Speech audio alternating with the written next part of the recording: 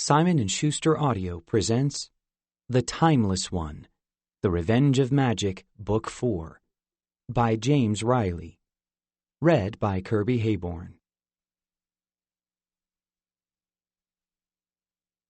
For My Dad. 1.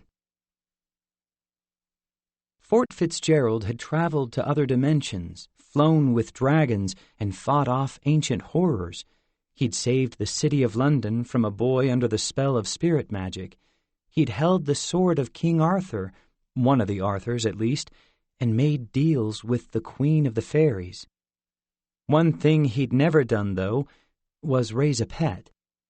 Sure, he'd always wanted one. He'd begged his father for years to get a cat, but his father had always refused, saying he was a dog person.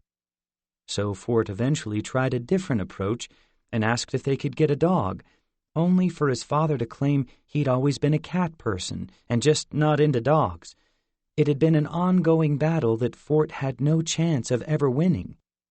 Well, at least until now, ever since Fort had arrived home after being expelled from the Oppenheimer School to find a surprise in his old room at his aunt's apartment. A surprise that Fort needed his friends to help him with urgently. And so, the same night he arrived back at his aunt's place, without even having had enough time to unpack or, more importantly, actually spend time with his newly returned father, Fort opened 4 circles of green light in the cavern beneath the original Oppenheimer School, teleportation portals to 4 separate places. Fort stepped through the first one, carrying a large green duffel bag that a few hours earlier had been filled with clothes, but now had strange mewling noises coming from it. He winced at the sound as he looked around the cavern, barely lit by the glow of the portals. This wasn't going to cut it, he decided. They'd need a bit more illumination, so he cast Heal Minor Wounds, but didn't release it from his hand. The blue magic of the spell played off the surrounding rocks, giving just enough light to see by. Behind him, the teleportation circle led back to his bedroom at his Aunt Cora's apartment, and Fort looked at it with a long sigh.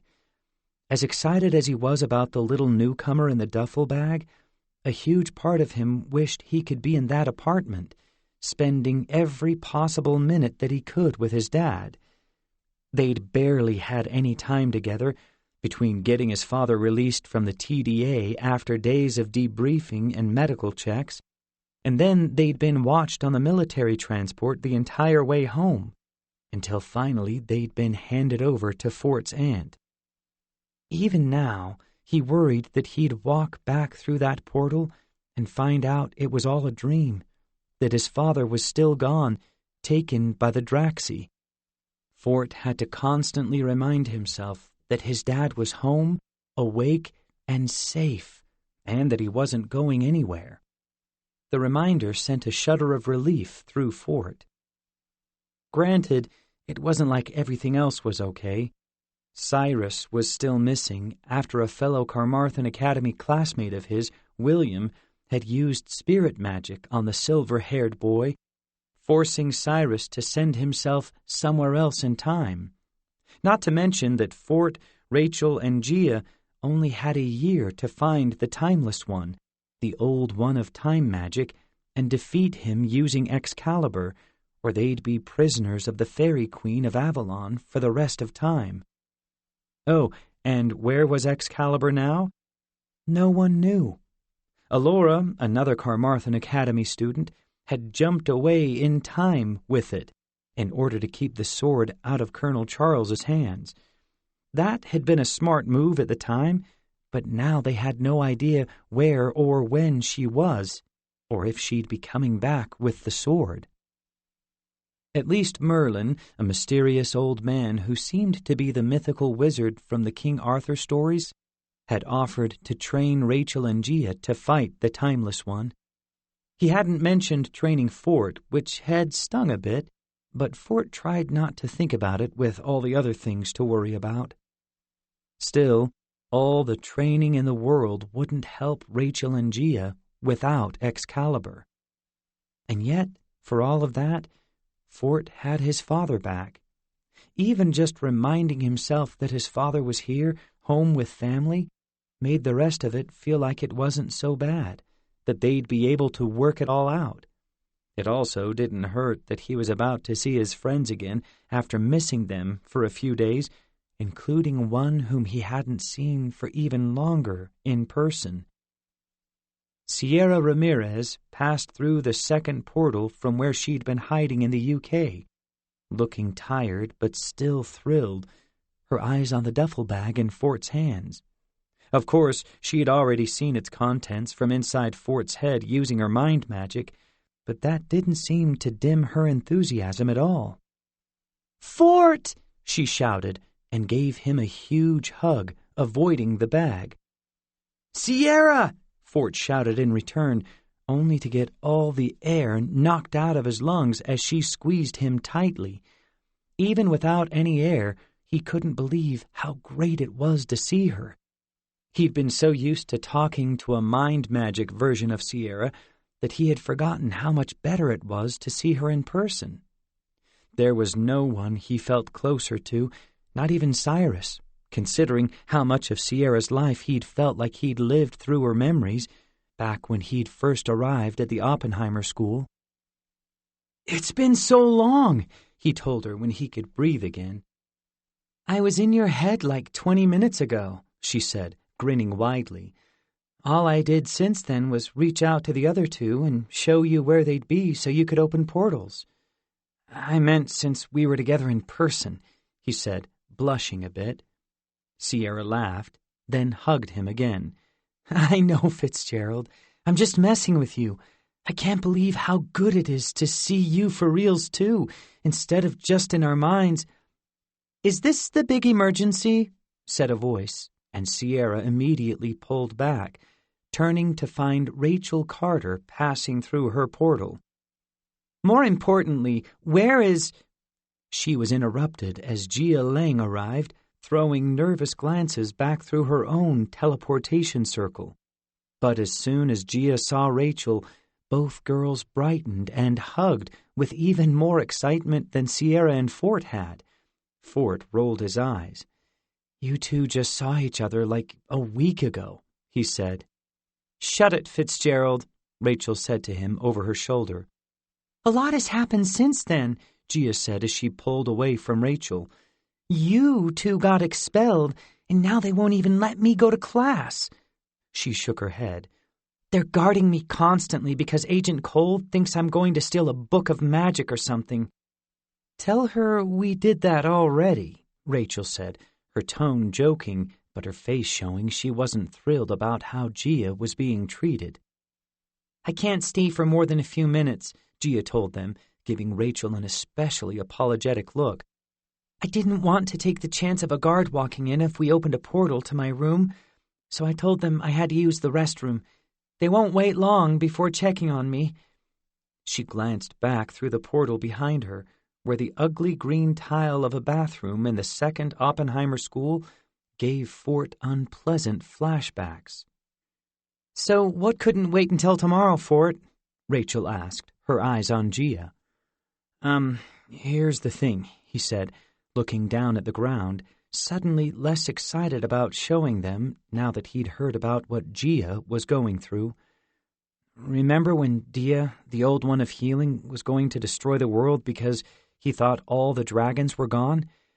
We didn't know at the time that Damien actually is a dragon, so I convinced him to just make a new one out of magic." Rachel began to groan loudly, while Gia just stared at him with her eyebrows raised. Meanwhile, Sierra had covered her mouth with her hand, but wasn't able to hide her laughter. "Are you serious, Fort?" Rachel said. "You and I just got expelled. Gia's basically a prisoner. I mean, Dr. Ambrose is sneaking me the healing book every so often," Gia said. "And you brought us here to share that you've got a baby dragon in there?" Rachel finished, pointing at the bag. "Is that what you're saying?"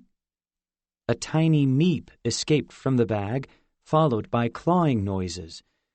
Well, kind of, Fort said, and Sierra burst out laughing.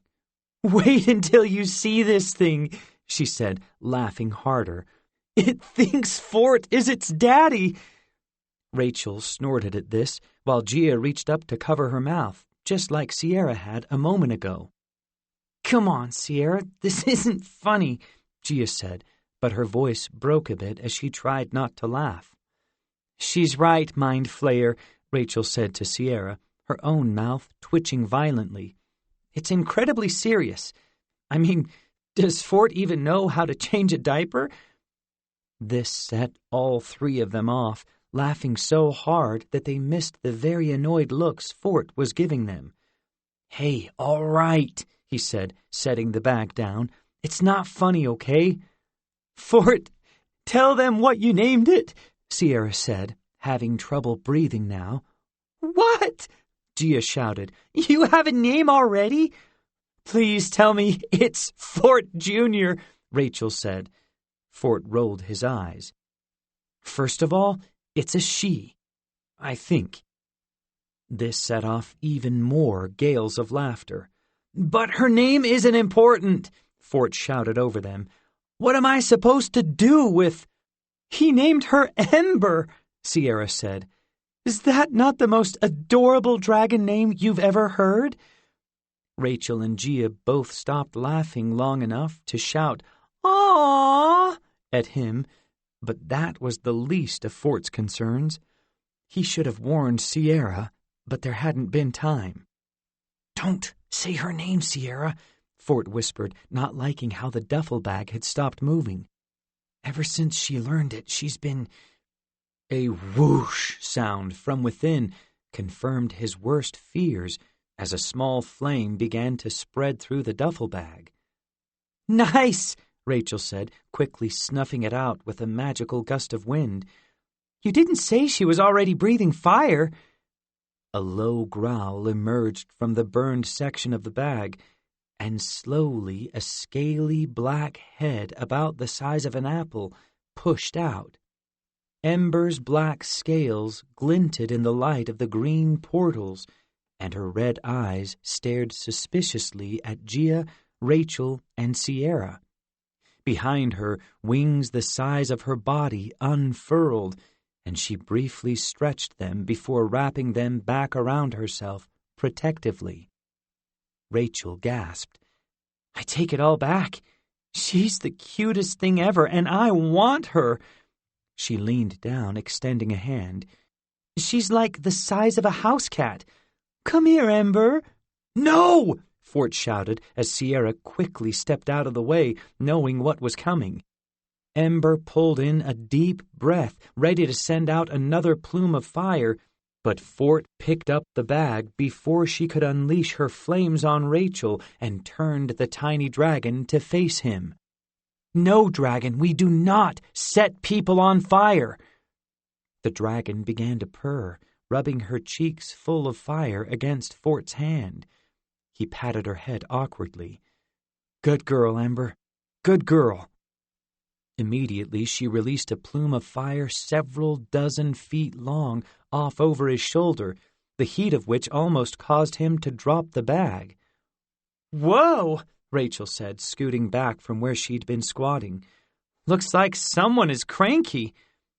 Ember's eyes darkened, and she turned back to Rachel and Gia, smoke rising from her nostrils. She would have burned down my aunt's apartment if I hadn't teleported her flame away, Fort said, spinning the duffel bag so she couldn't see his friends. I think she might be hungry. He picked her up to look her in the eye. No more fire when people say your name, okay? Okay? She stared back at him for a moment, then licked him sloppily on the face. What do dragons eat? Gia asked. If it's people, I'm not okay with that. Damien always liked hamburgers, Sierra said, then coughed to hide another laugh as Fort shot her a dirty look. That was in his human form, Fort said.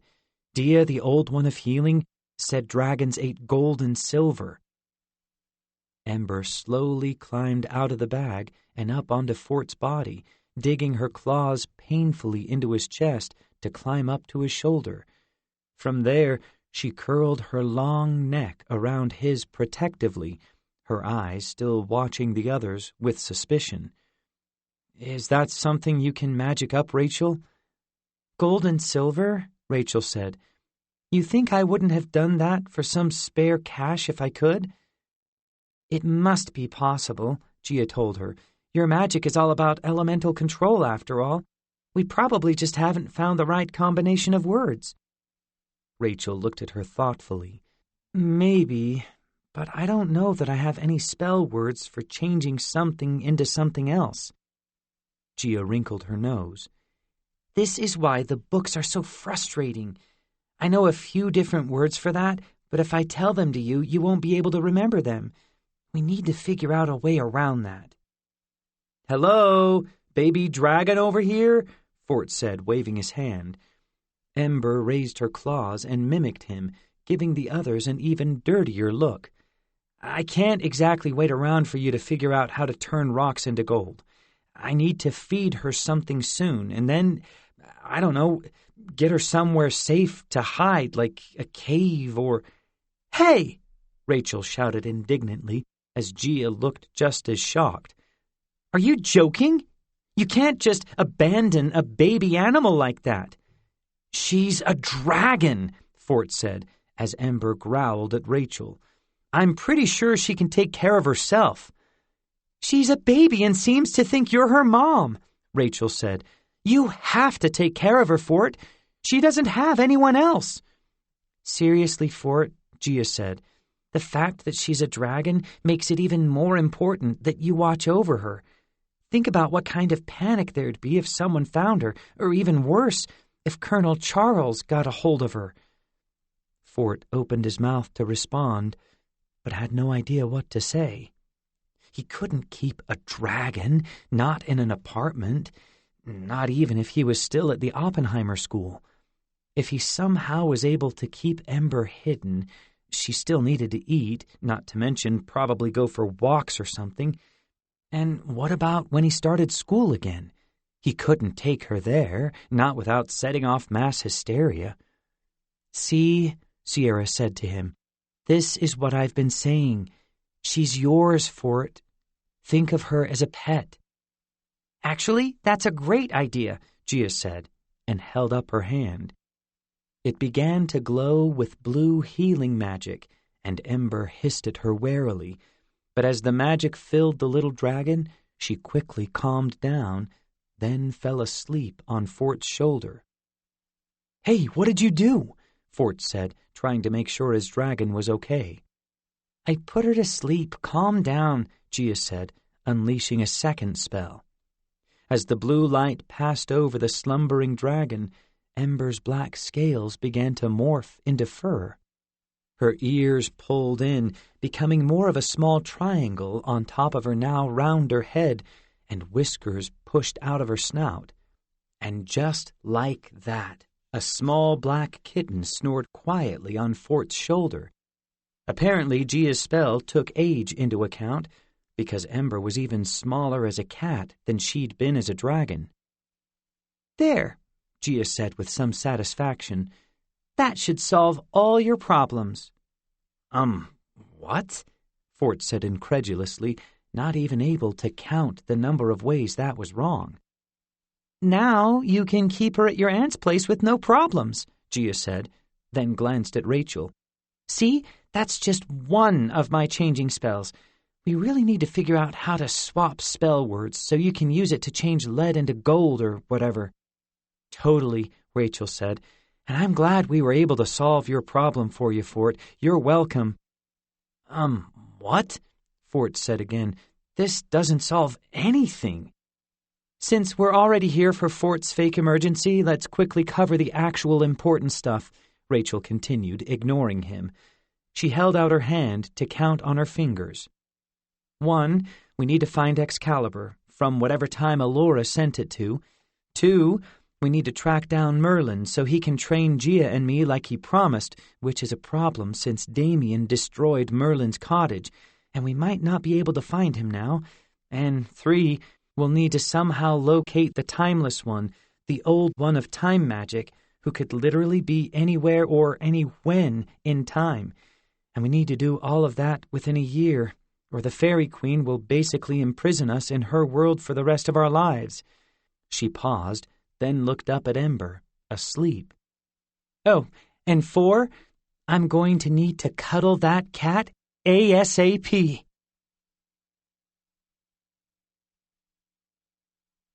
Two.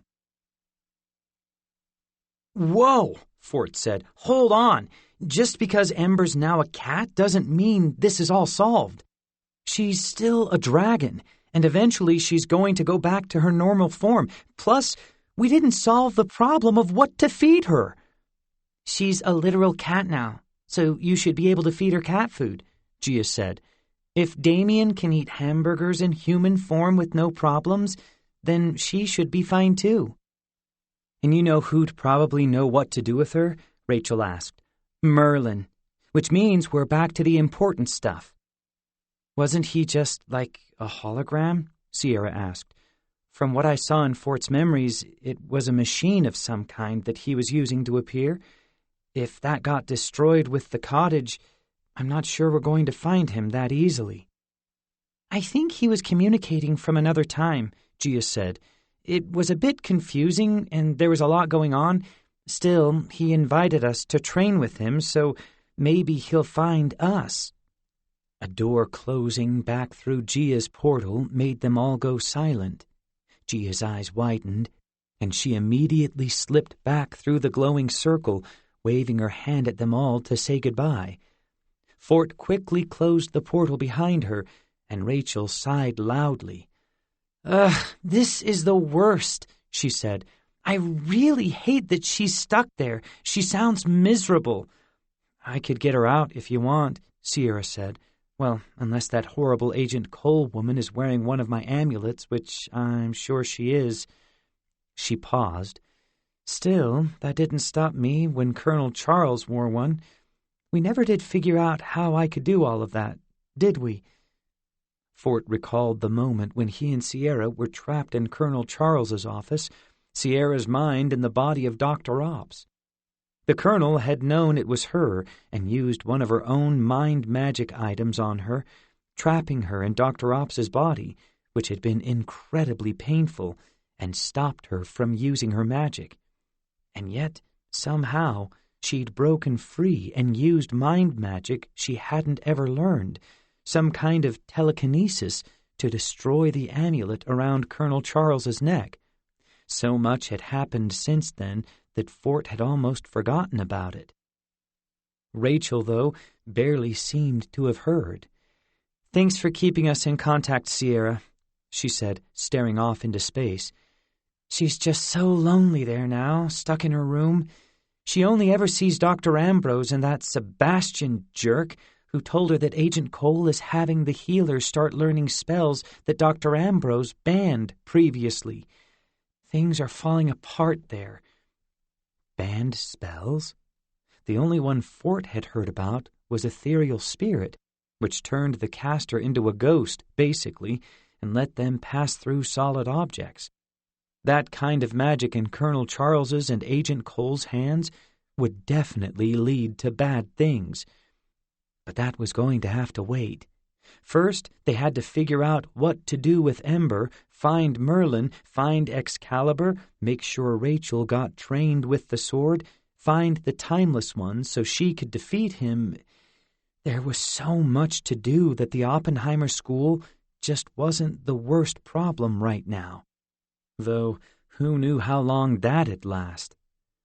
I'll keep you two connected as much as I can, Sierra told Rachel, who gave her a thankful smile. At least Gia will have you around whenever she wants. You're a lifesaver, Rachel said. Where are you anyway, when you're not meeting with us here, still in the UK? Sierra nodded. I, am tying up some loose ends, she said, looking down at the floor. You know, the Book of Spirit Magic needs to be found, and we never did locate the Time Book. Not to mention there's an insane dragon somewhere out there still, since Damien got away, Fort said, and frowned as Sierra winced. "What?" "Nothing," she said, and his frown deepened. Considering how close they'd become since he'd accidentally gotten connected to her and seen her memories while she'd been in a coma when he'd first come to the Oppenheimer School, it seemed odd for her not to be telling him something. But whatever it was, it could wait. "Let us know if you find the books, and we'll come grab them," Rachel told her. "Or if your magic detects anything about Merlin or the Timeless One, of course. Or Elora." "Or Cyrus," Fort said. "William used spirit magic on him, making Cyrus send himself somewhere else in time, but it should wear off eventually, I'd hope. So wherever Cyrus is, hopefully it's where he wants to be." "I'm sure he's fine," Sierra said as Ember stirred on Fort's shoulder, and he absently reached up to scratch her chin. She stretched as he did and settled back in. "For all we know, he'll be waiting for us whenever we find Merlin." "I really need one of those," Rachel said, staring at Ember on Fort's shoulder. She shook her head as if pulling herself out of a daze and clapped her hands. "Okay, then we've all got our jobs. Fort, you take care of Fort Jr. there for now. Then, as soon as we can both get away, we'll go to Merlin's cottage, or whatever's left of it, and see what we can find." "It might be a few days," Fort said, still rubbing Ember's chin. "I'm starting at a new school tomorrow. You know, the non-magic kind." "Already?" Rachel said, her eyebrows flying up. "You just got home." "I think my dad just wants things back to normal," Fort said with a sigh. "And that includes school. I wouldn't have minded waiting a few weeks just to deal with everything else first." "He just doesn't want to go back to math class," Sierra told Rachel. "I offered to mind magic him into knowing everything that his teacher knows, but for some reason he said no." "You'd probably wipe my memories by accident," Fort said. "Then you'll have to change a dragon's diapers." "I'll just mind magic someone into being a nanny," Sierra said. "You two are so strange," Rachel said, looking back and forth between Fort and Sierra. Then she turned to Ember and grinned. "But you, I want to eat for dinner." With that, she petted the cat on Fort's neck, then stepped back through the portal to her bedroom at her parents' house. "I'll help you with your dad and aunt," Sierra said as Fort closed Rachel's portal. "You know, make them think Ember's a stray you found, so they're okay with taking her in, if you want me to." Fort nodded. "That'd be good. I still need to figure out what I'm going to do with her, but at least this will be easier than living with a dragon baby." Something sharp attacked his ear. "Hey!" he yelled, reaching over to pull Ember off him. "No biting, young lady." "You know, I'm not sure she speaks English," Sierra said with a smile. The cat stared at Fort for a moment. "Vulai hrana," she said, then closed her eyes and fell back asleep.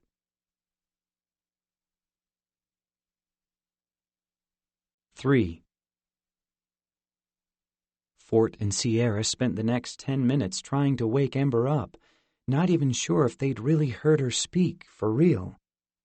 But while they'd managed to annoy her a bunch, she hadn't repeated whatever those words had been, and instead just ended up shooting fire at them so they'd stop irritating her.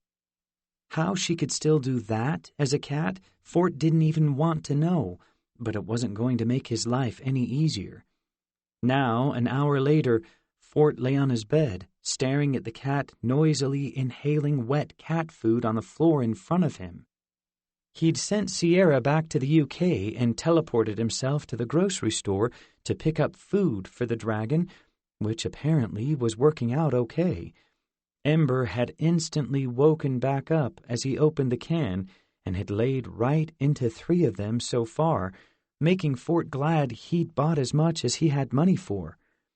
But as busy as she was eating, she still hadn't said another word, if she actually had to begin with.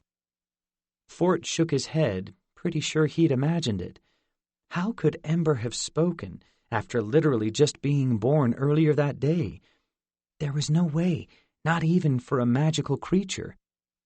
Except she did understand her name already, which was pretty much impossible for any human baby, not to mention the fact that she breathed fire, so maybe comparing her to other non-magical animals didn't make any sense. But even so, she'd just emerged from her egg like 6 hours ago, and she was a cat. How could she be speaking? "Ember," he whispered, "do you understand what I'm saying?" Ember completely ignored him, working on her 4th can. Fair enough. Ignoring him was fairly cat-like, especially with food around. He sighed and rolled over onto his back, staring at his ceiling. Sierra claimed she wasn't getting anything from reading Ember's mind, but who knew if mind magic even worked on animals, let alone dragons who were literally made from magic? Maybe they were resistant to magic, or their thoughts were so foreign that Sierra couldn't even sense them. "I hope you can talk, Ember," Fort said, sighing heavily as he lay on his bed. "Then you can tell me what to do with you." "Oh, I thought we were keeping her," said a voice, and Fort almost fell off the bed in surprise. He turned over to find his father standing in his door with a smile. "Sorry I didn't knock," his dad said, "but I wanted to meet your stray officially." In spite of being surprised, Fort couldn't help but smile back, still not believing that his father could be standing here in his doorway. He'd wanted to come back and spend more time with his dad, but wasn't quite sure what Ember would decide to do, even as a kitten. At least things had worked out well with Sierra convincing both his father and Aunt Cora that Ember was a neighborhood stray and had shown up at Fort's window, meowing to be let in from the cold. She'd even pushed them to agree when Fort pointed out that he could use a pet after everything he'd gone through, which was nice, because the last thing Fort wanted to do at the moment was argue with his dad. "Her name is Ember," Fort said to his dad, who slowly approached the cat and squatted down where she ate. Fort watched them both warily, waiting for the moment that he'd have to rescue his father from a plume of fire, but the cat just looked up briefly, hissed loudly enough to panic Fort, but then, thankfully, turned back to her food. "Huh," his dad said as Fort's heart rate slowly returned to normal. "Not so friendly, I see." "She hates everyone," Fort agreed. "You should have seen how she was around—" He trailed off as he realized he couldn't exactly admit that Ember had met his friends. Around the neighbors, according to Aunt Cora."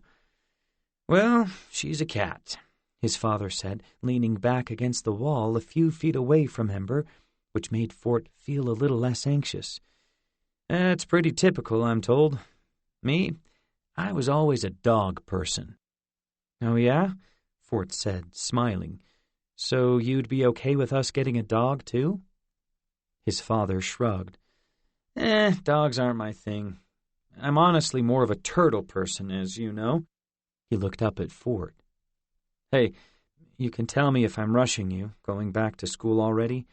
We've barely had any time together between the Army doing all their tests on me and then them sending us home from wherever they were. I think it'll be good to get back to normal, but if you're not ready—" "Oh, I'm fine," Fort said, figuring if he could handle a giant spirit magic monster, he could probably handle a new school, but mostly just not wanting his father to worry. "And you're right, things going back to normal wouldn't be the worst thing. All I care about is that you're here and safe." "Ditto, kiddo," his father said with a small smile, then sighed. "I can't imagine how unsettled you've been these past 6 months, and everything that's happened since I've been gone. It's all so unbelievable. Monsters in Washington, D.C., and now London, some flying reptile in the skies over major cities around the world. I feel like I'm still asleep, still dreaming. Don't even joke, Fort said, a little more firmly than he'd intended. You're awake now and home, and you're not going anywhere. And any time you go to sleep, I'm going to be waking you up every hour just to make sure you're still with us. His dad smiled at that. That might be going a bit overboard, but I'm okay with it. His smile faded, and he gave Fort a serious look. But you don't have to worry. I'm not leaving you, Fort. Not again.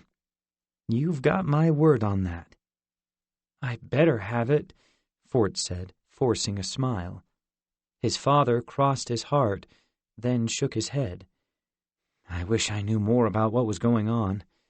Cora's been telling me that the grocery stores basically empty out every time there's a new attack, like there's a huge blizzard coming or something. That's why she didn't have any food tonight, after everything that happened a few days ago in London. The whole city's stocked up, and the stores have nothing left. Fort nodded, not really knowing what to say. He could tell his father everything, from the Oppenheimer School to Damien summoning the old ones and causing the attack in D.C., to the part he played in it all, including the fact that it was him flying over all the cities in the world in the claw of Dia, the old one of healing magic in the form of a dragon. Everything his father wanted to know, Fort could explain, probably in far too much detail. But the military had told his father that they'd be checking in on him in a few weeks, just to be sure he was okay. And what would they do if suddenly Fort's father knew all about the books of magic? Colonel Charles would know that Fort had faked his memory erasure, and he and Rachel would both be caught. Not to mention that his father's memories would probably be erased too. Besides, all in all, Fort was pretty sure his father wouldn't love hearing how he'd been turned into a giant monster, the same kind that had attacked D.C. in the first place. And once Fort, Rachel, and Gia defeated the Timeless One, hopefully the old ones wouldn't be a threat anymore, and everything could go back to normal, at least relatively. I wish I knew too, Fort said finally as Ember hiccuped on the floor, then leaped up to the bed next to him and settled herself on his legs, glaring at his dad. He rubbed her head, both to calm her down just in case, and because she really was a cute cat. She purred loudly in response, making his heart almost burst from how adorable she was. You're sure about school? His father said. I really don't mind telling them you've changed your mind and decided to wait a few weeks. We could take a trip, get out and see the sights before you're back behind a desk. Wherever you want to go, it's on me. He frowned. Or it would be if I had any money. Did you know when you're assumed dead from a monster attack, they close all your bank accounts? Pretty rude, I say. So inconsiderate, Fort said, wishing Rachel really could create gold. But his father would figure something out. Aunt Cora had talked about maybe starting some sort of fundraiser for them, since there wasn't much money left over from Fort's inheritance when everyone thought his father had passed away. Cora said she'd been in touch with the people at my old job, but they'd already rehired for my position, his dad said, shrugging. I guess they couldn't wait for me to miraculously reappear. They just have no faith in your old man. But we'll soldier on. He paused, as if considering his own words. By which I mean I could join the army and become a soldier, pay them back for finding me wherever I was and bringing me home. They'd get me into shape at least. Think I could jump in as, like, a major or a colonel or something? Fort's blood froze in his veins. Colonel? Why did you say that? What about a colonel?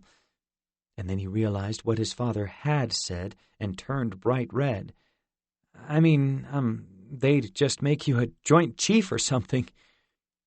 His father cracked all of his knuckles, then looked down at his hands sadly. Maybe a joint apprentice, until I get better at that. He laughed at his own joke far too hard. Fort groaned loudly, glad he'd been able to cover his outburst, and his father tousled his hair just like he'd always done. Even that small a gesture made Fort's chest tighten, and he had to stop himself from jumping up and hugging the man. "I really am fine, Fort," his dad said. "Whatever happened to me, wherever the army found me, none of that matters now, because I'm home.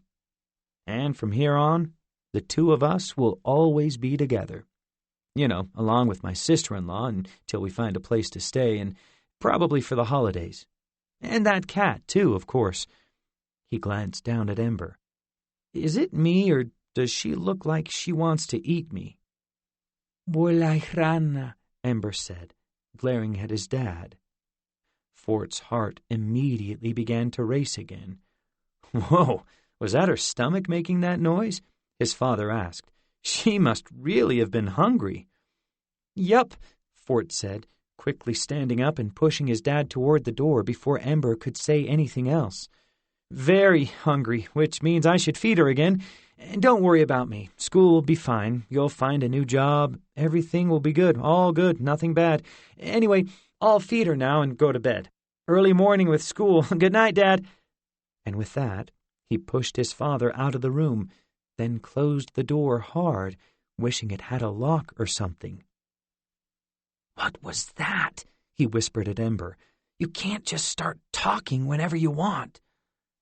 "Sasolip poof," the cat said, then nodded at the empty dish on the floor. "Volajrana."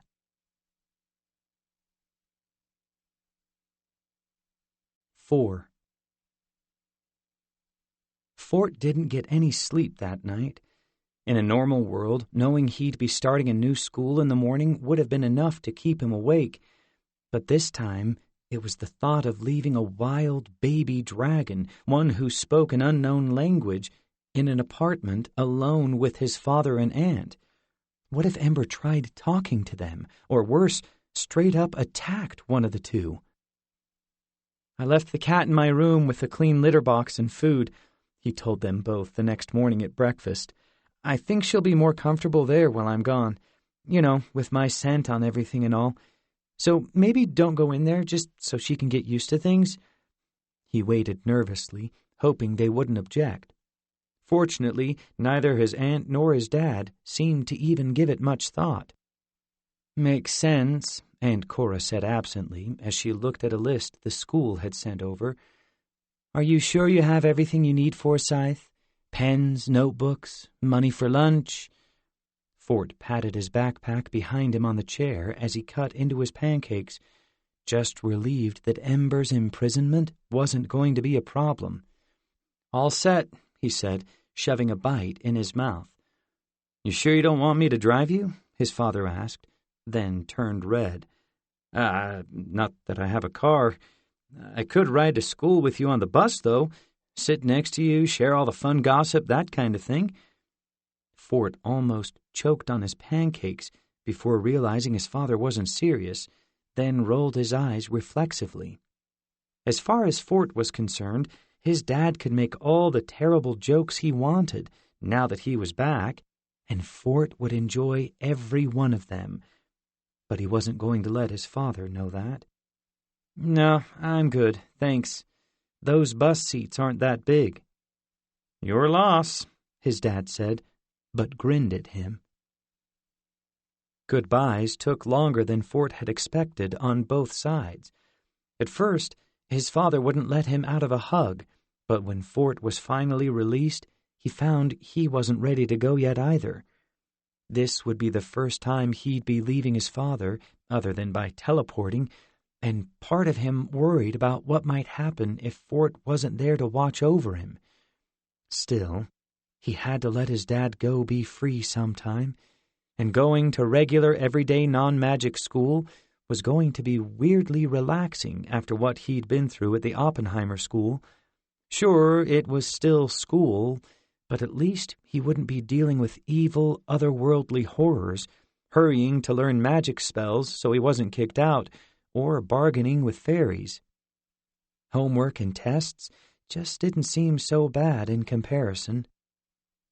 Fort walked out the apartment door with one last look at his dad and aunt, then turned and almost ran down the stairs, 100% ready for some normalcy.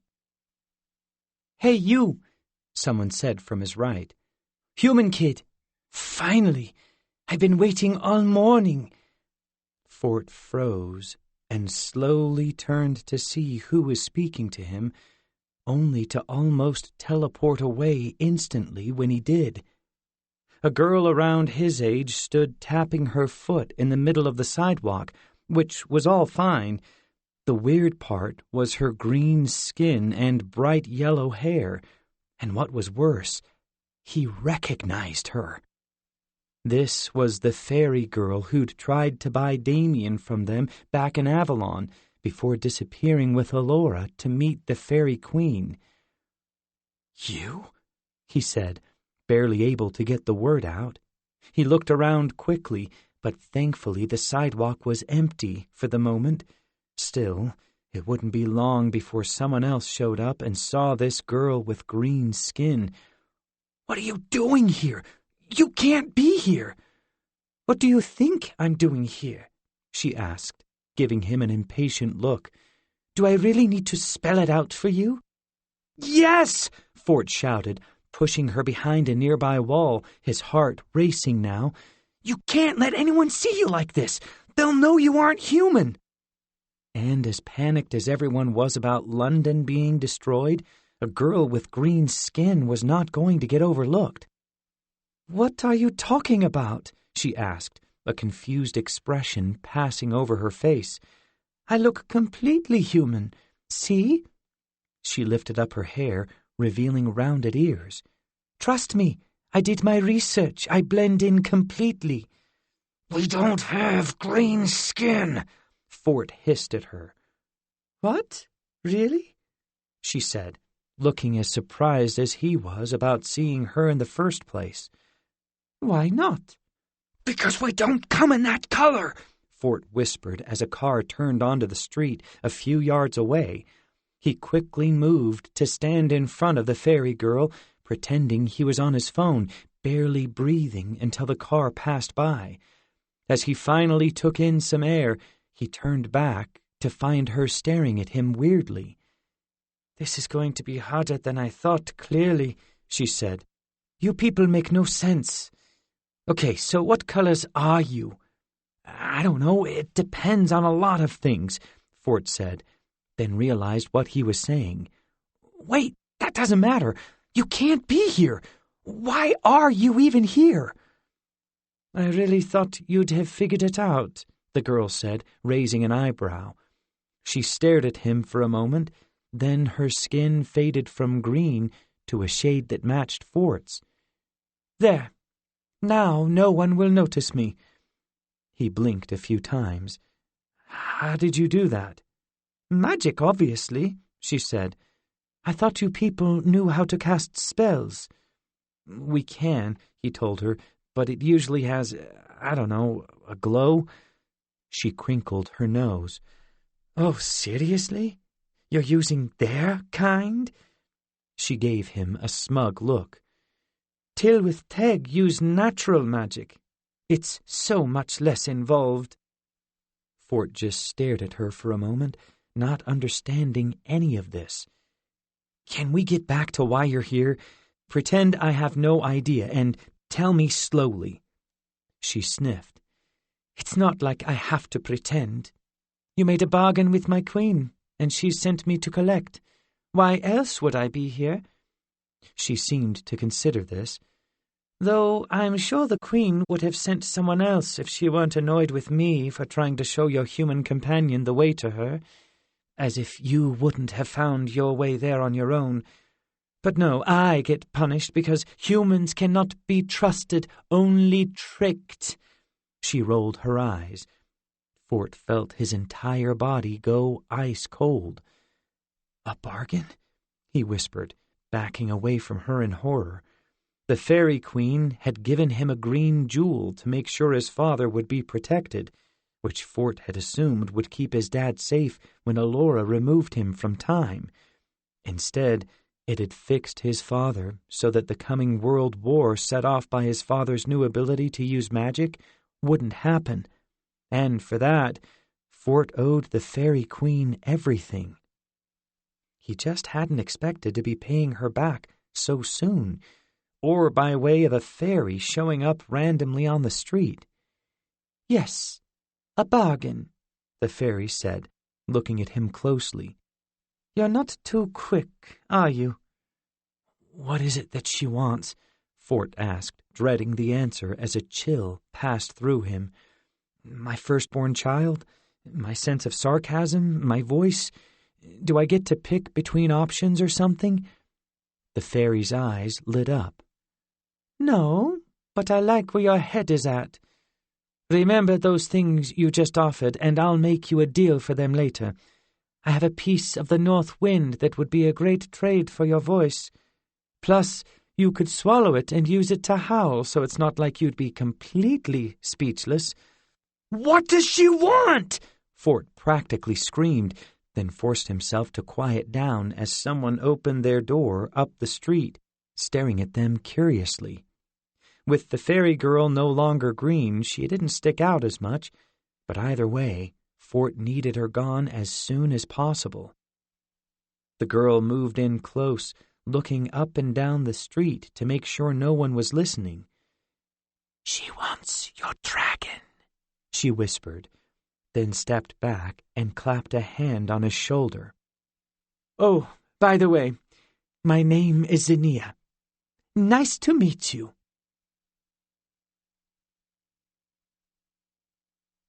5. Fort suddenly found it really hard to breathe. "My dragon?" he said, his voice just barely above a whisper. Zinnia nodded. "That's what I'm here for." She stuck out her hands and opened and closed them in a gimme gesture. "Any time now. I don't have all day." Fort's mind raced as he stared at the girl, not trusting her or her queen in the slightest. Yes, he'd made a deal, but not for a living creature. What would the fairies do with a dragon? And how did the queen know he even had one? Zinnia started tapping her foot. "Is it close by?" she said, glancing around. "Are we going to need to travel? What are we waiting for?" "What do you want the dragon for?" he asked, still trying to decide what to do. If the fairies loved dragons and could raise Ember properly, maybe he should give her to Zinnia so she could take her away to safety. "Oh, to use it as a hostage, I imagine," Zinnia said, rolling her eyes. "There are a bunch of elder dragons on Avalon that refuse to give up their land to my queen, and it's always bothered her, so I'd guess she'd try to give them your dragon as a trade, and if they don't take it—" She gave him an evil grin. "Well, we wouldn't want the dragon to get hurt now, would we?" "Whoa!" Fort shouted, stepping backward with his hands up. "I'm not handing anything over to you so you can hurt it." Okay, he hadn't known Ember that long, but even if she weren't incredibly cute and attached to him, there was no way he was giving her or anyone to the queen when Ember might be injured or worse. "I don't know that she's going to hurt it," Zinnia said, sounding exasperated. "I said I'd guess that she would. There's a chance the dragons will take it in trade, too. They're all old, and I'm told there hasn't been a new one born in a few thousand years, so a young one would be worth a lot to them." She scrunched up her face. "Worth a lot to me, too, if you'd just let me have it earlier like I asked." Earlier? What was she... Wait, was she talking about Damien right now? "You're saying you want that same dragon, then?" Fort said, suddenly feeling a lot less concerned. "The one that looked like a teenage boy?" She gave him a strange look. "I assumed that, yes. She just said that you would be in contact with a dragon and I should come to retrieve it." "Why?" How many dragons are you in possession of?" She leaned in closer, giving him a suspicious glare. "Just the one," Fort said quickly, blinking rapidly as he tried to figure out how to get rid of the fairy girl. "But I'm not in possession of him. He's his own person. I don't even know where he is. So you should probably go looking for him. Maybe in the UK. No, the Queen was very clear that you'd have the dragon," Zinnia said, still looking unconvinced. "Are you absolutely sure you don't have him in a cave somewhere?" "I promise you, I do not have Damien at all, let alone in a cave," Fort said, breathing a sigh of relief.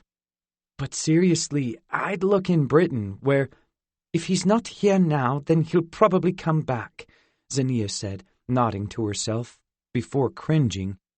"Which means I'm stuck with you until he does. Ugh!" She turned back to the street, as if seeing it for the first time. "What sort of land is this, anyway? You live in stone houses when there's a perfectly good wooded area right over this path?" She pointed at the park across from Fort's aunt's apartment. "You people really are backward." Before Fort could even respond, a rumble down the street told him that the school bus was almost here, and the panic set back in. "I have to go," he told Zinnia, backing away from her. "But I'll be back later. You can wait for me in that wooded area, okay? I promise I won't see any dragons while I'm gone."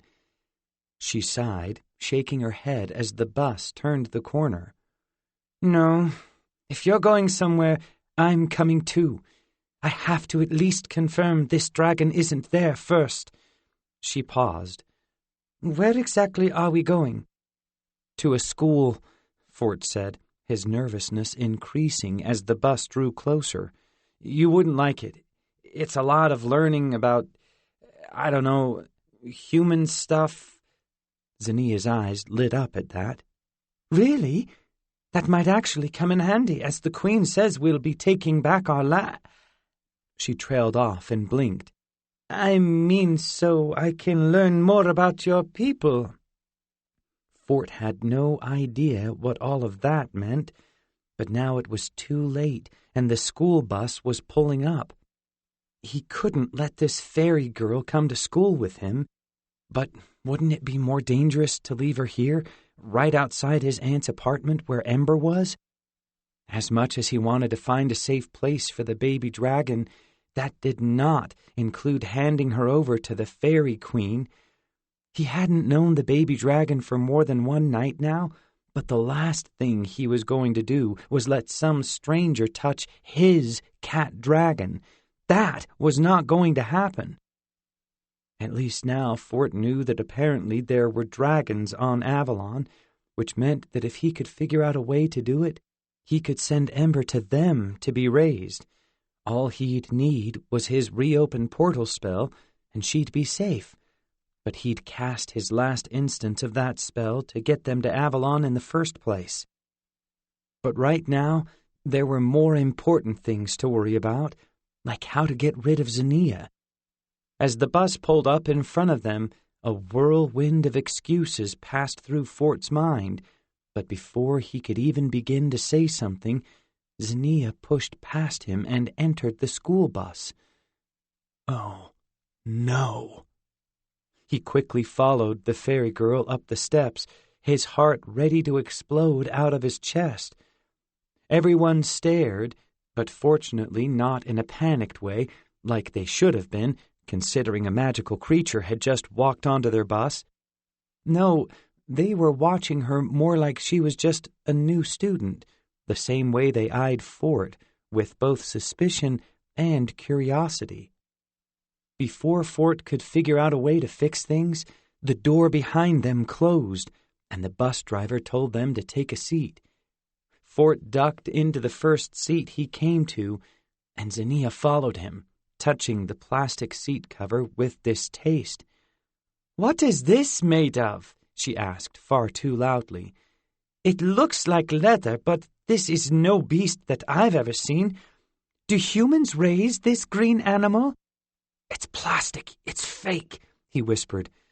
"You shouldn't be here, you know. We'll both get in trouble. They'll know you don't belong here." "Oh, it'll be fine," she said, waving a hand absently. "What's this vehicular conveyance we're on? What sort of magic does it use to move? Why do you look like you're going to be sick?" "It's a school bus," he told her. "It's taking us to school, like I said, where they'll ask who you are and why you're there, since you aren't enrolled at the school, and then they'll probably hand us both over to the army or something." "You didn't answer about what magic makes the school bus run," she reminded him, standing up to look around. He quickly pulled her back down, his face glowing red. "The bus doesn't use magic," Fort hissed at her. "It's got an engine and it runs on gasoline. And I probably look like I'm going to be sick because—" "I've never seen you two before," interrupted a boy from across the aisle. "Are you new?" Before Fort could stop her, Zinnia turned to him and smiled. "New to your school bus? Yes. New to this world?" She gave Fort a quick wink. "Of course not. We've both been here our whole lives, fellow human."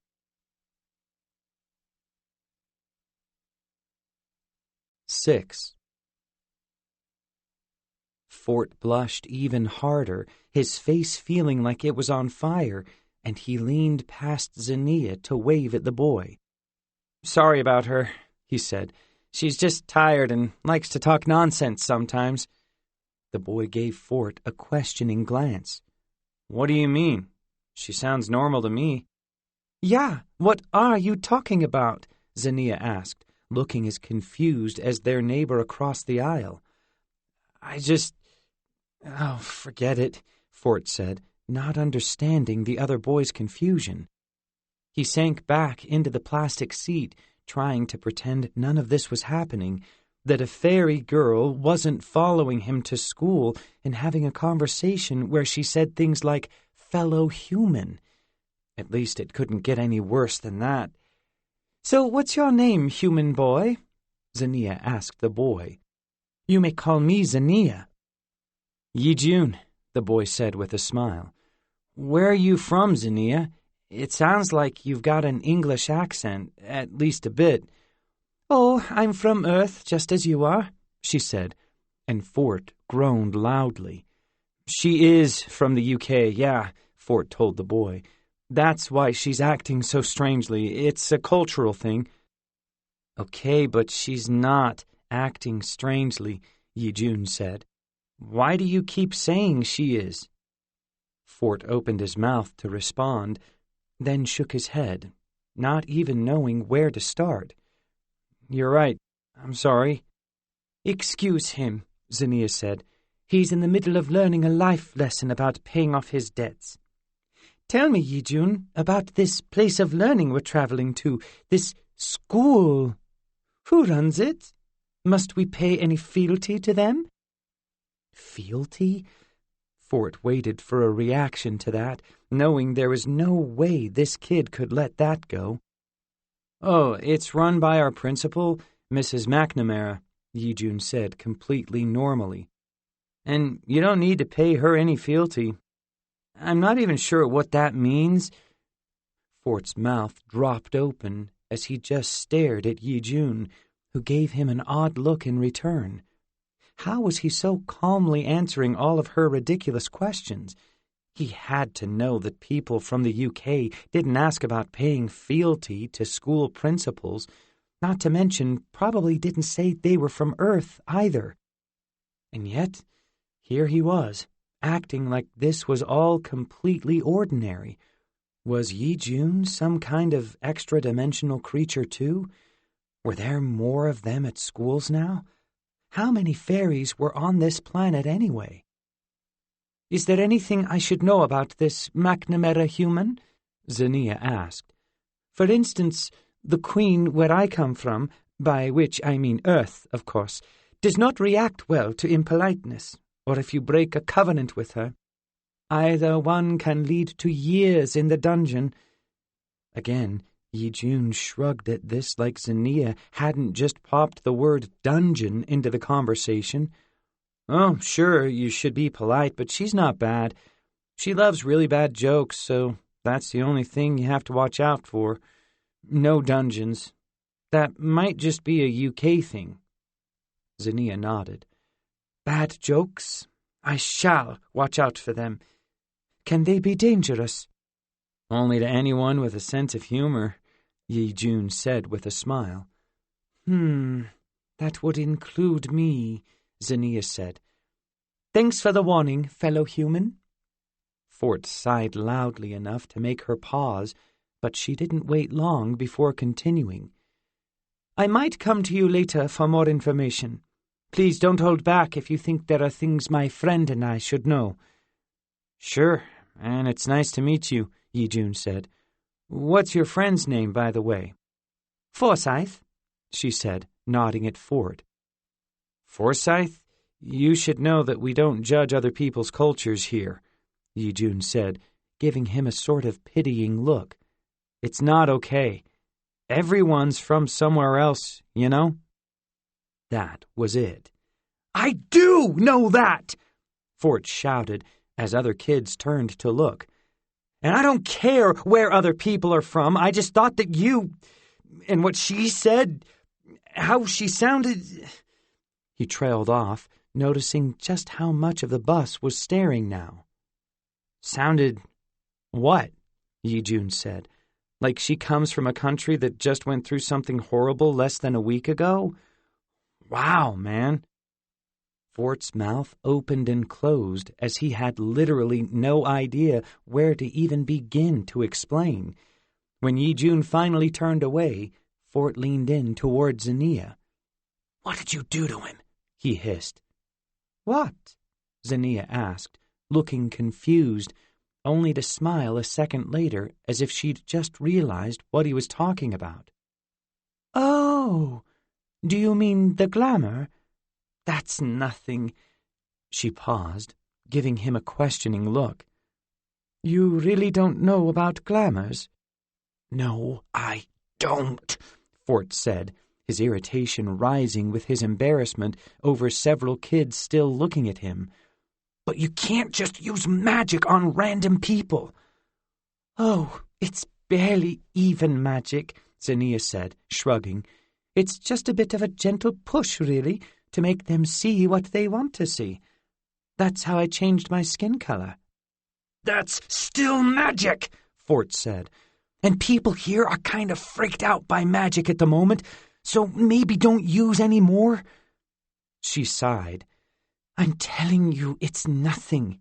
Watch, I'll cast a real spell, and you'll see the difference.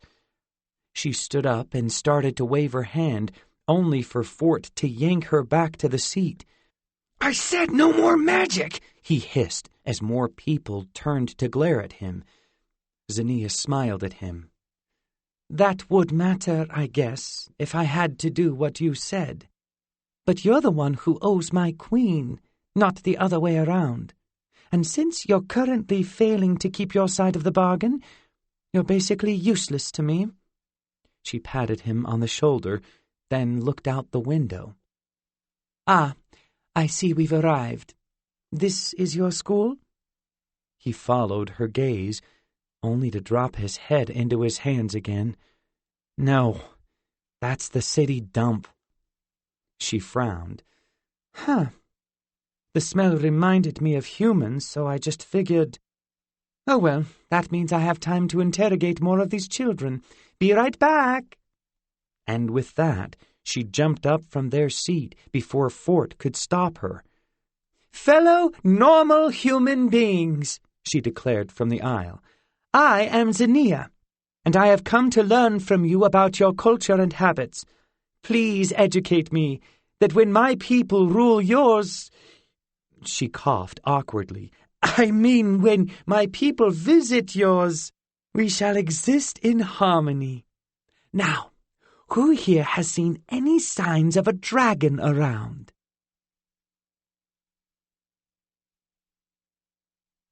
Seven.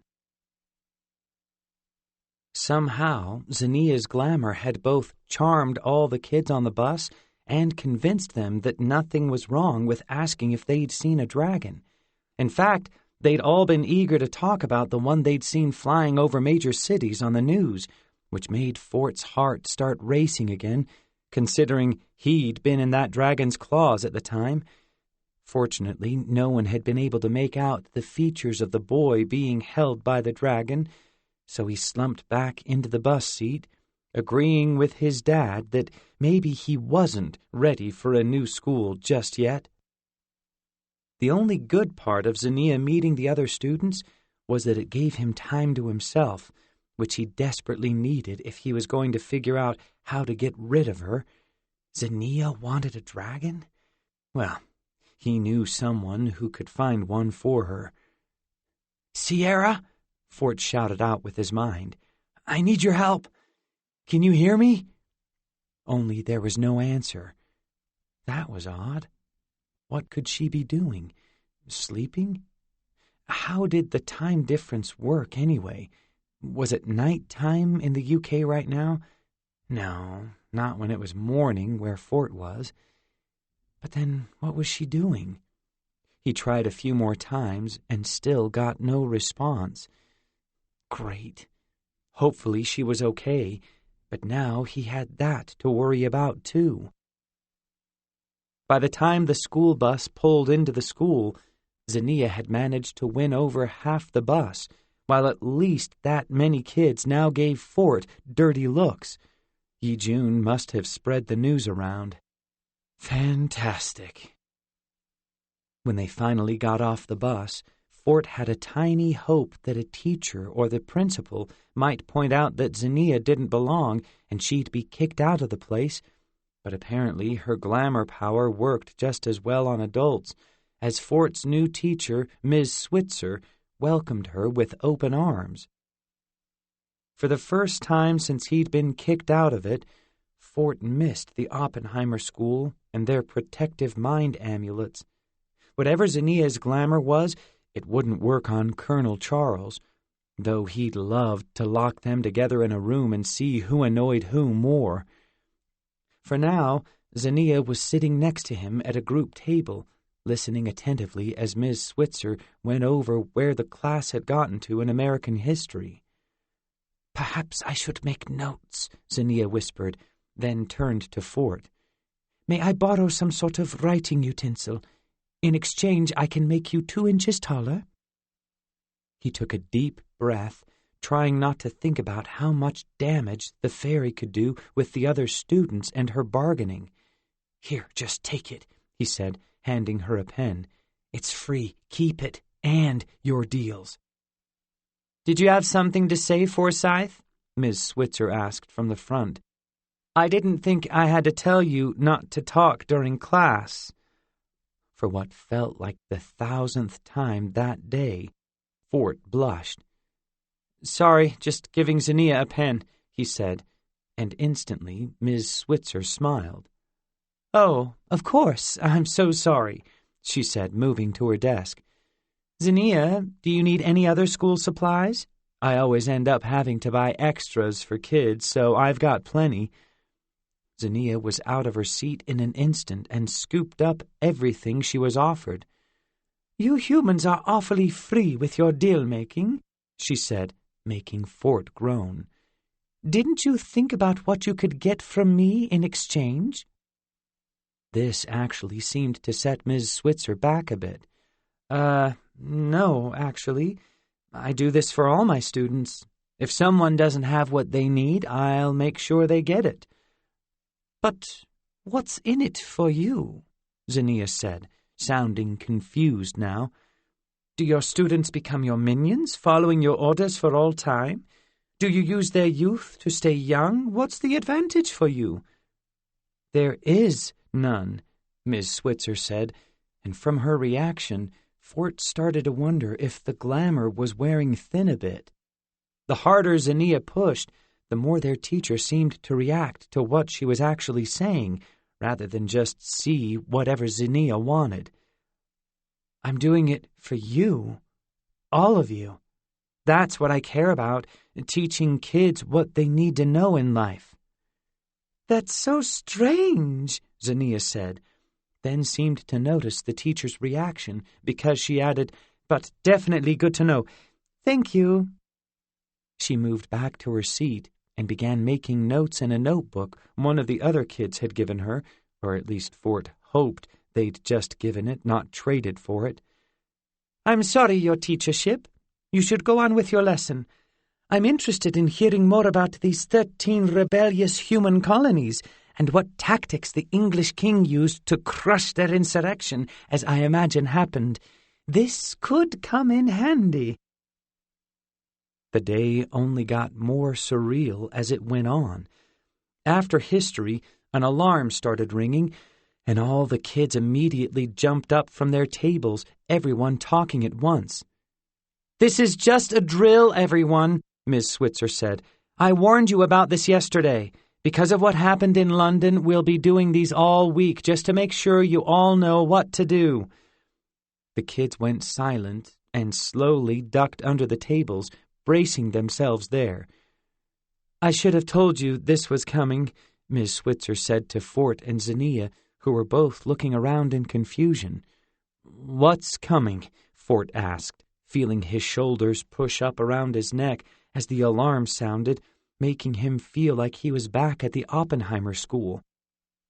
"This is just a drill in case of an attack like the one that happened in Washington." Before she even finished, she seemed to realize who she was talking to and immediately winced. "Oh, Forsyth, I'm so sorry," she said. "It didn't even occur to me that... Oh, I'm just making it worse." But Fort barely heard her as he stared around at the other kids, all sitting silently under the tables, their hands covering their heads. He could suddenly feel his heart beating in his head, and his vision began to get darker. All of this because of the Oppenheimer School? There were kids all around the country who had to hide under their desks because Damien had summoned the old ones so many months ago? But Damien wasn't the only one to blame. Dia had come back because Fort had tried to rescue his father, and William wouldn't have been able to attack London if Fort, Rachel, and Gia hadn't retrieved the Book of Spirit Magic. The enormity of it all hit him out of nowhere, in a way it never had before. Seeing the looks on the other students' faces, some bored but others wincing in fear, even though it was a drill, all of this was in part because of him. Almost from a distance, he saw Ms. Switzer gently help him up from his seat and lead him to duck under the nearest table. Zinnia joined him, but he barely noticed, his eyes on the boy next to him, someone whose name he hadn't learned yet. The boy was trying to look unconcerned, but he jumped at every little noise around the room. This was too much. The alarm ringing, the other students all not knowing what was happening, it was just too much to take, and Fort began to feel dizzy, almost like he was going to faint. "Are you ill, Forsyth?" said a voice, cutting through the terrible memories and pulling Fort's attention back to the fairy girl sitting in front of him. But unlike before, Zinnia seemed to glow now, though not like she was using magic. It was more as if he couldn't look away and wanted to talk to her, to find out more about her. And then the glow diminished, and the old Zinnia was back, along with some of his fear and anxiousness. Still, whatever the glow had been, it had calmed him down a lot and brought him out of his guilt, his realization of how much what he'd done had affected the world. "What did you do?" he whispered to her, finally not meaning it in a bad way. "You looked like you went somewhere bad," Zinnia said. "The glamour's good for pulling people out of their heads." He blinked. Thank you. I actually really appreciate that." "You can owe me," she said, and grinned far too evilly for Fort's liking. Still, she had been nice to do that. And what was even more surprising, Fort now realized that other than changing her skin color, Zinnia hadn't been using her glamour on him at all. That was probably because she didn't need to. He didn't have a choice and had to help her to fulfill his favor to the Queen. The last thing he was going to do was put his father at risk again for not following through on his bargain. But still, wouldn't Zinnia's job have been easier if she'd charmed him like everyone else? And she still hadn't done so. The piercing alarm went silent before he could ask her about it, and everyone climbed out from under the tables. "We'll have another drill each day this week," Ms. Switzer said, giving Fort a pitying look. "But maybe I'll speak to Mrs. McNamara about you, Forsyth. You shouldn't have to, It's okay, I'm fine," he said, forcing a smile. The last thing he needed was the other students thinking he was getting special treatment, not after many of them already had a bad opinion of him from the bus. 4 more drills like that one sounded pretty terrible, yes, but he'd have to get used to it. This was how normal life was. It wasn't until lunch that he finally had a chance to talk more to Zinnia about things. But after following him through the cafeteria line, she got pulled away to a table full of their classmates, taking the last seat. Fort sighed, far too aware that only a few hours earlier he'd been walking out the door to his normal school in his normal life. Sure, a cat dragon was waiting for him back home, and they still had to find Merlin and defeat an old one, but for just one day, Fort had been a bit excited to have things back like they were supposed to be. But instead, there was Zinnia and drills in case of monster attacks. The latter he could handle, assuming he could get his panic under control. Zinnia, though? He glanced over to where she was sitting, as all the other students stared in wonder at her. Zinnia was going to be a problem. "Sierra?" Fort tried again, but still received no response. He began to worry even more about his friend. The only times she hadn't responded in the past were when she was in trouble or asleep. He hoped it was the latter because, at the moment, there wasn't much he could do if she was in danger, not without knowing exactly where she was. He sighed, dropping his head into his hands. He'd keep trying Sierra when he got home from school, when Zinnia would go back to wherever she came from, hopefully, and he'd have more time to think of how to handle all of this. And then a horrible thought occurred to him. What if Zinnia didn't go back to Avalon? What if she really meant it when she said she had to stick by Fort until she found a dragon? What if she barged into his aunt's apartment, too? No, there was no way, not with Ember there. He'd just have to find some reason that she couldn't come in.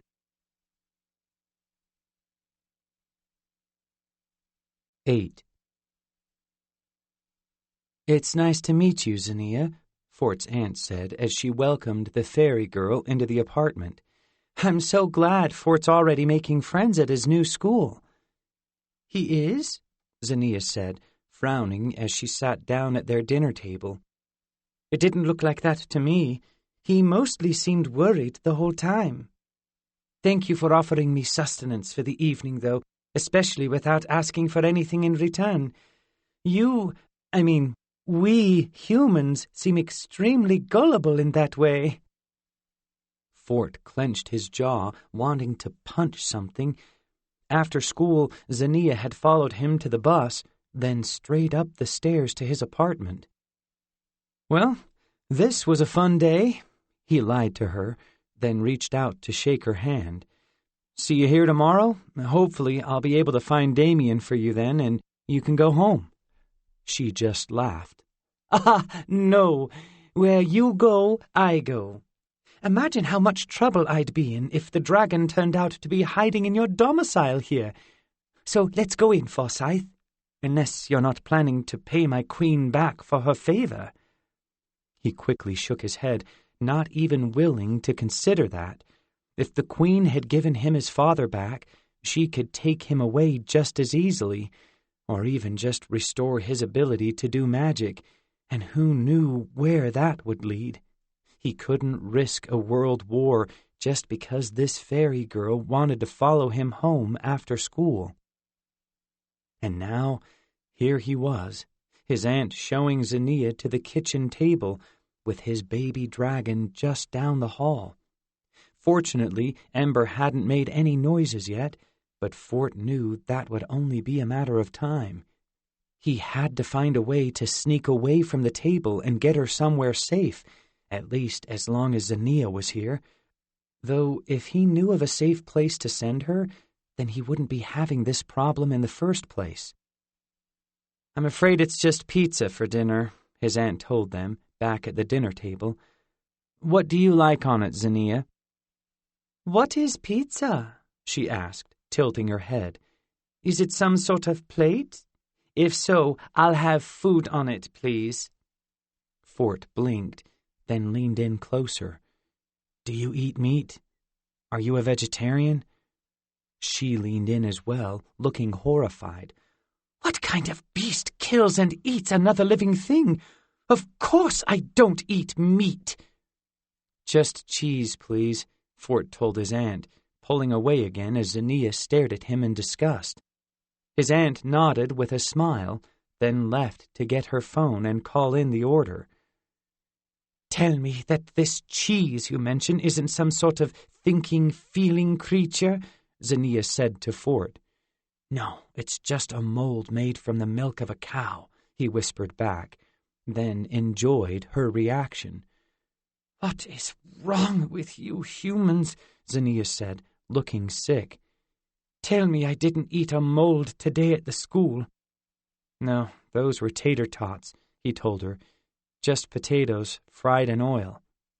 She narrowed her eyes suspiciously. "And the white drink in the box?" He couldn't stop his grin. "That'd be the milk of the cow again." She gagged and shook her head. "Perhaps I'll skip this meal. I don't know how you people grow so large eating such things." Before Fort could encourage that, maybe suggesting she just find somewhere else to go for the night, the front door opened, and he heard footsteps coming toward them. "My boy returns victoriously from his first day at school," Fort's father yelled as he stepped into the kitchen. "Did they give you medals yet, or will that come later?" Fort turned his usual red, then stood up to introduce the fairy girl to his father. "Dad, this is Zinnia, a friend of mine. I'm from school." His father took one look at Zinnia, and his smile disappeared. An odd, surprised look passed over his face, but he quickly covered it by replacing his smile. "Zinnia, welcome," he said. "Any friend of Fort's is a friend of Fort's, as I always say.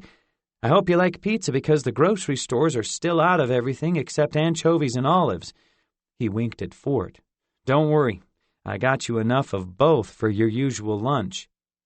"Yes, we already resolved the pizza issue," Zinnia said, her eyes on Fort's father. Fort hadn't known the fairy girl long, and for most of that time he'd been incredibly embarrassed by everything she'd done, but one thing he'd never seen was her looking like she was now. It was almost like she had been surprised by something as well, just like his father had been. What was going on? "Fort, why don't you give Zinnia a tour?" his aunt said, returning from placing the pizza order just in time to suggest the worst possible thing. "I'll call you two when dinner's here. I'm guessing you're going to want to play with Ember?" Fort's blood went cold. "Ember's my cat," he told Zinnia. My perfectly normal house cat. Nothing weird about her at all. We don't even need to see her if you don't want." Zinnia shrugged, barely even looking at him. "Yes, let us see your cat if you want." She walked into the hallway and stopped just out of earshot of the kitchen, giving Fort a strange look. "What is going on here? Why do I smell magic?" "What do you mean?" Fort asked, his eyes widening. "No magic here. Just completely normal, everyday non-magic here." Her eyes narrowed, and she turned to look back in the direction of the kitchen. "Your father reeks of my kind. Is he involved in the bargain you made with the Queen?" Fort let out an explosive breath in relief. "Yes!" he shouted, then lowered his voice as Zinnia raised an eyebrow. "Yes," he repeated more quietly. "She fixed him a bit, that's all. I'm sure that's all you smell, magic-wise. And definitely not the transformed dragon down the hall." Zinnia shrugged. "My queen didn't specify, only that 2 of you had made individual bargains with her. Come, let us tour your domicile." Fort frowned and stopped her before she continued on down the hall. "What do you mean? 2 of us made bargains? Are you talking about the deal for Excalibur?" That hadn't seemed like an individual bargain since he, Rachel, and Gia had all been involved. She opened her mouth to say something, then paused, sniffing at the air. "And now I smell some sort of animal, only unnatural. What is happening in here?" Fort's panic returned with a vengeance.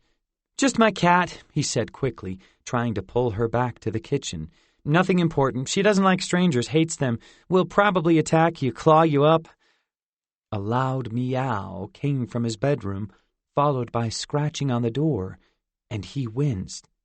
Ember must have heard him and was ready to be fed, but he couldn't let Zinnia see her no matter what. As the fairy girl looked down the hall, Fort readied his teleportation spell. He could send Ember to the cave beneath the old Oppenheimer School for a few minutes at least, but he'd definitely be caught doing magic, considering Zinnia seemed to be able to smell it. But what else could he do? The scratching grew louder, and Zinnia seemed to pale a bit. "Claws, you say?" she said, turning away from the sound.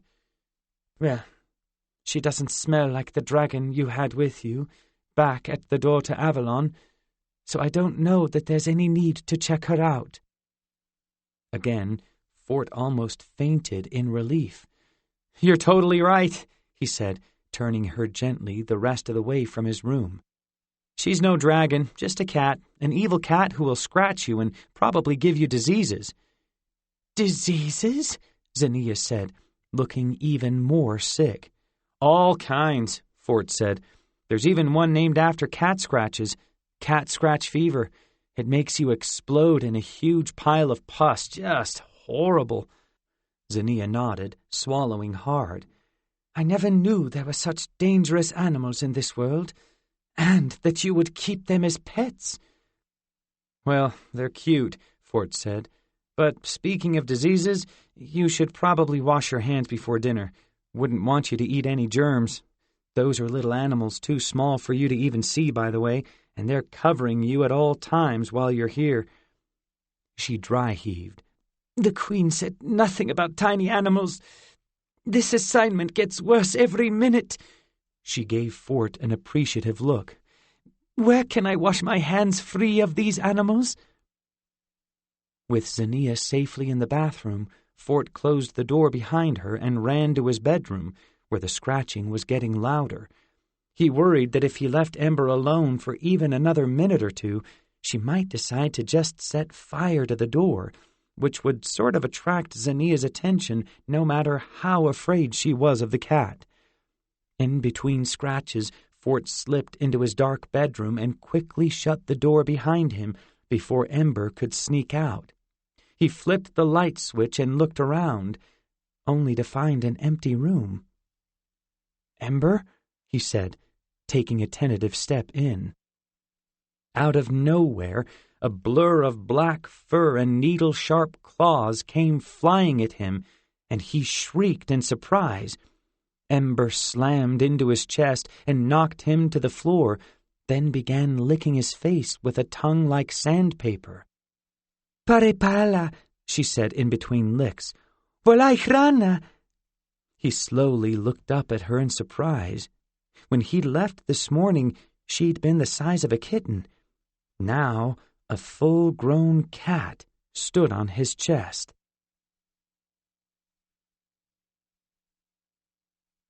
9.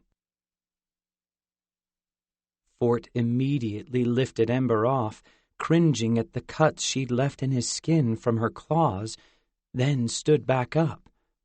"How did you get so big?" he whispered, staring at her in disbelief. "You were like the size of my hand when Gia turned you into a kitten yesterday." She just stared at him, looking irritated. "Volai hrana." She tapped one of her empty bowls, sending it skidding to his feet. "You're hungry, I get it, but please don't attack me again," he said, and quickly grabbed her bowl as she threaded in and out of his legs, constantly threatening to trip him. As soon as he opened a new can of cat food and filled her bowl, though, she turned her attention to that, and he was able to slip back out, closing the door softly behind him. "Did I hear your cat speaking to you?" Zinnia said from directly behind him, making Fort leap in the air in surprise. "I hadn't realized you had animals capable of human speech." Fort just stared at her for a second, hoping his heart rate would slow down enough to keep him from having a heart attack. "Yes, they do," he said. "All our cats speak. You're thinking of dogs. They're the ones who don't know words." She said, narrowing her eyes. "Are you sure?" "Oh, completely sure," Fort said, pushing her down the hall. "I'll prove it. Let me show you something we call the Internet, where cats are always speaking through the magic of these things known as memes." A half-hour later, when the pizza arrived, Fort ended up having to yank Zinnia off his aunt's laptop. "It is full of nonsense and hate, yet I cannot stop looking at it," she said to him, reaching back toward the laptop in desperation.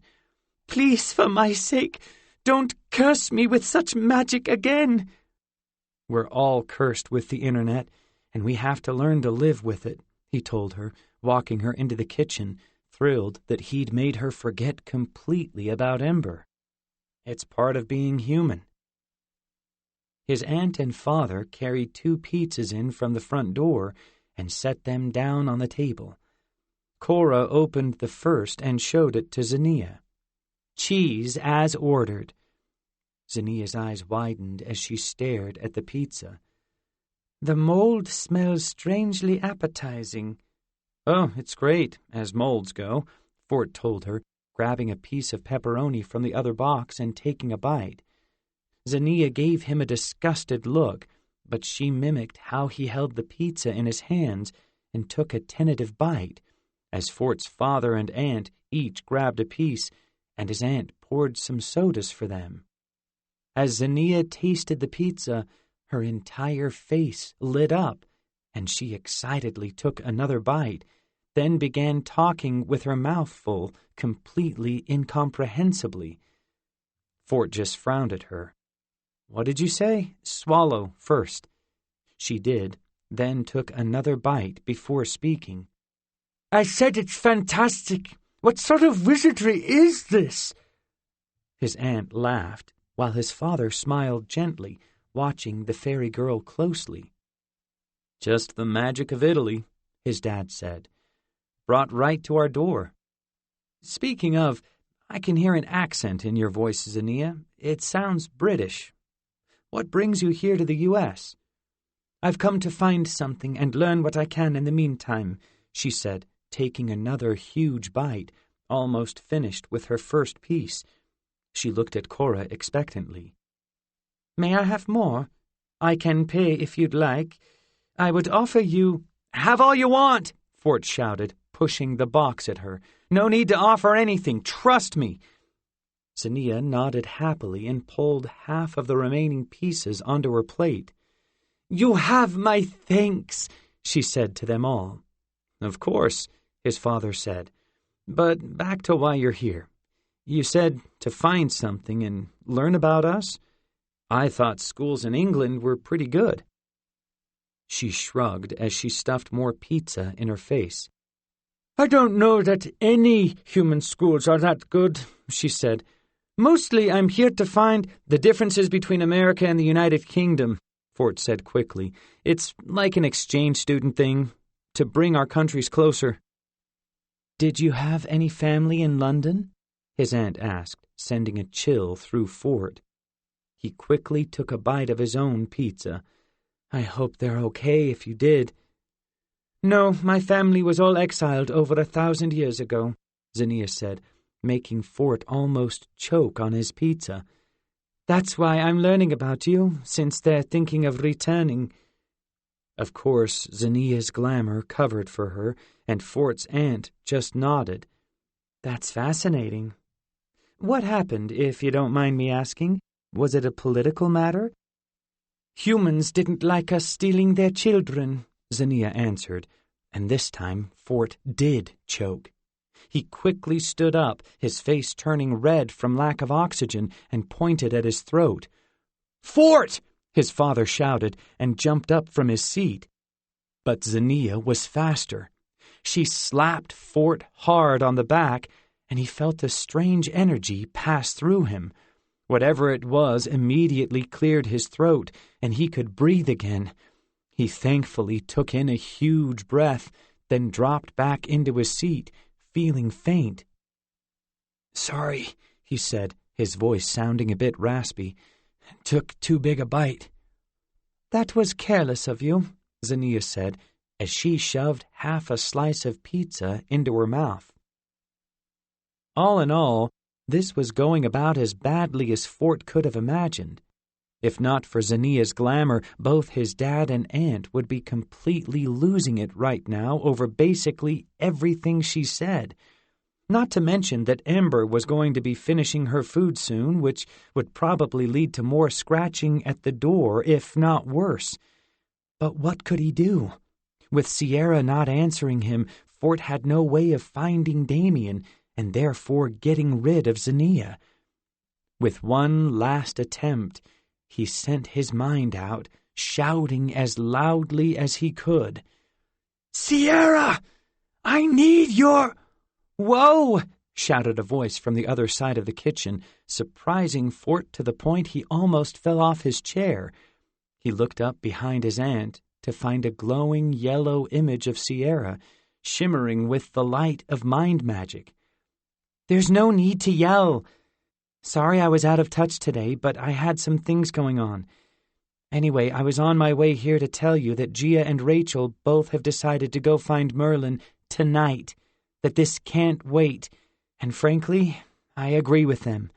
So, are you ready, or—" She paused, her eyes turning to the fairy girl sitting at Fort's side, slowly pushing another slice of pizza into her face.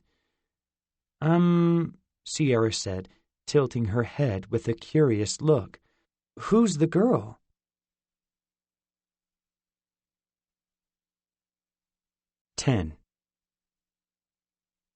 "No," Sierra said, pacing around his room as Fort sat on his bed, Ember on his lap.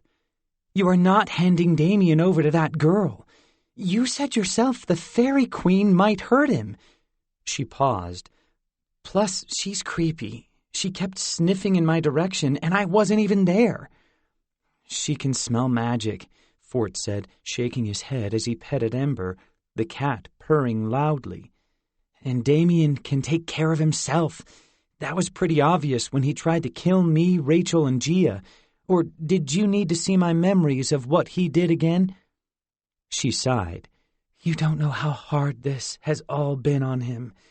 He just found out he wasn't human, and then you were all accusing him of destroying London, which he only did under that William kid's control, by the way." "No one was controlling him when he attacked us," Fort growled, and Ember hissed at Sierra's image in unity. He petted her even more for that, thinking what a wonderful little dragon she was. How do you know he won't want to go anyway? There are other dragons there. He'd probably enjoy meeting them. He looked down at his cat and then covered her ears. And if he goes and comes back, maybe he can take other little ones too, make sure they're safe. No, it's too dangerous, Sierra repeated. Besides, he'd never go. He's obsessed with finding the Book of Time Magic and the Spirit Book, wherever that one went. Fort's eyes widened, and he sat up so suddenly that Ember leaped from his lap. Wait, you've talked to him? I thought you didn't know where he was. Sierra blushed, even in the yellow light of her mind magic. Yes, I know where he is, but I didn't want to tell you because I know how you three feel about him, and he's just as upset with all of you. She winced. I wish I'd been there. None of you know how to have a conversation. Instead, you just leap in and throw magic at each other. Not the most mature. He tried to kill us, Fort hissed, keeping his voice down in spite of himself.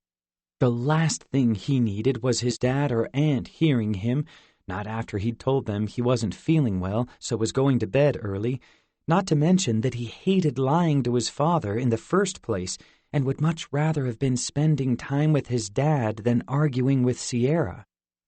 In her defense, Sierra had tried to fix everything by using her mind magic on Zinnia to make her decide to return home to the Fairy Queen and say she couldn't find the dragon. But whatever magical defense Zinnia had, it was far more powerful than Sierra was used to, so the suggestion hadn't worked. And then things had gotten worse after dinner, when Zinnia had declared she found the apartment satisfactory and planned on living there throughout her stay, mostly so she could use the internet.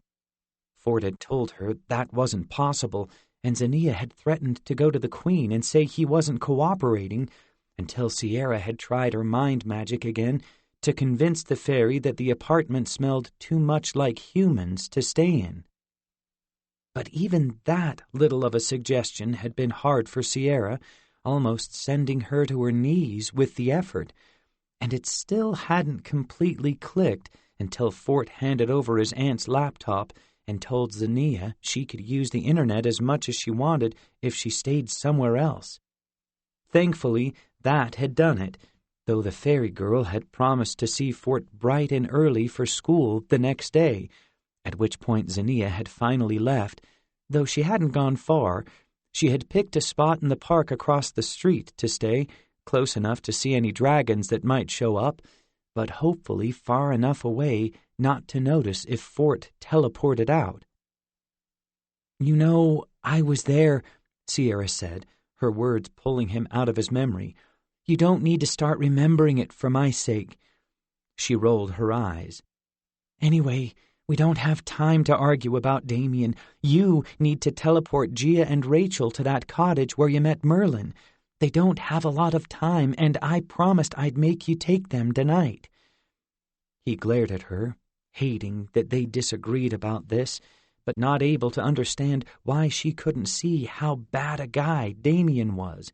She'd witnessed everything that Damien had done, and yet still wouldn't give an inch on him.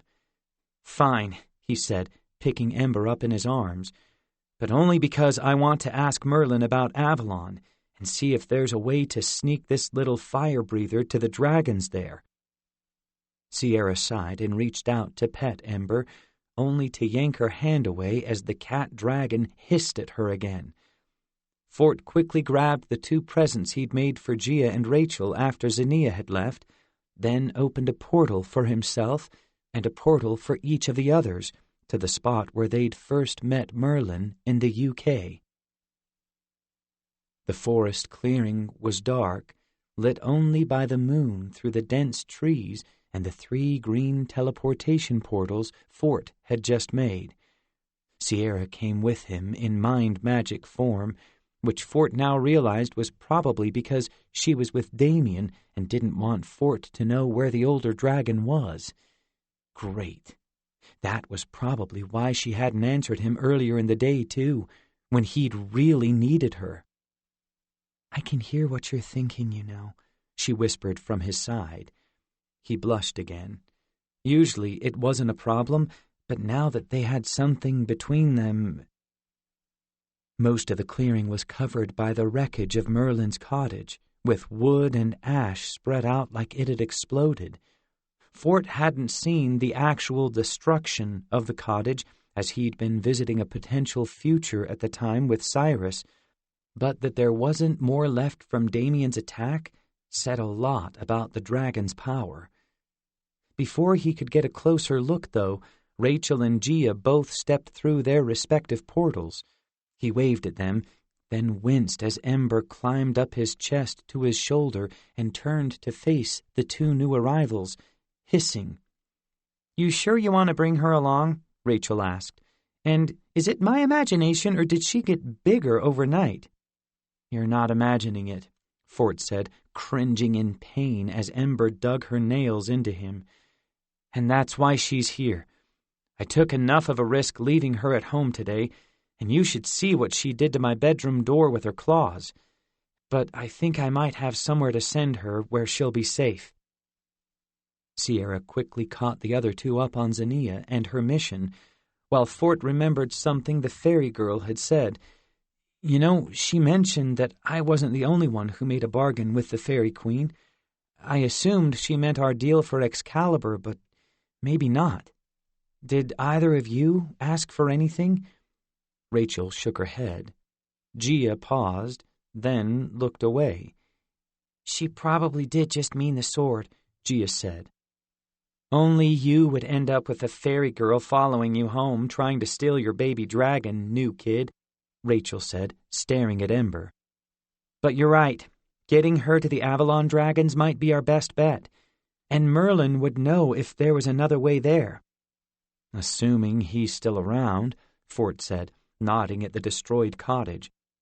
"But before we start here, I wanted to give you both something." He held up 2 neon strips of plastic, one green and one red. "There's one for each of you." Rachel raised an eyebrow, while Gia took the green strip and slapped it against her wrist.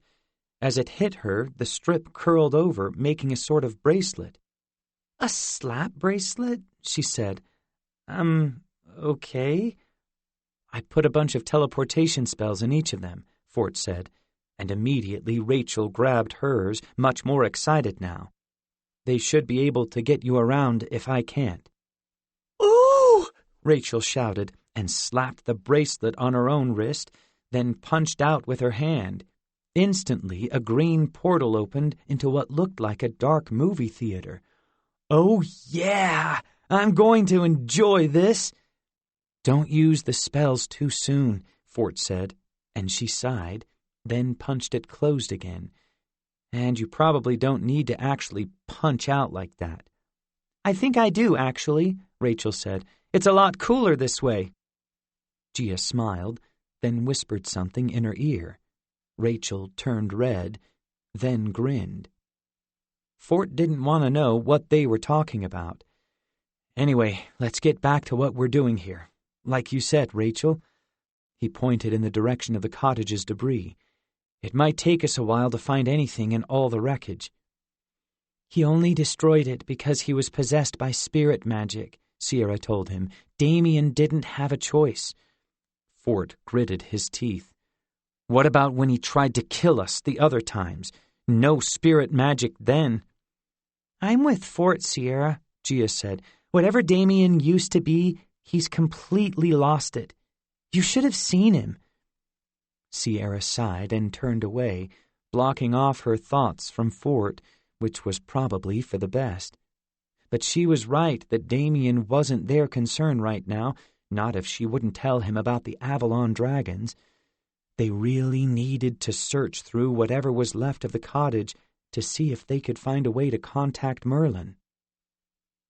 In spite of how spread around the remnants of the cottage were, it actually looked like Damien's dragonfire had been carefully targeted, as the trees around the cottage appeared untouched. The spot where the cottage had stood, though, was mostly just ashes and an occasional leftover piece of wood or charred metal. "This is odd," Rachel said after a few minutes of sifting through the ash with her hands. "The cottage was so much bigger on the inside, but I'm not seeing nearly enough wreckage here, even if it was all burned up. Plus, it was mostly made of high-tech plastic," Gia pointed out. "That might have melted, but it wouldn't have turned to ash. I'm not seeing anything like that here." They had a point. Fort frowned, running his eyes over what was left. There really should have been more remains here. Even the cottage had been destroyed. From what he could tell, there looked like enough debris to account for the outer cottage, but nothing inside, which meant maybe the cottage hadn't been as destroyed as it looked. Near the front of the wreckage, a larger piece of wood had survived, if singed on all sides. It looked familiar enough that he began to wonder, and he stepped over to it, then picked it up. "Hey!" Something shouted, and he immediately dropped the piece of wood. Whoever it was that had spoken let out a groan of pain. "A little warning would have been nice." Fort gently turned the board over this time and found a metal imp staring back at him, attached to the wood. Right. These were the remains of the front door and its magical door knocker. "Oh, it's you lot," the imp said, glaring at him. "Haven't you all done enough?" Ember hissed at the imp, and it hissed back. "Where's Merlin?" Fort asked as his friends all came around to see what was going on. "Inside, as usual," the imp said, rolling its eyes. "Inside?" Gia said, "but the cottage is gone." "The outside is, maybe," the imp said with a sigh. "Do you truly not understand? I shouldn't be shocked by human ignorance any more, I suppose." Fort stared at it for a moment, then lifted the piece of door with one hand until it stood vertically in the dirt. Then he knocked on it. The door pulled out of his hand almost instantly, flying open. A wave of warm air flooded over Fort. "Finally," said an old man wearing a tattered brown robe with a long white beard tossed over his shoulder, ducking out of the door-sized hole in the air. Behind him, Fort could make out a cozy-looking light, but not much else. "Merlin?" Rachel said, a huge smile spreading over her face. "We're here for training." "Good, because we don't have much time," the magician said, waving them inside. "You're due to face the Timeless One in just under a year, and if you're not ready by that point, humanity is doomed." He waited as they all stared at him in shock. "Well, in or out, children, we have to start your training now, or you'll never be ready in time."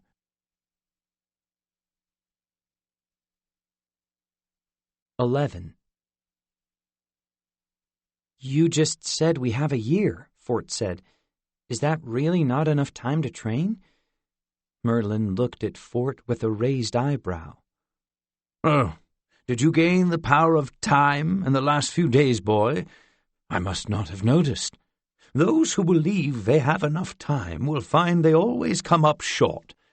What you think will be around forever will someday disappear, leaving you with nothing but regrets." He frowned, then looked at his wrist, where a hologram appeared, showing a bunch of strange numbers. "Or maybe my watch is broken?" Fort, Gia, and Rachel all looked at each other while Sierra snorted.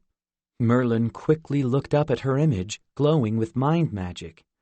"And you, young lady, don't belong here. Don't you have somewhere else to be?" Sierra looked at him in surprise, then flashed a sad, guilty look at Fort. "Yeah, I guess I do," she said, and then she disappeared. "Wait, where's she going?" Fort asked Merlin. "What just happened?" "She's got other things to do now," Merlin said. Just as important as me training my new apprentice, if you'd get out of her way." Confused over what had just happened, Fort looked back at Rachel, who shrugged. Sierra had something else to do? She clearly had known what the old man was talking about, but why hadn't she told Fort about it before? Did this have something to do with Damien? It must, since there wasn't anything else that Sierra would need to hide from him. He began to regret their argument even more now, realizing that Sierra felt like she had to keep a whole side of her life from him. Maybe if he'd been more open-minded, she would have told him what was going on.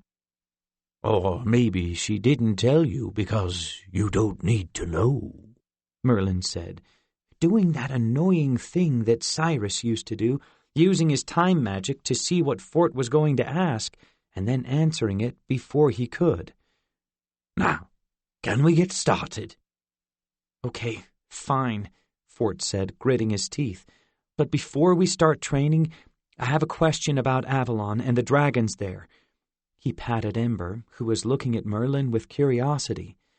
"We think the Fairy Queen is trying to capture Ember, and I want to send her somewhere safe, which would probably be to her own kind on Avalon, but I don't have the spell to—" "Wait, am I getting mixed up here?" Merlin asked him. "Did you pick up Excalibur? I thought my apprentice was the girl with the fire inside." He pointed at Rachel. Fort looked back to find Rachel beaming, though she blushed when she saw his glance. "I didn't pick it up, at least not at that moment," Fort said. "It sort of burned me. But later—" "That's what I thought," Merlin said, and turned to Rachel. "What are you waiting around for, apprentice? Get in here. We have work to do." He beckoned her through, and she quickly passed by Fort, wincing at him as she went. "I'm not letting Rachel fight an old one by herself," Gia said, pushing past Fort as well. "If you're training her, you're training me, too." Rachel squeezed Gia in a side hug, while Gia gave Merlin a defiant look. "Of course I'll be training you, Gia," Merlin said, looking confused now. "No one said you couldn't help Rachel." "Okay, so then I'm helping her too," Fort said, and moved toward the door as well. Merlin put up a hand. "I'm afraid not, boy." This stopped Fort dead in his tracks, and he stared at Merlin in shock. "What? But why not?" Merlin gave him a pitying look. "You don't have the power to fight an old one, not directly. If you attempted to battle the Timeless One, you would not only fail, but you'd doom your friends as well. I'm sorry, but I will not train you." Fort's mouth dropped open, not believing what he was hearing. I faced the old ones twice, though." "No, you fought a possessed teenage dragon the first time," Merlin corrected him, his tone gentler now. "And the second time, you wisely chose to run after Dia was destroyed. You aren't without your talents, boy, but you are sadly bereft of the power needed." He nodded over his shoulder at the others. "Even these two, born on the day magic returned, might not have what it takes, but at least there's a chance with them." "Wait, Merlin, sir," Rachel said, coming around to stand in front of a now speechless Fort. "If Fort wants to help, he can. He's gotten really good at his teleportation spell." "Does everyone now think they can see the future as well as I?" Merlin said, his bushy eyebrows rising. "Why must apprentices always think they know so much? I have seen it, child, and perhaps what I do for the boy's sake as well. Would you see him get hurt or worse?" Rachel quickly shook her head. "Of course not. If Merlin's seen it, we should listen to him," Gia said to Rachel, grabbing her arm and softly pulling her away. She gave Fort a sad look, but he could barely process it. After infiltrating the Draxi world and fighting William in London, He'd almost forgotten that he wasn't as powerful as the others. Not being born on Discovery Day had sort of faded from his mind, what with everything else going on. But now, here was an ancient wizard to bring it all back up, and Fort couldn't think of a thing to say to argue. There wasn't any denying it. He just wasn't as powerful as the others, and knew only 2 spells by heart. Really, he should have realized he'd just get in the way if they actually had to fight an old one. Merlin wasn't wrong. Damien was just possessed by one the first time he'd faced the eternal creatures, and Fort had barely lived through his actual encounter with them in the Draxi dimension. "Okay," he said quietly, nodding his head. "You're right, and I understand. Maybe you could help me with my dragon, then?" Rachel sighed, but Merlin just smiled at him. "Of course, boy. I offered to do just that the last time you were here, if you remember." Fort didn't, given what had occurred in between, but now that Merlin mentioned it, he could recall the old man saying something about dragon problems. Fort had assumed at the time that Merlin had meant Damien, but this was just more proof that the old wizard knew what was to come, and if he said Fort shouldn't fight the old one, then Fort should listen. "I just need to get her to safety," he said miserably. "I've heard there are other dragons on Avalon, and if you can tell me where there's a door or portal or something—" "There were a dozen different ways," Merlin said, nodding. "Unfortunately, they all require space magic, and from what I recall, that book's been destroyed now, hasn't it? Still, I do have a way to help." He glanced back at Gia and Rachel. "Are you two still here? Why haven't you gotten started?" Rachel and Gia shared a look.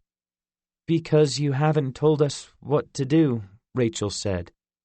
"Do I have to tell you to breathe as well?" Merlin said, pointing inside the cottage. "Go, apprentices, we have little time as it is." Rachel and Gia both slunk through the doorway, looking guiltily at each other. Fort took a deep breath, glad at least that Merlin was willing to help him with Ember. The last thing he'd expected was to be sidelined in the upcoming fight so harshly, but now that it had happened, Fort felt like he should have known. Who was he to think he could face the Timeless One? Excalibur had known, back when he first held it and the sword lit on fire, rejecting him. Why hadn't he himself seen it? Ember meowed sadly and began rubbing her face against his cheek. In spite of himself, he smiled and reached up to rub her head. It was almost like she'd sensed his sadness and was trying to console him. "Thanks, little girl," he said to her, and she purred, then relaxed back to his shoulder as he followed the others inside.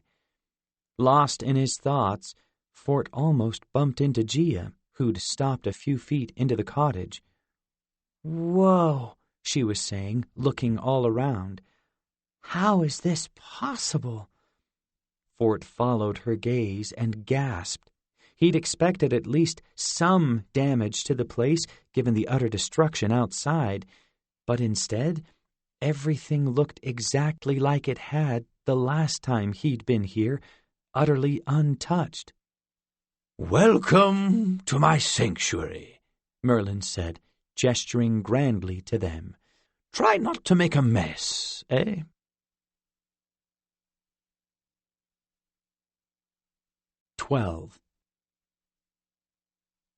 How could this be?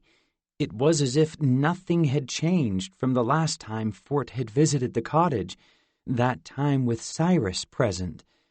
A long table filled the dining room, while a pot of something bubbled over the fire in the fireplace, filling the cottage with an aroma that made Fort's stomach rumble. But Damien had completely destroyed the cottage. What sort of magic had protected it? And where was the cottage, if not connected back to the outer shell? Fort had definitely noticed it being larger on the inside than outside when last he was here, but this was something else entirely. "Where are we, exactly?" Gia said, asking Fort's question for him. "This can't be connected to the cottage we saw in the clearing." "Oh, this is just the space between moments," Merlin said, waving his hand absently. "Time doesn't pass here, so you won't be missed while you're training or babysitting exotic pets." He nodded at Ember, who didn't seem to notice. That was something, at least. The last thing Fort needed was for his father to come looking for him and discover his empty bedroom. If time really didn't move here, then he'd arrive back just minutes after he left. Not to mention he felt far less guilty about not spending that time with his dad. But still, the whole thing made Fort's head hurt. "How are you doing it, though?" he said, looking around. "If this is time magic, how can it be connected to a doorway back in the clearing? That seems more like space magic, if anything. But then you couldn't freeze time here." Merlin grinned. "Look who's an expert now. If you must know, boy, time and space magic are closely related. You'll find quite a bit of overlap between the two." "Closely related?" Fort asked, feeling even more lost. "What do you mean?" Merlin winked as two other versions of the old man appeared next to Rachel and Gia, who both jumped in surprise. "When it comes down to it, space and time both describe where something is, and just because I'm here now doesn't mean I won't be over here in a minute," the Merlin near Rachel said. "Or here in 2 minutes," the third Merlin added. For a second, Fort thought this was it, the moment his brain just gave up on all of this magical stuff and went on vacation. Instead, he forced himself to try to figure it out, whether this was some of the hidden technology at work, or time magic, or both, maybe. But how could... The Merlin near Rachel looked down at her. "As I said, we have to get started, or you'll never be prepared for the timeless one." He paused, looking at the original Merlin. "I did say that already, didn't I?" "Yes, just a bit ago," the first Merlin said. "Well, it bears repeating," the third Merlin said. "We've trained 6 Arter Regios to defeat the Timeless One, and every one failed to defeat him, and they had a lifetime to prepare. So we're going to have our work cut out for us." "Indeed," the second Merlin said. "You're quite wise, my friend." "Ah, you're too gracious, and likewise," the third Merlin said, bowing low. Fort rolled his eyes at this, suddenly more annoyed than confused, while the second Merlin turned back to Rachel. "Now, young lady, where is your sword, may I ask?" About that," Rachel said, cringing. "I sort of lost Excalibur, so we probably need to find that first." All 3 Merlins stared at her for a moment, then began to laugh. "Well, that's the first time I've heard that excuse," the one closest to her said. "Points for originality, my dear." "You're misremembering," the original Merlin said. "Didn't that Roman legionnaire lose it against the Saxon invaders once?" "Oh, that was temporary at best," the second Merlin said, waving his hand dismissively. "A matter of moments, all told." He glanced at Rachel.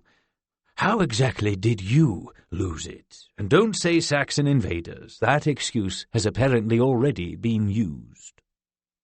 "Laura sent it through time so that Colonel Charles wouldn't get it," Rachel said, blushing and staring at her feet, which surprised Fort more than anything.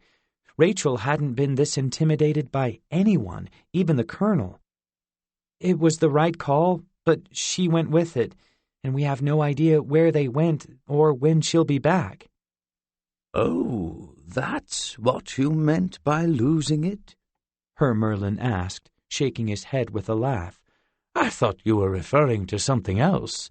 I knew about that, child." "Of course I did," the third Merlin said, laughing as well. "From the start," the original Merlin told her.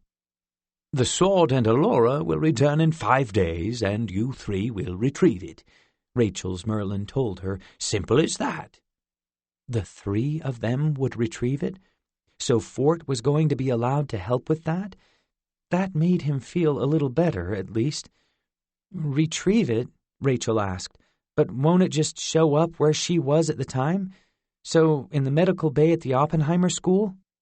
Of course, the Merlin closest to her said. Why? Is that a problem? A bit of one, Rachel said, sounding almost apologetic. Fort and I were kicked out of the school. Gia's still there, but she's under guard, and I'm not sure. The Merlins all laughed again. You children need some perspective, Rachel's Merlin said. Indeed, Fort's Merlin said. You're going to face the Timeless One, Old One of time magic, and enemy to your entire species. He has the power to ensure you never existed, and here you're worried about getting in trouble at school? It's not that simple, Rachel said. They think we lost our memories. If they find out that we kept them, they'll come after us and wipe our minds for real this time. Then I suppose you shouldn't get caught, eh? The third Merlin suggested.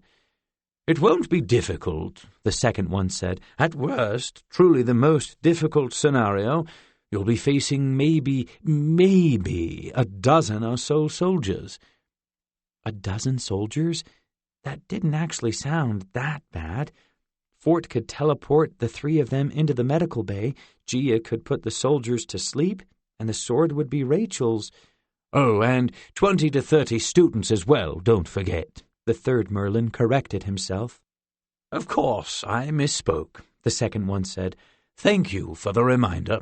There will also be 20 to 30 students guarding it, as they know when the sword is due back as well.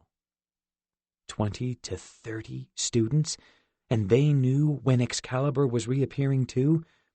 Fort's eyes widened, but the Merlins hadn't stopped yet. That may sound like a lot, but don't worry. Only half of them are as powerful as you 2 are, the original Merlin said, pointing at Gia and Rachel. Yes, but the other half will be a challenge, the third Merlin said. Obviously, the first Merlin said with a laugh. And then there are the magical weapons the soldiers have. That, and they'll know you're coming, the third Merlin said, and this time Fort, Rachel, and Gia all gasped in surprise. What? Hadn't I mentioned that? Simply unavoidable, I'm afraid, as they have one of the Carmarthen Academy students supplying them with the immediate future. He shrugged at Rachel and Gia, who were now both in various stages of panic. Now then, shall we get started on the training?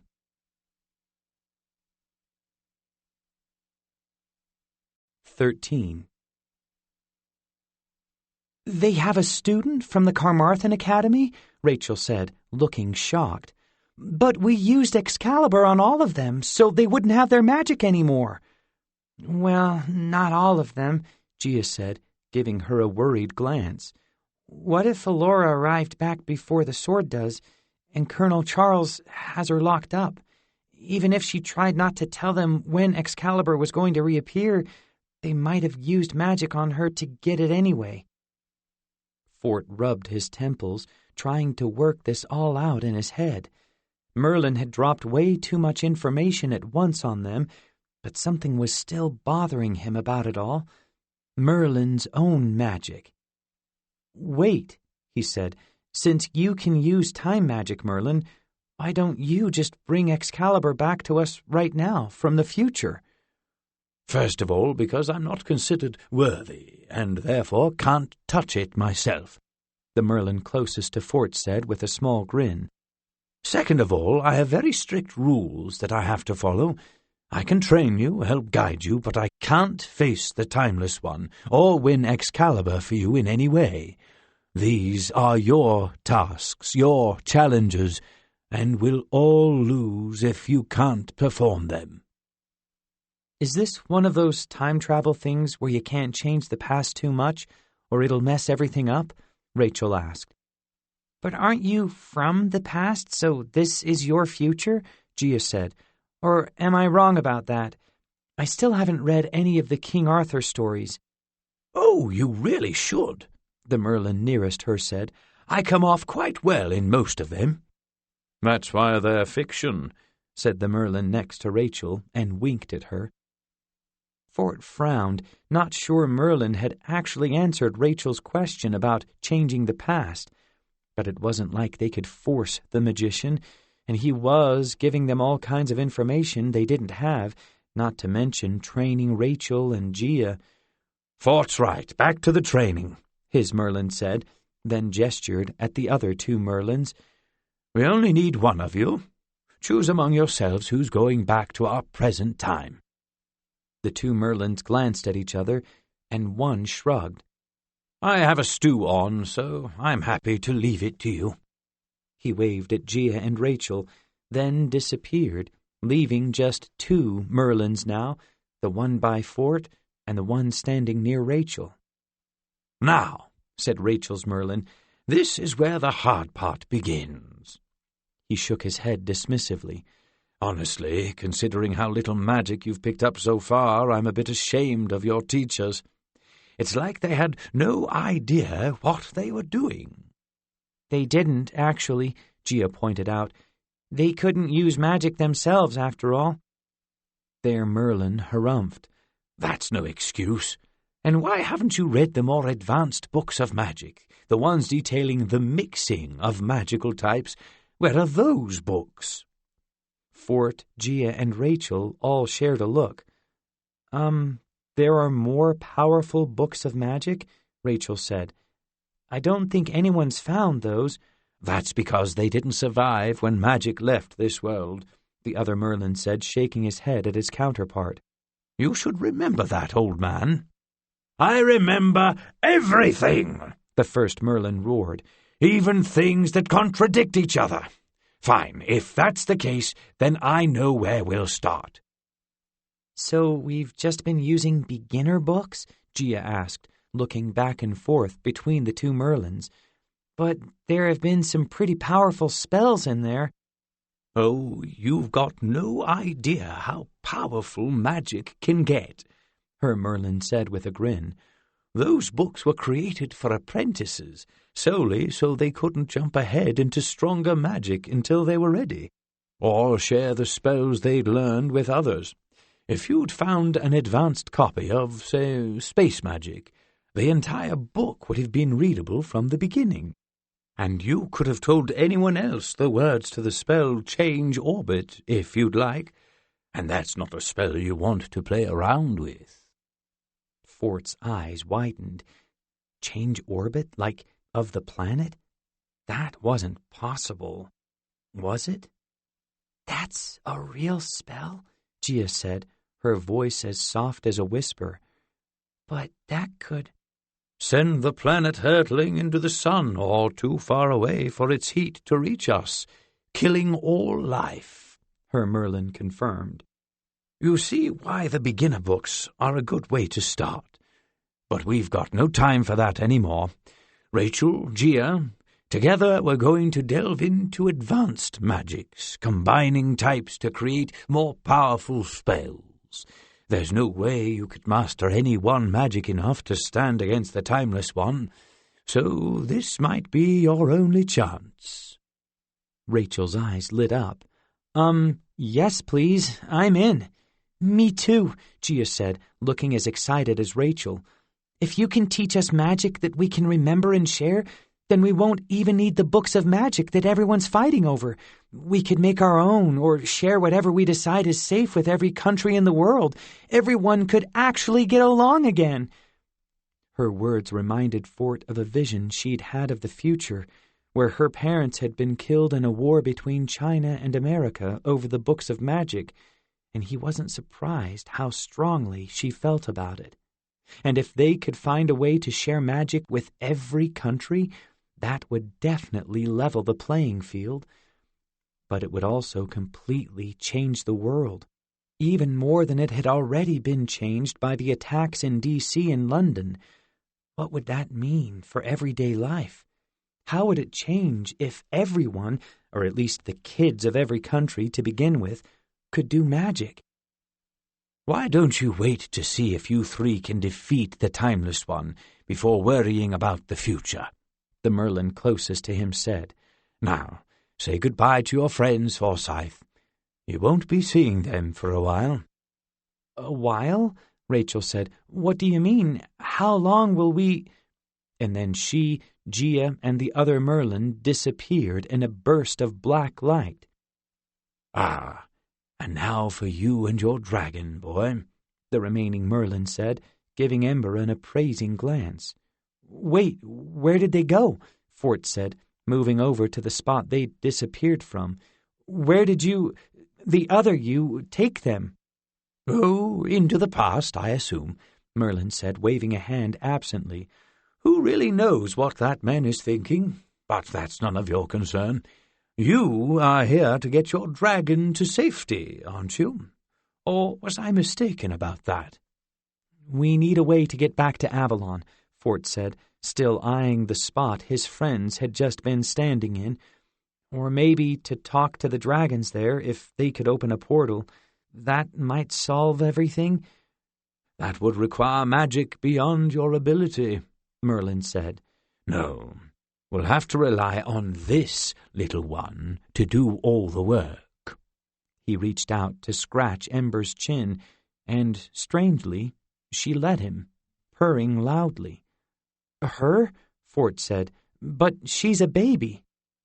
Oh, do dragons also fall within your expertise? Merlin said, raising a bushy eyebrow. Why don't you tell me how you found this one? Fort sighed. If King Arthur had to deal with this sarcasm, then Fort could too. Fine. When I met the Old One of Healing or Corporeal Magic, whatever it is... Corporeal is more accurate, Merlin said, but you'll be surprised how deep each type of magic truly extends. Sure, okay, Fort said, trying to get to his point. He was going to attack a bunch of humans because he was mad at us for killing all the dragons, even though we didn't. So I told him he could just make a new one. And here she is. He gently put Ember down on the dining room table before them. Now the Fairy Queen wants her to use as a bargaining chip with the Avalon dragons, not to mention that I can't keep her here. People would flip out, including my dad and aunt, so even if the fairies weren't after her, I couldn't keep her in my bedroom. Oh, of course not, Merlin told him. She'd be too large for it in less than a week. Dragons mature extremely quickly. But you neglected to mention one thing about dragons. The most important thing, in fact. Do you recall how Dia created them? Fort frowned, the image of a Dia-sized dragon exploding out of his apartment distracting him. I think he said they were made out of magic. Precisely! Merlin shouted, startling Ember.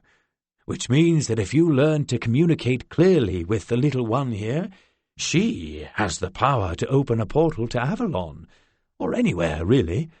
There's a reason the Old Ones feared dragons and went to war against humanity once dragons taught humans magic. Dia unleashed a power that rivals that of the Old Ones themselves.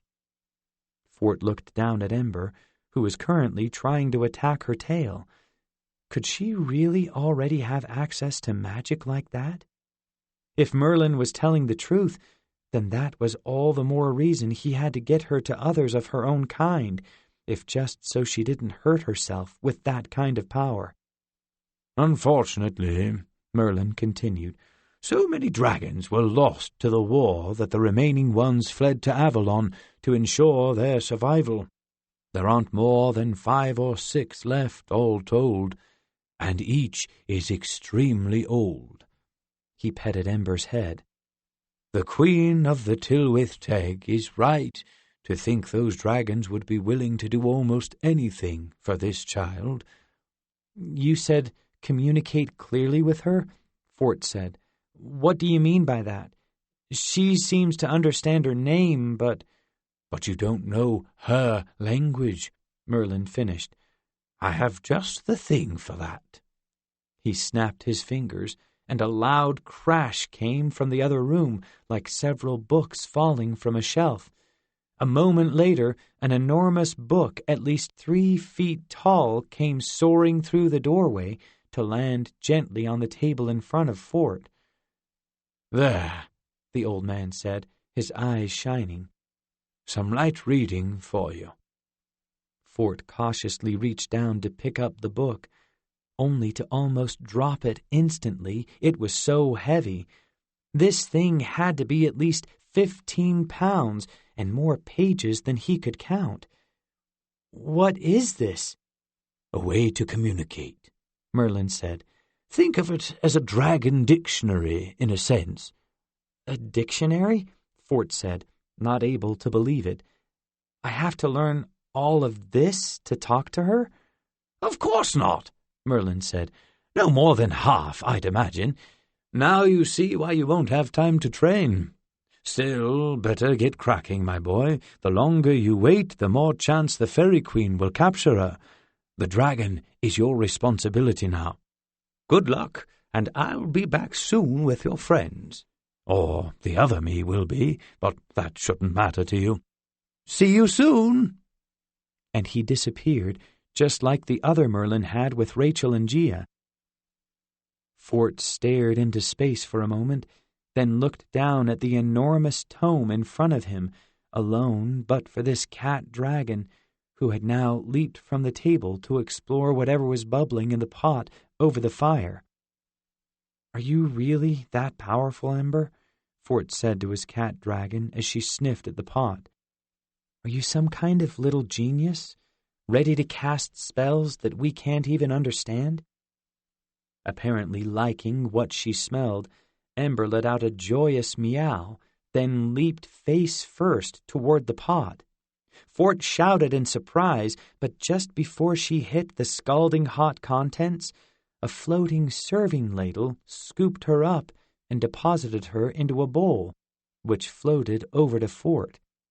He just stared at her for a moment, then burst out laughing, then petted her lovingly. "Okay, maybe not a genius, but you're just perfect the way you are," he said to the now annoyed cat in front of him, just before she let out a huge burst of flame straight at the offending ladle.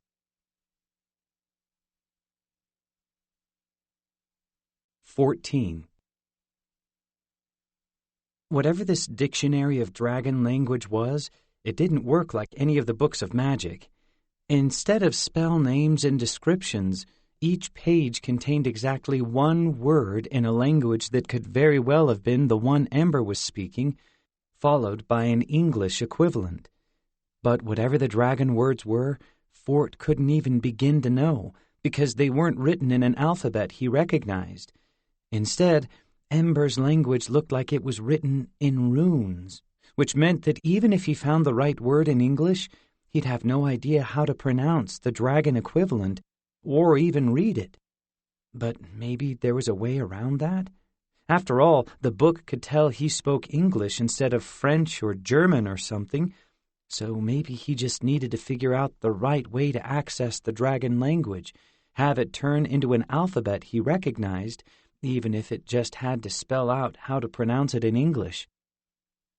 He pulled the heavy cover back over to close the book, hoping the book's title would help him with things, but whatever it said was entirely in the dragon runes and therefore completely unreadable. "Fantastic," he said to Ember, who was back to sniffing at the food in the pot over the fireplace, in spite of the dishes already carrying her away twice now. "I'm never going to learn your language, you realize. You'll probably learn to speak English faster." Ember eyed him, then reached a paw up to grab for the pot. "Ember, no, that's hot!" Fort shouted and bolted up from his seat to grab the cat. He reached her before the ladle could this time and gathered her up into his arms. "You're going to hurt yourself if you keep doing that. Can't you feel the heat?" Ember pushed indignantly against his grip, and he released her onto the table, glaring at her. Listen to me, he told her. Fire will burn you. Just like the flames that come out of your mouth burn, well, everything they touch. Do you understand me? This whole raising a dragon child was going to be the death of him if she kept putting her life in danger like that. Ember stared at him for a moment. Solip sefin fio, she said, then began to lick a paw. Fort started to respond, then paused. Maybe he could use that? Solip sefin fio, he repeated to himself, then reopened the book, hoping by sounding it out maybe he could find something recognizable in the runes. Solip sefin fio. Solip sefin fio. But no, the runes weren't even close to the alphabet he knew, and they could have represented any type of sound. He sighed, then turned to Ember. I don't suppose you can help me read this, can you? He asked. I'd really like to keep Zinnia from stealing you, if possible, so anything you can do to speed this along would be appreciated.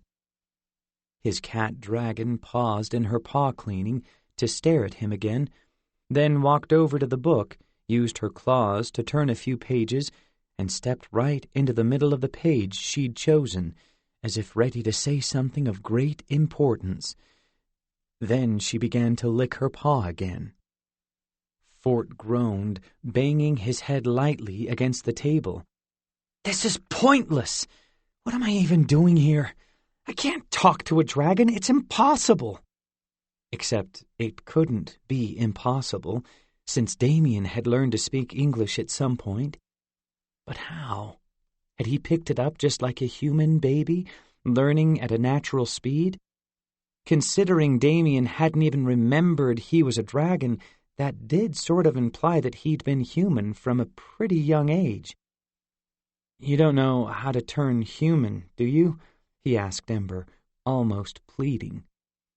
She meowed at him for being bothered, then glowed with such a strong blue light that he had to look away, and when Fort turned back, he found himself staring at a very cranky human toddler girl.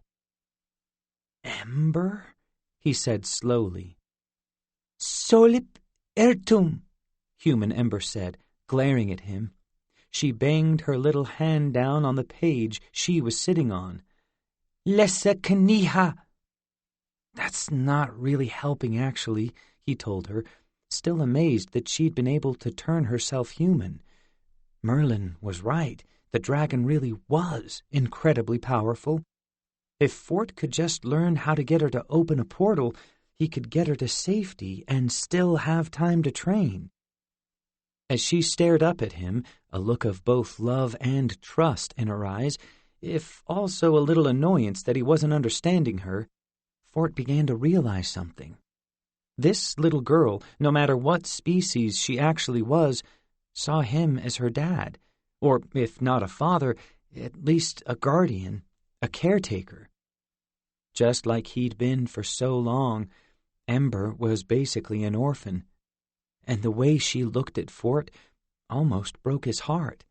He imagined that was how he'd looked at his own father when his dad had first awoken after everything in London. I'll do my best for you, okay? He said, and smiled gently at her. She smiled back, then banged the book again, so hard it almost shook the whole cottage. Fort's eyes widened at her strength even in human form, but there was no time to think about it, as the force of her hit knocked Ember off balance, sending her dangerously close to the edge of the table. Fortunately, Fort leaped forward and caught her before she could fall. "Whoa!" he shouted. "Can you turn yourself back into a cat? At least then you'll be able to jump off things." Human Ember pouted a bit, then glowed again and emerged as her cat self. He set her back down on the table, where she pawed at the page below her again. "Lessa kniha." "Lessa kniha," he said. She pawed the page one last time, then stepped off into his lap and curled up, purring happily. He sighed, then turned to look at the book. I don't know what you want from me. It's all complete gibberish, and I can't... Hrana, the page said now. Hrana, food. The runes were gone, and he could read it. Not that he knew what language Hrana was, but at least he could see the words and letters he recognized. What had changed? He stared at the book in shock, then looked down at Ember, who yawned widely, then gave him a, I know, I was the one who told you to look at it, sort of look. How did you do that? He asked, turning the pages to find even more legible dragon words on the next few. Was that magic? She grabbed his hand and gnawed at his knuckles, forcing him to yank his arm away. Okay, I'll read the book. I'm sorry. He turned back to the original page. Hrana, food. Food, okay. Ember obviously knew what she was doing, opening the book to that page. He'd been joking before about her not being very smart, but that wasn't true at all. Not only could his little dragon already cast spells, but she could read as well. Granted, she also liked to jump into boiling hot stew, but not everyone was perfect. Hrana, he said to Ember, and her purring grew twice as loud. She hopped down to the floor and went to sit next to the bubbling pot by the fire, waiting expectantly for him. Volai Hrana, she said, and he leaped up from his seat again, this time in victory. He understood that now. Well, part of it anyway. She'd been asking for food this whole time. Okay, yes, he probably should have been able to figure that out from the fact that she was so hungry she ate everything in sight, but still. No time for Hrana right now, he said, quickly turning back to the book. I'm getting the hang of this. What was the other word? Vol-lai? She began to growl, low and angry, and he realized maybe he shouldn't leave the dragon hungry. He quickly moved to the pot, grabbed a nearby bowl, and started to fill it, only for the bowl to pull out of his hand and float through the air back to the pot by itself, where a ladle poured stew in instead. Apparently, Fort wasn't allowed to serve himself any more than Ember was. After the bowl filled itself, it floated to the floor just in front of Ember, and she began to lap up the stew happily, her purrs now filling the room. Good. That meant Fort had a chance to figure out the other word she was using. Vol-lai, he repeated, probably something along the lines of, give me what I want or I'll claw you to death. He flipped through the pages, looking for Vol-lai, or something that resembled it at least, but as it turned out, the pages seemed to be in no particular order, and none of the dragon words around Hrana matched the second word she'd said. Not finding what he needed, he began to randomly page through the book, finding the word for fire, fio, which he thought Ember had used earlier when talking about the pot. Maybe she did understand it was hot? And the word for I, or me, solip. But the book was just too large to track down Vol-lai just yet. Still, he'd found a word she'd said, and that was a huge victory, considering the size of the book. Ember, I can actually do this, he told the cat as she ignored him, concentrating on her stew as more bowls floated toward the pot, ready to replace her dwindling supply. I can learn your language and talk to you. As soon as I figure out more words, we can talk about Avalon and where you need to go, and then you can go join the other dragons and be safe. Isn't that great? She glanced up at him, then went back to her stew. That's fine. Don't be excited, he told her, shrugging. I don't even care, 'cause I'm on fire right now. He paused. Or, in words you'll understand, solifio. Ember reared back in surprise as soon as the words left his mouth, hissing wildly. But before Fort could figure out why, his entire body burst into flame.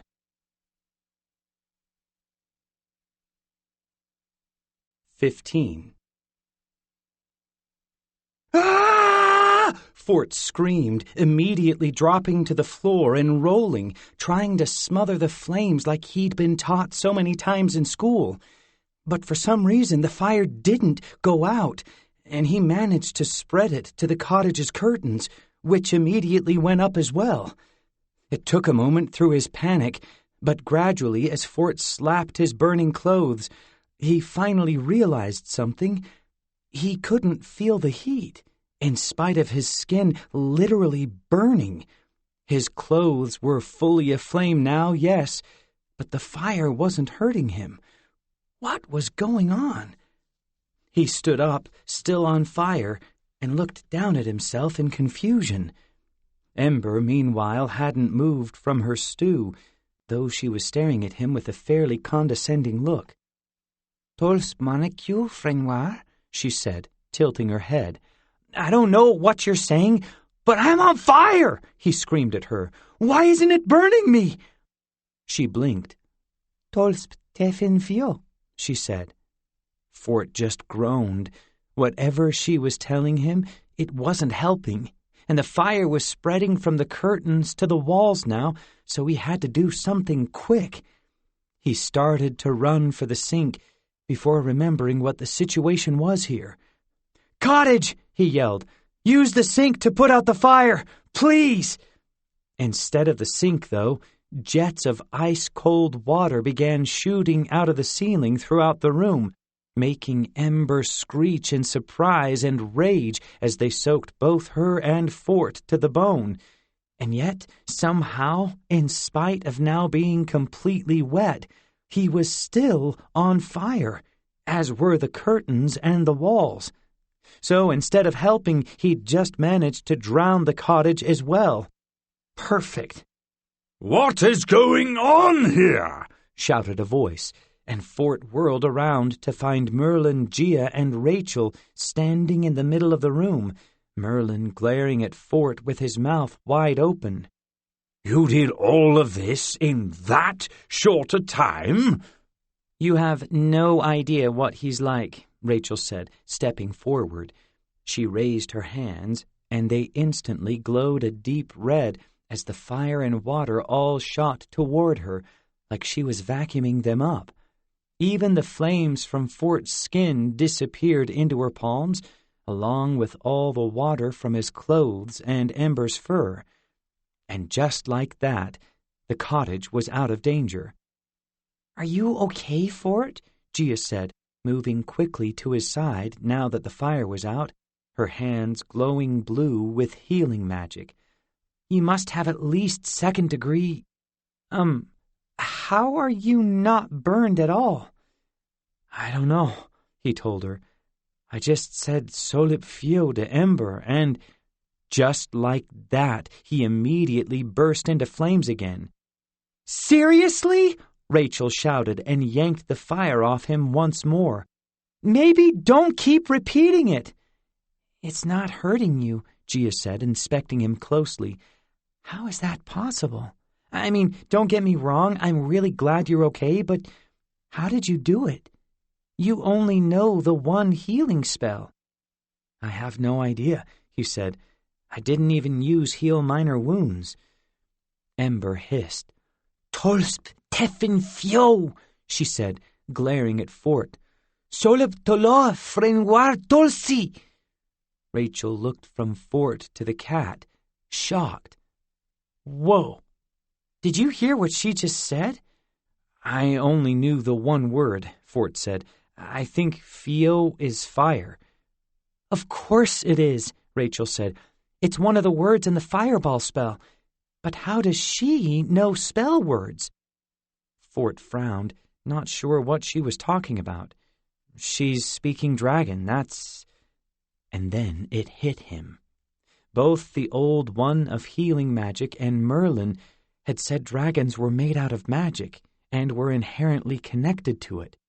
So maybe it made sense that their language would actually be magic.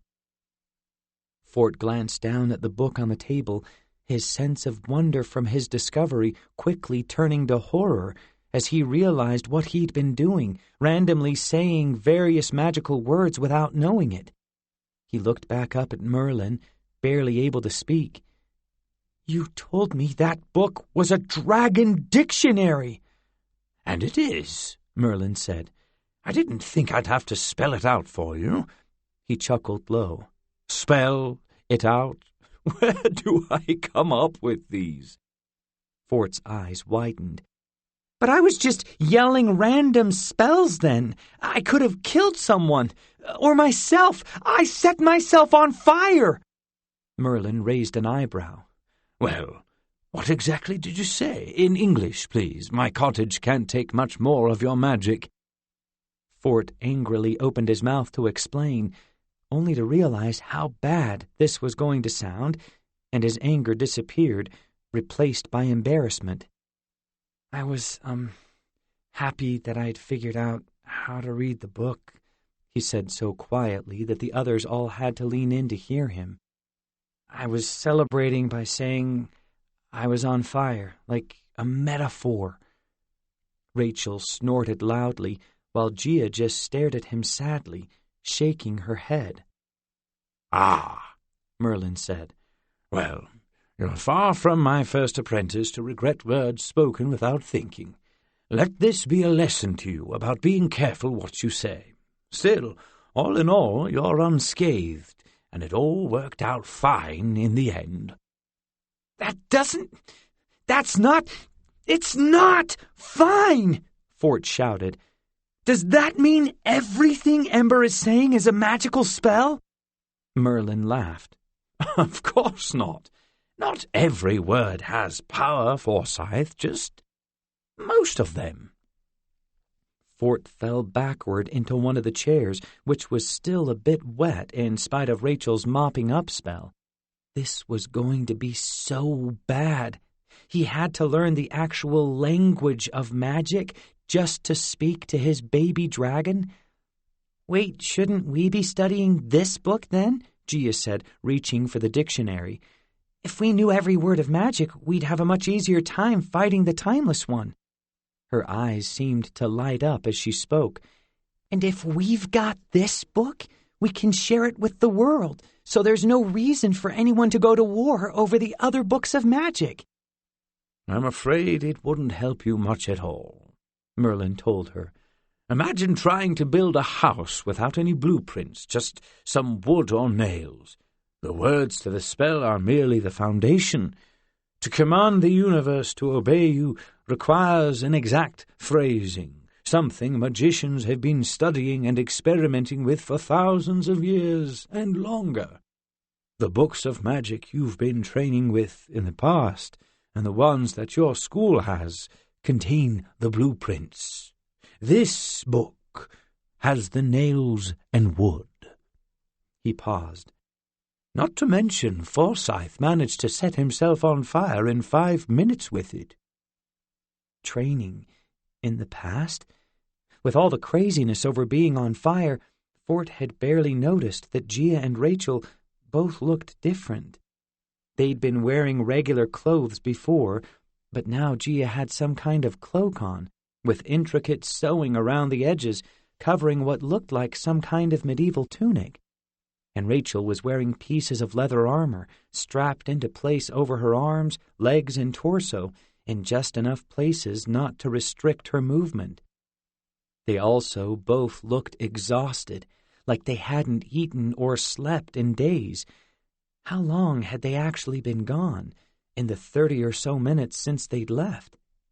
He also might have been imagining it, but Gia and Rachel both seemed a bit uncomfortable with one another, something he hadn't seen since Rachel had first tagged along to try to find Sierra in the depths of the original Oppenheimer School.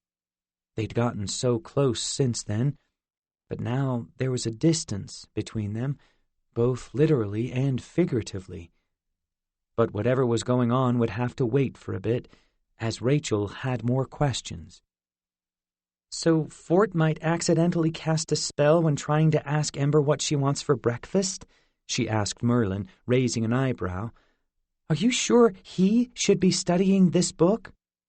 "Trust me, apprentice," Merlin said with a small smile. "I hope by now I'd know what I was doing." At Merlin's words, Fort caught Gia throwing a glance at Rachel, but Rachel turned away, leaving Gia to sigh and look away herself. Something had happened during their training, something that changed things. But he still didn't even really understand where they'd been. "Can we back up, please?" Fort asked. "You all just show up here a half hour after you left, wearing different clothing, talking about training. Where did you take them, Merlin? Why are they wearing these costumes? And what did you show them about the Timeless One?" "Don't worry about such things," Merlin said to him. "You won't be facing him, and the less you know about the Old Ones, the better."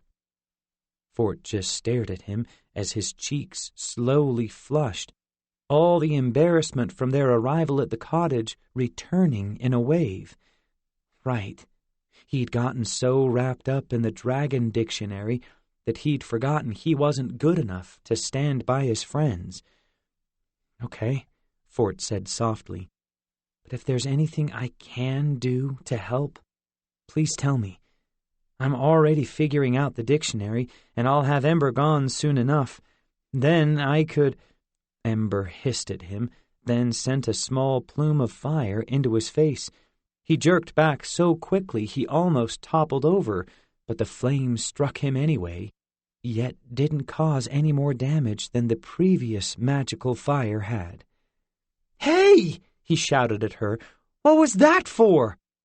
"Tolsun solpare!" Ember shouted, followed by more fire. "Sole volai nen plat dolci!" "She's saying she wants to stay with you, Forsyth," Merlin said quietly, "because you're her father." Fort looked at the cat in surprise, and she shot another burst of fire at his face. "Hey, Ember, no!" he shouted, then turned to Merlin. "And it sounds like you can speak her language. Why don't you convince her to go to Avalon before I accidentally set fire to the world?" "You think a dragon would do what I say?" Merlin asked, his voice rising in surprise. "She's made from magic, the opposite of natural laws. You believe a creature formed from pure chaos would listen to anyone, except maybe the one she sees as her parent, her guardian?" His face clouded over with irritation. "Besides, this child is your responsibility, Forsyth. You were the one who suggested Dia create it. I cannot clean up all of your messes for you." Fort winced at that, knowing Merlin wasn't wrong. Fort had convinced the Old One of Healing to create Ember back at the La Brea tar pits when they'd found the shell of the last dragon's egg, Damien's shell. "Okay," he said, "but if I destroy the cottage, that's not my fault." "Wouldn't be the first time this week," Merlin said, just as Ember shot Fort with more flames.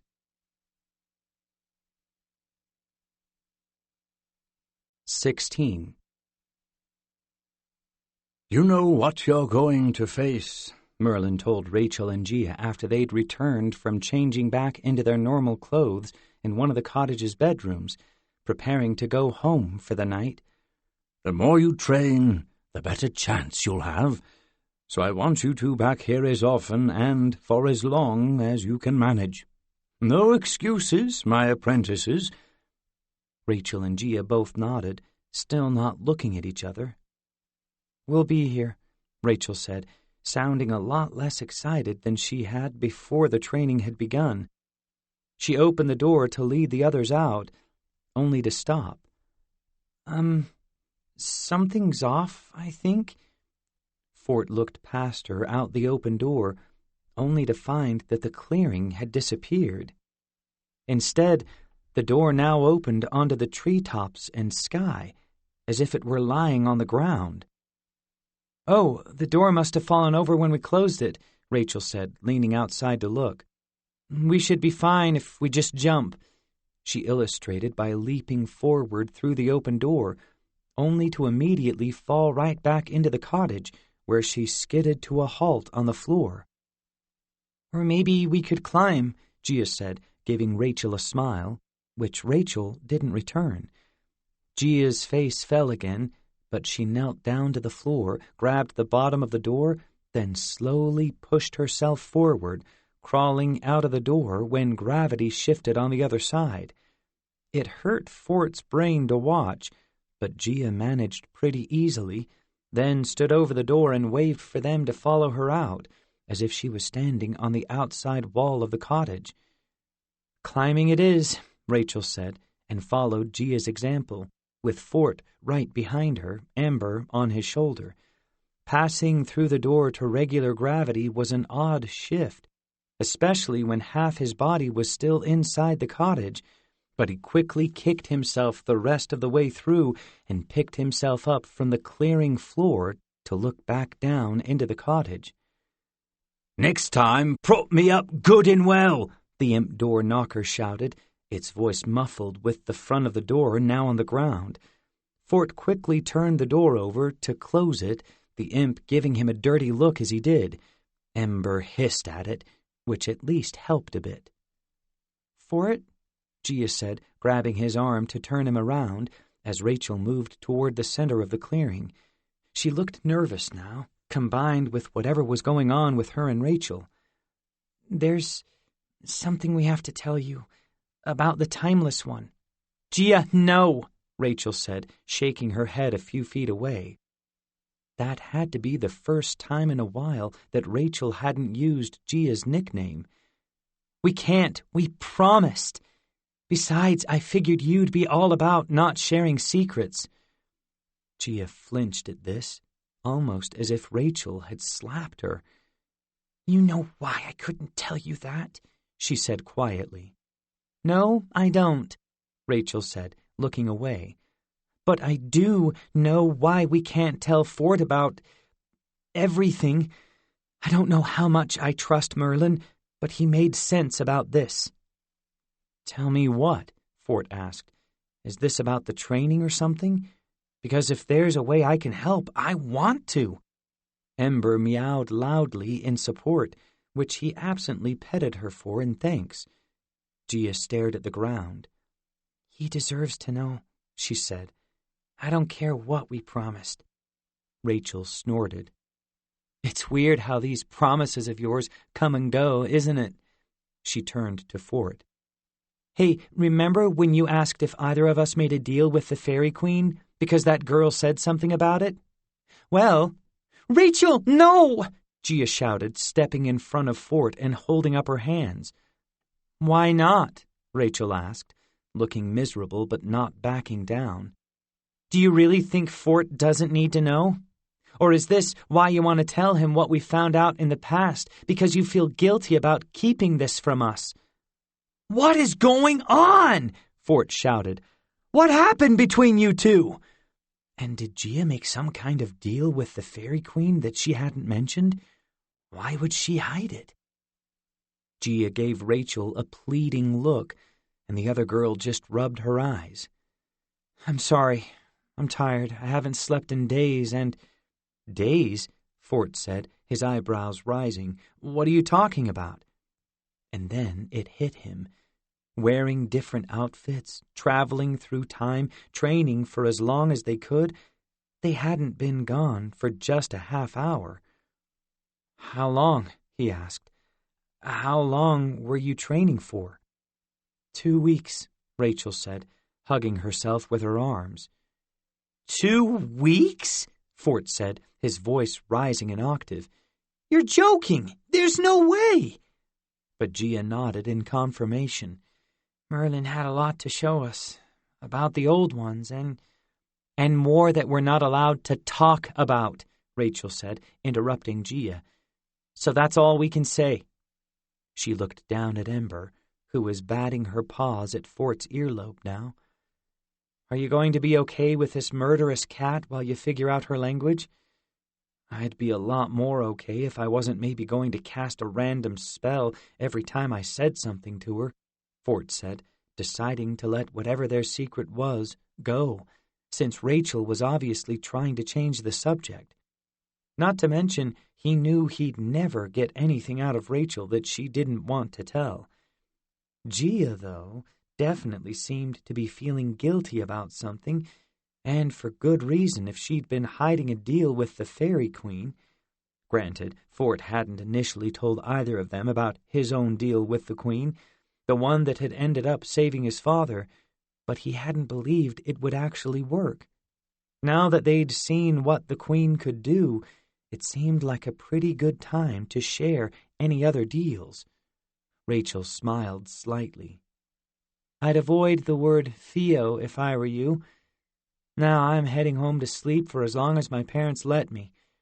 She turned without another word or even a look at Gia, while Gia just watched her go. Rachel opened a portal with her slap bracelet and, a moment later, was gone. "Gia, if there's anything you want to tell me, now that she's not here," Fort said, trailing off, but Gia just shook her head. "I don't know, I have to think about it all," she said, and the expression on her face made his heart break for her. Whatever had happened, it had hurt them both a lot. Still, Fort couldn't help but be a little annoyed himself. What had Gia kept from them? Whatever it was had to be worse for Rachel, too. As close as they were, Fort couldn't imagine what Rachel must have felt if she'd found out about Gia keeping something from her. It would be as if Sierra hadn't told him something, which he already was way too familiar with, considering she'd been hiding Damien from him. But it wasn't going to help anyone to go over all of that with Gia now. It looked like she and Rachel had already had it out, and Gia looked like she could use a friend at the moment. "Try to get some sleep, okay?" Fort told her, but she was already opening a portal. She gave him a wave, then disappeared inside, taking the teleportation circle with her. Weirdly, standing alone in the clearing with Ember on his shoulder, Fort felt more alone than at any time since the original attack in Washington, D.C. He, Rachel, and Gia had been a team for so many weeks now, it felt odd to be left out of secrets, to know they were hiding things from him, even if there were good reasons. Once again, he was reminded of what it felt like to be the only student at the Oppenheimer School not born on Discovery Day. Just like then, he seemed to be left out of everything, like he didn't belong. At least he had Cyrus in those days, someone who didn't care when Fort was born or how talented at magic he was. Hopefully, Cyrus was somewhere okay and would be back soon, because right now, Fort could have used a friend. "You want to know what's going on, don't you?" he asked his cat dragon. Ember briefly opened her eyes, yawned, then closed them again. "Yeah, me too," he said sadly. Speaking of the original Oppenheimer School, he suddenly missed having access to Sierra's mind magic, even if it was all by accident on her part. If he could read minds like she could now, he wouldn't need Gia to tell him what they'd found out, whatever it was that Rachel was so insistent he couldn't know. But they'd destroyed the Book of Mind Magic back when they'd stolen it, and the Book of Summoning from Colonel Charles, so there was no way to... Wait. Of course there was a way. The Dragon Dictionary had every possible spell word in existence. All he had to do was find the right words, something like see what Gia and Rachel were hiding that they'd learned from Merlin during their training, or maybe a bit simpler than that, and he'd figure out whatever this secret was, without Merlin even knowing, or Gia and Rachel getting in trouble. It'd be easy, and wouldn't be dangerous at all, considering there was no fire involved this time. And while he was looking for this new spell, he'd still be learning Ember's language, so doing exactly what he was supposed to. And hey, once he knew Merlin's secret, maybe that'd help Fort find a way to actually help against the Timeless One as soon as he got Ember to Avalon. This was starting to feel like a plan. "Come on, little girl," Fort told Ember, rubbing her head. "We're going to have a lot of studying to do tomorrow night, so we need to rest up tonight."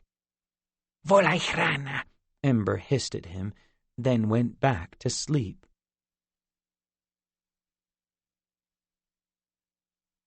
"17.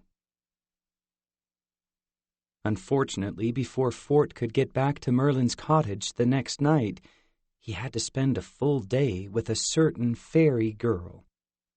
Zinnia was waiting for him the next morning as soon as Fort stepped outside the apartment complex. "I didn't see any dragons last night," she told him without even a hello. "And I was watching." "Fantastic," Fort said. "I didn't see any either." Considering Ember had stayed in cat form, that at least wasn't a lie. "Zinnia, you mentioned that one of my friends might have made a deal with your queen.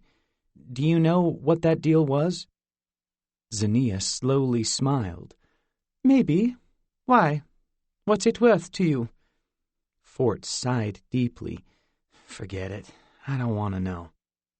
"I think you do," she said, staring at him suspiciously. "You better watch out, or I'll use my glamour on you to find out what's actually going on here." Thankfully, the school bus pulled up just then, and Zinnia was distracted away from Fort's eyes widening at her threat. He hadn't even considered that she might use her magic to force him to reveal things.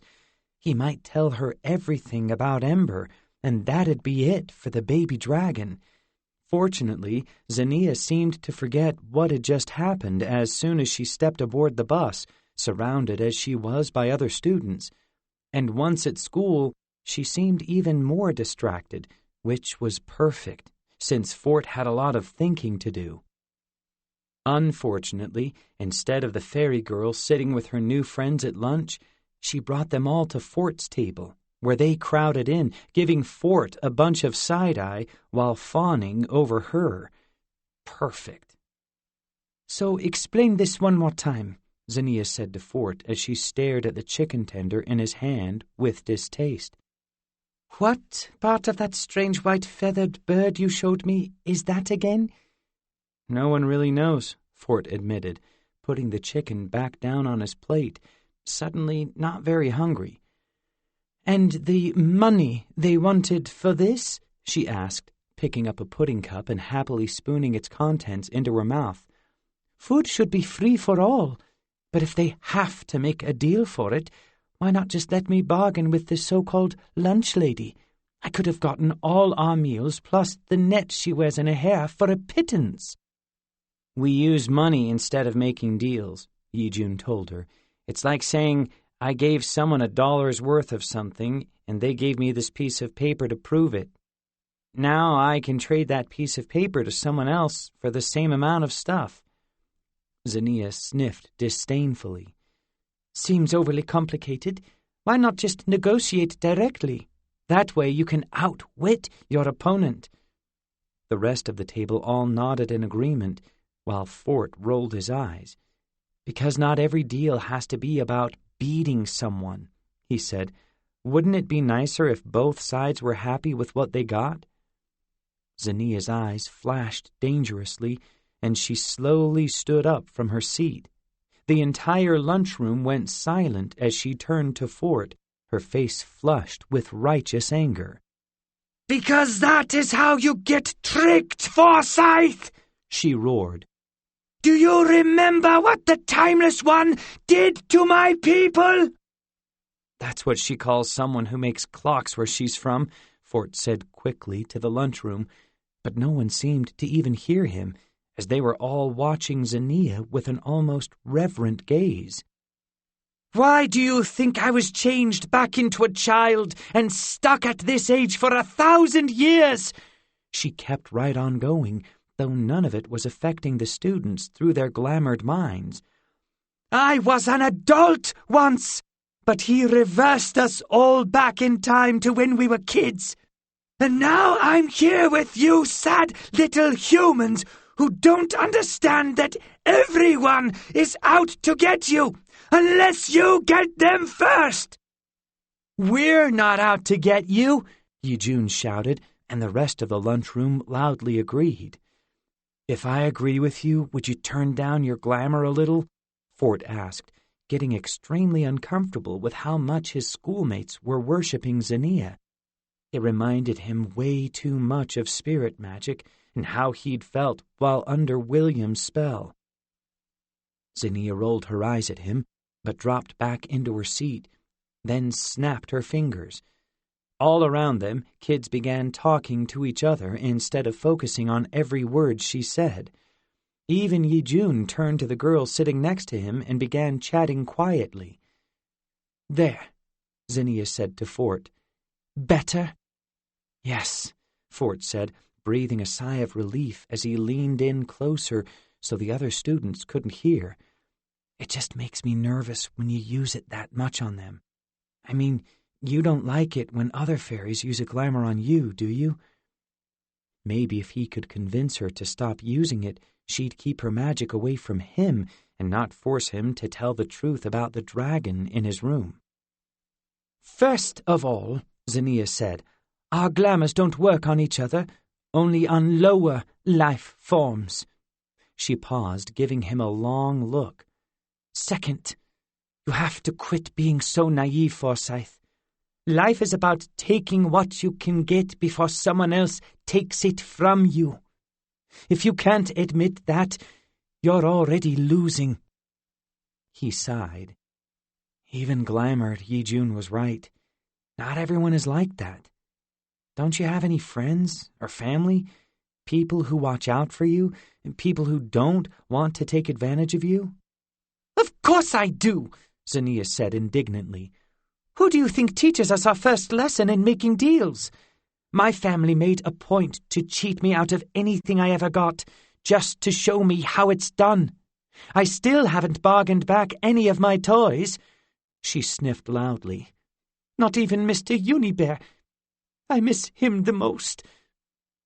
Fort had no idea where to even begin with that, but he did have an idea to keep her distracted from all things dragon. "That's not what humans are like. And since you said you wanted to learn about us, I have a plan for this afternoon. Maybe there's something we can teach you." She snorted. "Really? Because so far all I'm seeing is greed." She pointed at the cash register at the end of the lunch line. "You make children pay to eat.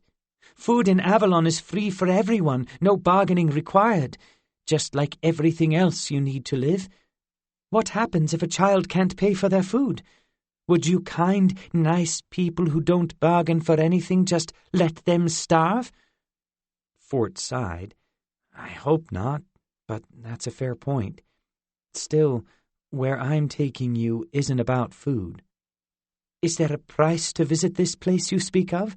Zinnia asked suspiciously. "Because if so, if you wish me to go, I will need you to pay for it."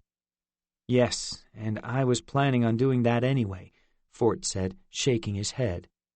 She snorted. "You're so truly bad at this, Forsyth. You wouldn't last 2 minutes on Avalon." She paused to consider. "That's about as long as you did last, wasn't it?" After school, Fort texted his dad to let him know he'd be home for dinner, in case his dad got back earlier. Being able to text his father still seemed like the most amazing thing ever, and took a bus to the mall with Zinnia. When they walked inside, she stopped dead, staring at all the things for sale in the storefronts, but Fort dragged her on. "We're not going shopping," he told her. "Come on, the movie theater is just around the corner." "But I could own this market," she shouted, people staring to look at her. "Own it all!" He eventually got her to the movies and handed over cash for 2 tickets, then popcorn and sodas, which she finally consented to trying after making sure there were no hidden animals or molds within either one. Finally, they grabbed some seats in the theater, which was thankfully empty. "What is this?" Zinnia asked as she sat down in a chair, then looked down at her feet, which were sticking to the floor. "Some kind of punishment? Is this for all the glamoring I was doing?" "Just wait," he told her as the lights began to dim. "You need to see that we're not all out for ourselves. 2 hours later, Fort walked out of the theater with a wide-eyed Zinnia just behind him. He wanted to ask how she'd enjoyed the movie, but the look of sheer awe on her face stopped him from saying anything. In fact, she ended up staying quiet all the way back to his apartment. "We don't have anything like that," she said finally when they got off the bus. "Those humans on the lighted wall were so big." "It's definitely a kind of magic," Fort told her. "But what did you think about the story?" "What do you mean, the story?" she asked, her eyes widening farther. "Wait, that wasn't a magical window into something happening right at that moment?" "No, that was actors, people pretending to be someone else to tell a story," Fort said, realizing he probably should have made that clear before going into the theater. "We don't actually have space aliens here. Magical monsters, sure, but no aliens." Her face fell a bit. "Oh, really? I was going to ask to see some later." "What? Did you not see the moment the aliens ate almost the entire crew?" "Sure, but they were so good at it," she said, then bared her teeth and swiped at him in an imitation of the aliens. "So that was all made up? How disappointing. What was the point of it then?" "The point was that the hero tried to save everyone," Fort said. "Even though she could have died herself and almost did. She went back into danger and got nothing out of it, all because she wanted to help the others." Zinnia wrinkled her nose.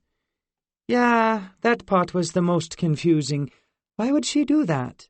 Isn't her life worth more to her than someone else's? And if she got eaten, then they'd both be gone." She snorted. "Just seems illogical." "Okay, maybe it is illogical," Fort said, "but that's the point. Sometimes people do illogical things because they're the right thing to do.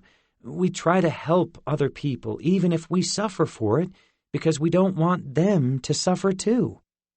And then sometimes, even when you wanted to help, you weren't allowed to because some old man who could see the future told you that you'd mess everything up if you tried. But that wasn't anything he was going to share with the fairy girl. Besides, he was still working to keep Ember out of the Fairy Queen's hands. That counted for something." Zinnia snorted. "Then how do you win, if you suffer too?" Her question made Fort pause. "I don't know," he said honestly. "I guess you win by doing the thing you wish other people would do for you, if they were in your situation, because then everyone wins." "Or everyone loses," Zinnia said, making a disgusted face. "Why take the chance? If I'd been her, I'd have taken that ship and gotten out of there the moment the aliens started turning your people into chicken tenders." She paused. "So you're saying you'd help me, even if it meant you might get eaten by an alien, Forsyth?" She raised an eyebrow questioningly. "Even if I didn't promise you any treasure, or make a bargain with you to save me?" Fort started to make a joke about how if it was her, he'd leave her to her fate, but somehow he didn't find it as funny as he'd thought it'd be. "I hope I would," he said quietly. "This makes no sense," Zinnia said, "and it doesn't track with everything else I've seen. No wonder you come up with stories like that to make yourselves feel better for all the greedy things you do." She shook her head. "You humans might want to think you're good, but deep down, you're just like we are, Forsyth. And that's smart because it will keep you safe." "Maybe you're right," Fort said, thinking about the Timeless One and his friends again. "Maybe there are times where we want to help but can't, because it'll just make things worse. But we still wish we could." "What do you mean, wish you could?" Zinnia said. "It's always a choice. You're just trying to comfort yourself, saying you wanted to help but couldn't." Her words made Fort's heart begin to race as his embarrassment grew once more. Or maybe we really do want to help, even if it is dangerous, but are told no because we're not good enough. Did you ever think of that?" She just stared at him for a moment. "Of course I didn't think of that. What are you even talking about? Who isn't good enough?" He just shrugged, his mind immediately going back to his dragon back home. He had to be careful with Zinnia, not reveal anything he shouldn't. If she found out he had teleported to Merlin's cottage, she might wonder what else he was hiding. It doesn't matter. I just meant, what's the point of being safe if we let people get hurt? How could we live with ourselves if we just ignored what they were going through? That sounds awful. But at least you'd be living with yourself instead of in some alien stomach, she growled in frustration. You humans are so human. You think you're all so great, but you're not, Forsyth. So go home. Feast upon your moldy cow milk and bread. You've made my mind hurt, and I will speak no more of humanity tonight. She turned away, then paused. Instead, I will go back to the marketplace and make it mine.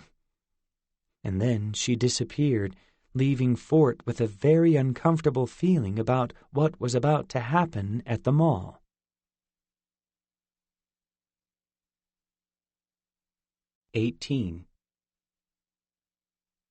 As promised, Zinnia didn't show for dinner that night, which Fort was thankful for.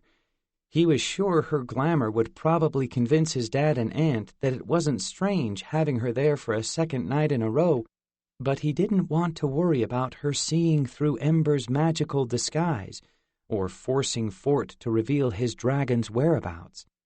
Not to mention, after the day he'd had, he just really wanted some regular, normal family time. As he sat down, Aunt Cora had the television on, and the news wasn't great. Tensions between the United States and China reached an all-time high today as the Chinese fleet moved to, the anchor said, only for Cora to shut the TV off. Like that's what we need now, she said, angrily shaking her head. With everything that's happening, why can't our countries just work together? Fort nodded without saying anything, running his fork around in his mashed potatoes. He knew why they weren't working together. China wanted their book of healing magic back to protect themselves from the old ones, and Colonel Charles was refusing to hand it over. At least things weren't at the level they would have been if the Fairy Queen hadn't saved his father. Then they'd be heading for a world war fought by magic-using soldiers. He had to remember that was why Zinnia was here. Even hiding Ember from the fairy girl was still nothing in comparison to stopping a war. Sometimes he really hated knowing what was actually happening. It had to be so nice just to have no idea that magic existed or why the world's governments were on edge. At least there haven't been any more attacks since London, his father said, looking tired. That's something, right? And I talked to my old boss today. He said there was a slim chance they could find some consulting work for me, since my old job is gone. See? Good news is everywhere if you just look for it. Fort forced a smile at him, just to make his dad happy. Fort couldn't imagine how hard it would be to come back to a life with no memory of where you'd been for 6 months, only to find the rest of the world had moved on without you. I can't stand what those people said about you on TV, his aunt said, attacking her chicken so hard her fork clanked against the plate. Who do they think they are? They have no idea what we've all been through. Fort looked up at her, confused. What people? He asked. What are they saying? This time his father and his aunt shared a look. It's nothing, Forsyth, his father said. Just filling the time on the news. They're saying he was never taken by whatever that monster was, his aunt said, stabbing her fork against the plate again. That your father faked his disappearance in the attack for what? Publicity? It doesn't even make sense. The military should put out a statement. They know the truth, and the fact that they won't say so—" "They're the military," his father said with a smile. "They never tell anything, and I'm just happy they found me, wherever I was. I really don't care what anyone says, Cora. That's their problem, not mine." Fort felt the blood drain from his face. People were accusing his father of lying? But how could they even think someone would make that kind of thing up? And just to get some attention? "It'll be your problem and mine if people believe it," his aunt said, not looking at her brother-in-law. "That could be why O'Connell won't hire you back full-time, you know.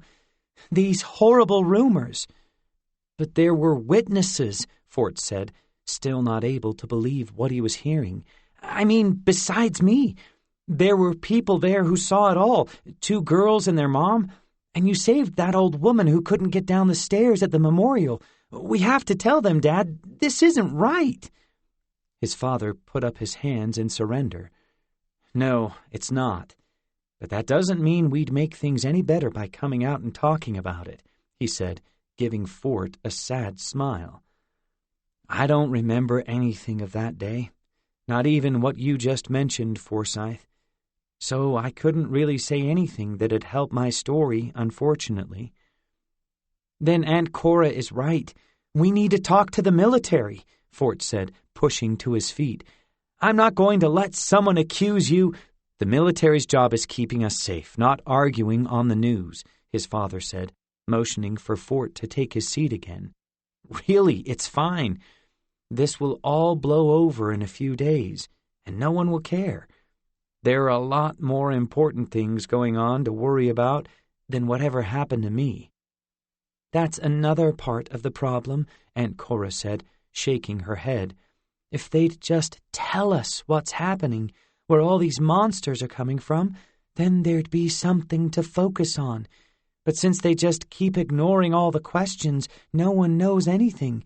They won't even say what that giant orange creature was in London, and that destroyed the entire city." "I saw someone interviewed on the BBC claim to have been absorbed into the monster somehow," his father said, his face showing he didn't believe it. "This is just what people do, make up stories when they don't know any better. Once the government figures out what these things are and where they're coming from, they'll tell us." "If we're even still around," Cora muttered. "Hey!" his father said, now sounding angry. "What did I say about that, Cora? Not in front of Forsyth." Fort looked between his father and his aunt, suddenly realizing that everything hadn't just gone back to normal now that his father was back. "What can't she say in front of me, Dad?" he asked quietly. Cora rubbed her eyes. "He's right, Fort. I'm sorry. I never should have said that." "What can't she say in front of me?" Fort repeated. His father sighed. "These attacks have everyone on edge, Forsyth, and no one knows when the next one might come, so understandably, your aunt sometimes fears the worst. And I do too. But I asked her to not talk about that in front of you, because I don't want you to have to worry about it, kiddo." He reached out and squeezed Fort's arm. "You deserve to have a normal childhood, if that's possible anymore. And I don't want you panicking about something you can't control." Fort just stared at his father, his mouth hanging open. "Panicking about something that I can't control?"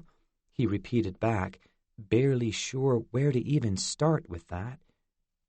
"But Everything's going to be fine, Fort," Cora said. She gave him a smile, though it didn't feel natural. "Really, it's easy to give in to the fear and all, but we have to have faith that things will be okay. Whatever these creatures are, the authorities will figure out how to deal with them. That's their whole job, right?" Fort swallowed, thinking about how useless both the military and even the students had been when the old ones had attacked the original Oppenheimer School, and they hadn't fared any better against Dia's rampage or William in London. "I guess," he said. "No guessing," his father said. Everything's going to be just fine. You'll see. Now, no more talk about monsters. Only regular, normal things. How's that kitten of yours doing?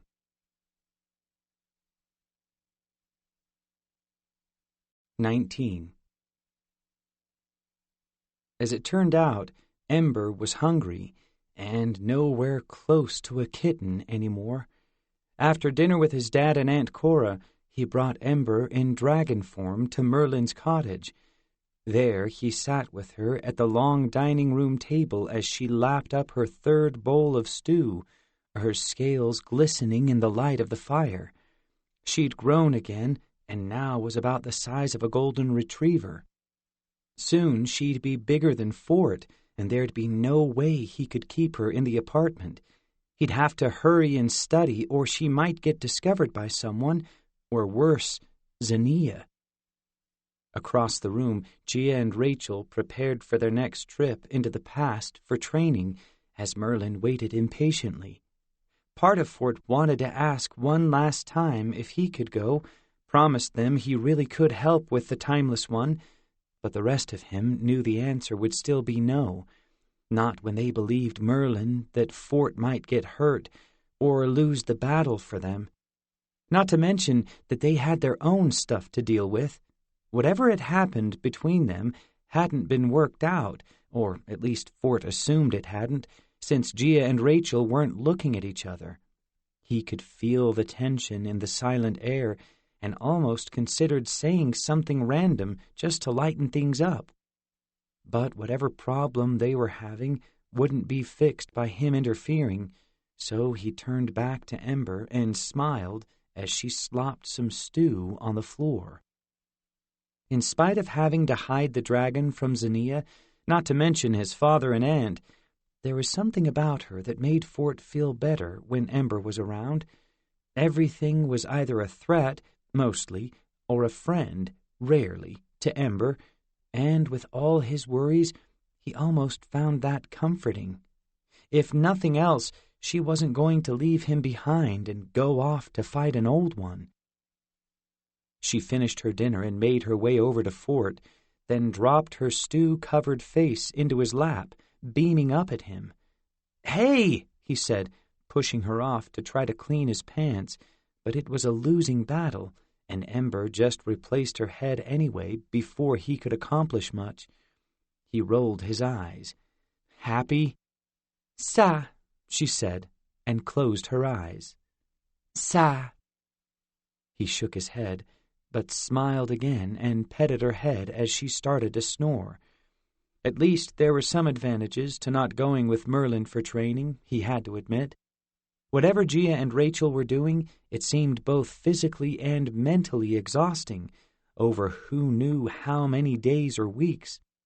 All Fort had to do was study in a cozy little cottage while being served by high-tech devices. If only he could bring his father here and let his dad relax in front of the fire with him. He knew his dad could use it. He sighed, trying not to think about his father's troubles right now. He was here to study, and he couldn't let himself be distracted, especially not since he had a very specific plan in mind for tonight. Find a spell that would let him learn the secret Merlin didn't want him to know. Fort absently turned the book's pages as he waited for Merlin, Rachel, and Gia to leave, not wanting them to accidentally discover what he was planning. "For the next 6 weeks," Merlin told the two girls, who were standing much farther apart than they usually did, "we're going to concentrate on perfecting the new types of magic you've learned, while also training on how to defeat time magic with your own specialties." New types of magic? Ways to defeat time magic? Fort started listening closer just in case, while pretending he was lost in the book of dragon language. Gia sounded confused. "I don't really see how healing or golem building—" "Puppetry," Rachel said, sounding almost mocking. "Could offset what time magic can do," Gia finished, ignoring Rachel. Anything I try, the old one can just speed himself up or freeze me completely in time. Every type of magic has its strengths and weaknesses in relation to the others, Merlin told her. To use your example, Gia, if the Timeless One were to speed up his own personal time, a corporeal magician might use their own magic upon themselves, changing their body so their reaction times were quicker, while evolving their mind to think and interpret their senses faster, so they could see, move, and think as quickly as the Timeless One.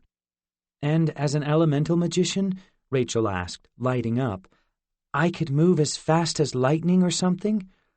Oh, no, I'm afraid that's impossible, Merlin said, patting her shoulder. That would be one of the weaknesses I mentioned. Elemental magic is particularly vulnerable to time magic, which is why, my apprentice, you'll need as much training time as you can get. Rachel's excitement faded, and she nodded. Okay, fine. Let's get to it. The three of them disappeared, and for a moment, Fort looked up to where they'd been standing and couldn't even believe how different things were with Merlin here, someone who knew about magic instead of adults who couldn't use it themselves. They'd spent so many months trying to learn without knowing what they were doing that in spite of the upcoming battle against the Timeless One, it was pretty nice to have a knowledgeable teacher on their side. But now that he was alone, he could get to the important stuff. Ember's snoring had grown louder, and not wanting to wake her, Fort flipped slowly through the book before him, hoping he could find the words he needed. As he turned the pages, some of what he found honestly terrified him with what they could do. Explode, destroy, disease. Okay, that last one he'd learned briefly when he'd first been studying healing magic, but still, mixed in with those were much more normal words like speak, learn, and home, which were less scary on the surface. And then there were the ones that could go either way, like cook, knot, and grow. He didn't want to think about the giant cooked knot he could make out of someone if he combined those three. These words were just so dangerous. Any one of them could be used wrongly and set off a whole chain of magic he never intended if he wasn't careful. The fact that Merlin hadn't even mentioned that they were words of magic before letting Fort loose on the book made him wonder what the magician thought would happen. Couldn't Merlin see the future? If so, he shouldn't have been surprised that Fort had set himself on fire. But the one word he was looking for didn't have any negative drawbacks that he could think of. It was one of the pretty normal ones, but it also had its uses, if he could just find it. Thankfully, it wasn't much longer before he actually managed to stumble upon it randomly. It helped that he wasn't pausing to learn any of the other words, but instead was just searching as fast as possible, hoping to find it before the others returned. Even so, he was beginning to worry when he turned the page and found the following. Vede. See. That was it. The spell he'd been looking for. Sure, he'd hoped to find some other related words in the process, just to help pin things down, but this one should do the trick, if he was careful. He would just have to picture clearly what he wanted to see, and things should be fine. Gently, he lifted Ember's head off his lap, getting growled at in return, then prepared himself. Whatever was going to happen, he knew he shouldn't be in any danger, not if the sea spell worked as it should. But what it would do was show him what Merlin's secret was, whatever the old man hadn't allowed Gia or Rachel to tell Fort. Taking a deep breath, he slowly let it out, then said the words to the spell. Vede Timeless One. See the Timeless One, wherever he is, Fort thought as he said the words, repeating the idea over and over. Of course, Fort had no idea what the Timeless One looked like, but in his mind he pictured a creepy, cloaked creature like the other old ones he'd seen. Maybe his body was a huge hourglass filled with running sand, and he'd be old, like the Father Time cartoon they showed around New Year's Eve. But hopefully none of that mattered, since the magic should take care of it, just like when he'd caused disease and just pictured whatever sickness he'd wanted to cause in his mind. It wasn't like he knew which virus or bacteria caused a cold, but he was still able to cast it.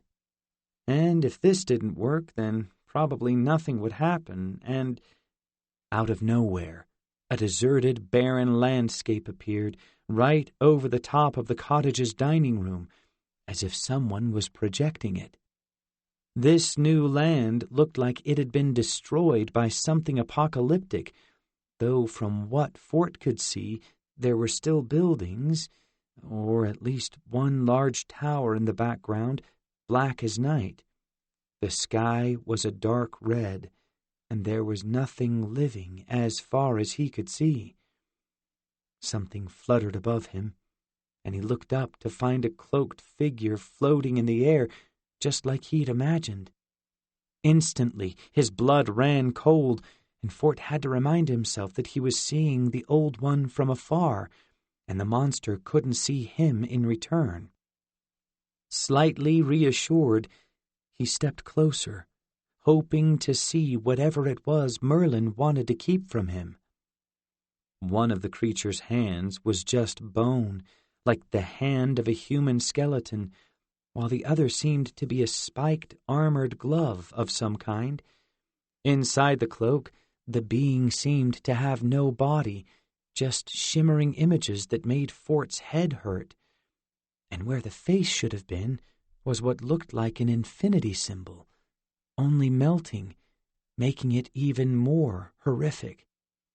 This had to be the Timeless One, but other than how terrifying he looked, what was it that Gia and Rachel couldn't tell him about? What was the secret Merlin had sworn them to secrecy over? What? "Forsyth," the old one said, pointing straight at him with a finger. "You cannot be here. Where did you get that power? Merlin must be cheating." And before Fort could even begin to understand what was happening, black light surrounded him, and the cottage faded the rest of the way from view around him, leaving him fully, physically, in the apocalyptic land of the Timeless One.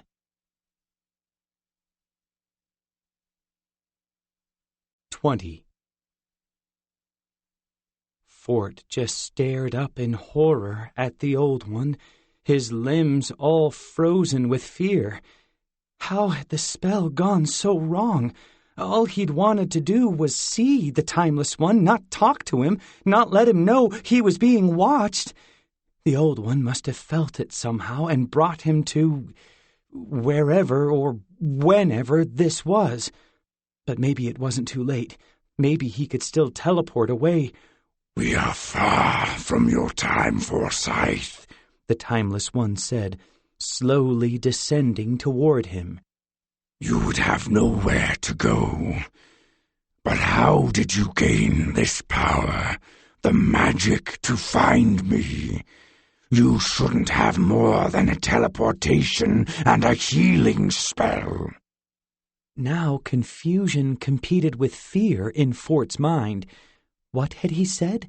How could an old one know that much about him? "I know a lot more magic than that," he shouted, trying to act brave, even while he backed away from the monster on trembling legs. "Stay back, or I'll knock this world from orbit." "This world is your world, human," the Timeless One said, advancing slowly toward Fort. "Just in the future. But enough of this. I will see for myself how you learned this magic." Black light filled Fort's eyes, and he was blinded for a moment, only for the light to disappear as quickly as it had appeared. "He gave you the book," the Timeless One roared, and all around Fort, black light infused the surface of the ground, causing rocks to crumble into dust and dirt to fade away into nothingness. "Merlin cheats at our game. This will not stand." Even the ground beneath Fort began to shake now, losing any cohesion as the dirt and stone withered into nothingness, and Fort scrambled out of the beginnings of a sinkhole to what he hoped would be solid ground, if anything could escape the Old One's rage. If this was time magic, Fort couldn't even begin to wrap his head around how powerful it must be to dissolve earth and rock. For the first time, he realized just how right Merlin had been. There was no way Fort would have stood a chance against the Timeless One. At best, he'd have only gotten in Rachel's way, and then only if she had Excalibur. Without the sword, how could any of them face this creature? Just as Fort's feet began to sink into the ground, the Old One's anger seemed to lessen, and the light of time magic disappeared as the Timeless One floated closer once more. "He has broken the rules, Forsyth," the creature said. "You were meant to be kept out of this battle. Merlin agreed to those terms, and yet now he would arm you against me. I shall not allow it." The Old One's rage returned as he spoke, and again black light seemed to appear all around Fort. But this time he knew he had to try to calm the Timeless One down, or he'd tumble into whatever lay below the ground beneath him. "I don't know what this deal you're talking about is, but Merlin didn't arm me or train me. He said I wasn't allowed to face you because I was useless." Saying it out loud would have embarrassed him in any other situation, but right now the terror was too real to worry about that. "Whatever this thing is, I promise you Merlin didn't break any rules." Or at least Fort desperately hoped Merlin hadn't, or else there was no telling what the Old One might do. "Oh, I know what his excuses were," the Timeless One said, floating toward Fort so quickly that Fort couldn't help but leap backward in surprise. The creature's infinity sign face came within inches of him, and Fort could smell an awful sort of decay, like the monster's cloak had been rotting away for centuries. "He told you it was to learn that dragon's language, but that was all a facade. He meant for you to face me, battle me." "No!" Fort shouted, flinching away from the creature. "I swear he never—" "And now that he's broken the rules, I no longer need to abide by the agreement." The Timeless One whipped around, almost knocking Fort over with his cloak. "I searched for that book for millennia, but he'd hidden it well. Now I will take it when I beat the final Artorigios and doom the old man." Fort's heart raced so fast he could hear it in his ears, but still he couldn't help but wonder about the Old One's words. A game, rules, an agreement. What was going on between Merlin and the Timeless One? Fort knew that Merlin had been training Artorigios against the Old One for centuries. But why? What sort of person was Merlin to make deals with an Old One? And why would the Timeless One want a book of dragon language? "I promise you he wasn't letting me do anything!" Fort shouted, raising his shaking hands to try to calm the creature down before the Timeless One wiped him from existence. "It really was just about learning to speak to my dragon. That was it!" "You cannot know him like I do, human," the Old One said with disgust. "He always cheats, but now I know his method and can play his game. The agreement was that I gave him a year to train his newest art Origios, but there are ways around that. All she truly needs is the sword, and once she regains that, then I shall end this ridiculous game once and for all." What? Rachel wouldn't have a year to train? This was all going to happen as soon as she got Excalibur back? He had to warn her, warn Merlin. "You will not warn anyone, Forsyth," the Timeless One declared, and the black light intensified, pushing in on Fort from all sides. "As far as you're concerned, none of this will have happened, so you will not remember anything to tell Merlin or your friends. But I shall be seeing them all soon, and for one final time." Before Fort could respond or react, the ground dropped away beneath him, and he tumbled into darkness, screaming in surprise and horror. The blackness of the time magic grew as he fell, blinding him with its light, and then... Fort flipped through the book in front of him, Ember's head in his lap as she gently snored. These words were just so dangerous. Any one of them could be used wrongly and set off a whole chain of magic he never intended, if he wasn't careful. The fact that Merlin hadn't even mentioned that they were words of magic before letting Fort loose on the book made him wonder what the magician thought would happen. Couldn't Merlin see the future? If so, he shouldn't have been surprised that Fort had set himself on fire. But the one word he was looking for didn't have any negative drawbacks that he could think of. It was one of the pretty normal ones, but it also had its uses, if he could just find it. He flipped past the remnants of a page, looking like someone had ripped it out, and absently he hoped that wasn't the one word he was looking for. But what would the odds be? But as the night progressed, Fort got more and more frustrated. No matter how quickly he searched, he just couldn't find the word for sea in Ember's language, the one spell he'd need to find out whatever it was Merlin was hiding from him. And it was getting late. Well, okay, time wasn't actually moving, not here in Merlin's cottage, but Rachel and Gia would be back soon, and he'd have completely missed his chance. "I don't suppose you know the word for sea in your language, do you?" he asked Ember. She glared at him as she woke up, then yawned widely.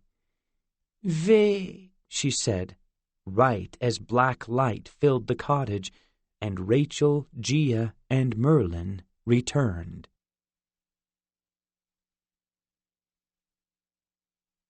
"21. "Hey," Rachel said, looking exhausted as she dropped into the seat next to him. "Got anything to eat?" She was covered in dirt and dust now, and back to wearing her leather armor. Gia had the same cloak on she'd been wearing after her last training, though now it had several slices out of it, as if she'd been dodging swords, though maybe not very well. She sat down as well, though far enough from Rachel that Fort could tell they hadn't fixed their problem while they were gone. He wondered again if he should try to help. There's stew," Fort said, nodding at the dishes that were already floating over to them. Are you both okay?" Ember sniffed at Rachel, then turned up her nose and settled her head back into Fort's lap and closed her eyes. "Not even a little bit," Rachel said, greedily reaching for the bowl before it landed, then immediately starting in on the food. On the other side of the table, Gia was doing the same without even saying a word. "I think I made a rock so heavy it will mess with time, so that's fun," Rachel continued through spoonfuls. "Never thought I'd say that sentence." What?" Fort said, briefly thrown out of his own thoughts about his two friends. "Does that mean you're basically making a black hole?" "Is that what I'm doing?" Rachel asked Merlin. The old man just shrugged. "Don't try to make science out of magic. The two fundamentally are the same thing, but neither particularly likes the other. You should see how they fight when you lock them together in a room." "He's always like this," Rachel said to Fort when he gave her an odd look. "Don't question it." "Fair enough," Fort said. "Gia, were you really learning puppetry?" Gia slowly looked up from her stew, some of which was now dripping from her chin. She held out a hand and opened it, revealing a tiny wooden sculpture of a person, complete with a face, clothes, everything. She set it on the table, then went back to eating. "Gia says she's too hungry to talk," the sculpture said, making Fort leap out of his seat in surprise. "Whoa there, giant human, you need to calm down." "Is that Gia talking through the puppet?" Fort said, pointing at the tiny wooden sculpture. "That's amazing!" "Who are you calling a puppet?" the sculpture said, stalking toward Fort. It gestured, and the seat Fort had just been sitting in reared back like a horse, then slammed its legs into Fort's chest, knocking him to the floor. He looked up in shock to find the sculpture standing over him on the table, a satisfied expression on its face, as Fort's chair began to buck around wildly. "That's what I thought, big man!" it shouted down. "Your golem's getting out of control again," Rachel said to Gia, not looking at her. "You should probably fix that." Gia sighed as Fort stood back up and snapped her fingers. The puppet froze in place, right in the middle of giving Rachel a dirty look, and Fort's chair immediately froze as well. "Sorry about that," Gia said to Fort. "I think she might have developed sentience at some point along the way, because I used to be able to control her. Now she's a little tyrant and has figured out how to use the magic that infuses her on other things. If I leave her alone for even a minute, I come back to a small army." Fort just stared at her. "You learned all of this in a month and a half?" "Actually, I kept them a bit longer than I originally thought," Merlin said. "After all, Excalibur is due to return soon." Right. Fort had almost forgotten it was so soon. At least that he was allowed to help with, though he wasn't exactly excited about how many soldiers and students they were going to be up against. They'd definitely need a plan. Once they had Excalibur, Rachel would still have the rest of the year to train with it, so that was something. "How long were you gone then?" Fort asked. Rachel winced. 4 months. 4 months? You can't keep going like this, Fort shouted. You need rest and apparently food. Aren't you feeding them, Merlin? "I'm trying," Merlin said, shrugging. "Food is available, but both are just too engrossed in their studies and practice." "Engrossed is the right word," Rachel whispered. "The food is disgusting in medieval times. No one washes their hands, and everything smells like horse and cow manure. And the water? Yikes!" "Gia had diarrhea for weeks," the little puppet said, only for Gia to snap her fingers, freezing it again, turning red as she did. "How do your studies progress, Forsyth?" Merlin asked him, nodding at Ember, who climbed up to sit in the middle of the book, covering it with her body, she was so large now. Soon she'll be too big to hide effectively from the fairy. Oh, it's going okay, Fort said, cringing a bit. Ember knows how to ask me for food and water, and I can tell her my name is Fort and ask her where La Biblioteca is, so, you know. Two very important first steps, Merlin said, his eyes twinkling in the light of the fire. So, nothing out of the ordinary happened while we were gone, then? Fort blinked, wondering if the magician knew what word he'd been trying to find. Nope, everything's fine, he said. Just reading over vocabulary words and trying to memorize them. Having a great time with it all. He winced. Though it'd help if the words were in alphabetical order. It does take forever to find anything. They are organized alphabetically, Merlin said. Only it's by the word of power, not your language. So I understand the issue. Hey, Fort, Gia said. I meant to ask you before we left, but I got caught up in everything. Do you know what's going on with Sierra? I couldn't reach her last time I was here, so, yesterday. She threw a look at Rachel, who was avoiding her gaze. I wanted to have a talk about something. Yeah, I couldn't get a hold of her either. What's she doing? Rachel asked. Ask him, Fort said, nodding at Merlin, not liking the reminder that Sierra was off somewhere with Damien, the worst dragon of all time. He's the one who's hiding everything. The old man smiled gently at them. We all have our parts to play in this game, and she's busy with hers. You can chat in your heads later. I swear you teenagers always need a phone or magical equivalent. I never had this problem with Wart when he was your age. Rachel almost choked on her bite of stew. After eating, Rachel and Gia both used their slap bracelets to return home, saying goodbye to Fort, but not to each other or Merlin. Fort decided that next time he saw them, he really did need to say something, if just to see if he could help. Maybe he'd try Rachel alone first, then Gia, in case either was more comfortable sharing with him.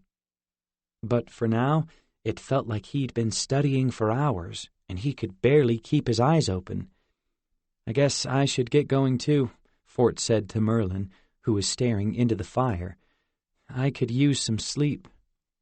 Merlin nodded, turning back to look at him. Sleep is important, but perhaps you haven't learned enough for tonight. Trouble will follow at the same rate your dragon grows later, Forsyth. The sooner you get her to safety, the better, I would imagine. Fort stared at him for a moment, then sighed and dropped back into his seat. Good point, he said, trying to pull the book out from under Ember and failing miserably until the dragon indignantly picked herself up off it. I'll stick around a while longer now and see if I can't figure out how to teach her the phrase, please make a portal to another dimension so that the creepy fairy queen doesn't use you against your own kind. Poetry in any language, Merlin said, his hands glowing black. I bid you good luck and a good night, Forsyth. Learn all you can. Ember looked up at him with a strange look, and he winked at her, then glitched out of sight, leaving Fort alone. I wonder if he was always weird, or if it took a few thousand years to make him that way, Fort said to Ember. The dragon ignored him. Instead, she reached out and yanked the book closer to herself, digging her dragon claws into it as she flipped several pages over.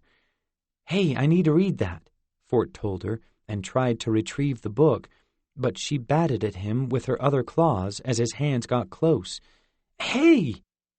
She just stared at him for a moment, then closed her eyes and made herself comfortable, her dragon paw now lying right in the middle of the page.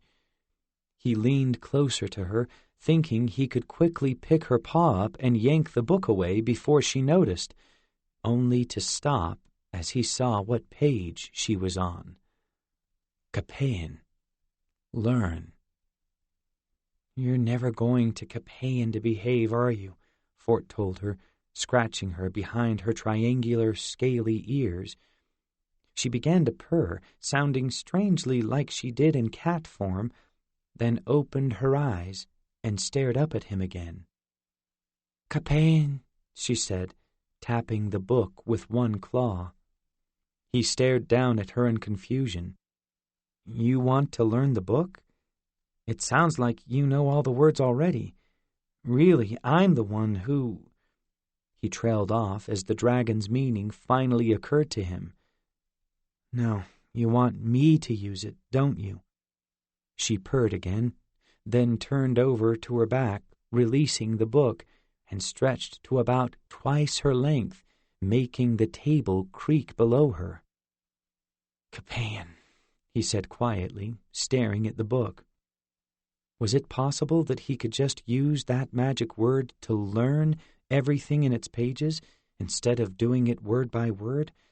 It'd certainly be a lot faster. For a moment, he almost considered using it then and there. It'd be so easy, just cast the spell and see what happened. But even though this wasn't a spell like Theo, it still wasn't just some straightforward word. Learn could end up meaning a lot of things, and he'd have to make sure he knew how it worked before taking in an entire language at once. On one hand, if it worked, he wouldn't need Ember's magic to send her to safety. He'd have all the spells he needed to get her into the care of the Avalonian dragons. Not to mention, he'd have the power to help his friends against the Timeless One and not mess everything up. On the other hand, who knew what kind of side effects the spell might have? After setting himself on fire, maybe some experimenting was in order. The spell might not even work the way he needed. He'd have to test it first, before figuring out what he wanted to do. You really are smart, aren't you? He said to Ember, grinning at her. Sa, she told him, giving him a knowing nod. Rexe sa.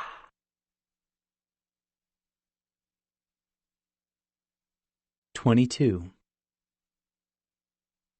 Giving up for the night after learning his learn spell, Fort brought Ember home, making sure she was back in her cat form, and spent as much time as he could with his father, watching some television. He hated not having more moments like this, what with everything that was going on. But maybe once Ember was safe, he could spend more time with his dad before everything happened with the Timeless One. After all, that was still so many months away. Finally, his father forced him to go to sleep since it was still a school night, not to mention that Fort had passed out a few times whenever there was a moment of silence, given how exhausted he was. He reluctantly agreed and stumbled into bed, where Ember curled up around him protectively, which was nice, considering how warm she was. Fort woke up the next morning with Ember sleeping at his feet, only instead of a furry cat, she had reverted to her dragon form and was now even larger than she had been the night before. The bed was tilting in her direction, she was getting so heavy. "Hey," he said to her, and she looked up at him lazily, then yawned, showing him far too many razor-sharp teeth for his comfort. "What are you doing?" "Ember, Make in the house." Fortunately, one word he had learned was the one for cat, and she obediently changed back into her cat form, now easily the size of a tiger. Merlin had been right. Even when she was in cat form, Fort couldn't let his dad or aunt see Ember now. And worse, Ember was probably too big to even live in the room anymore by herself, though he wasn't sure what other choice he had. What if Zinnia came back for dinner again and Ember knocked down the door? The fairy girl would see through Ember's magic in seconds, and that'd be it. But maybe this learn spell would solve all of his problems.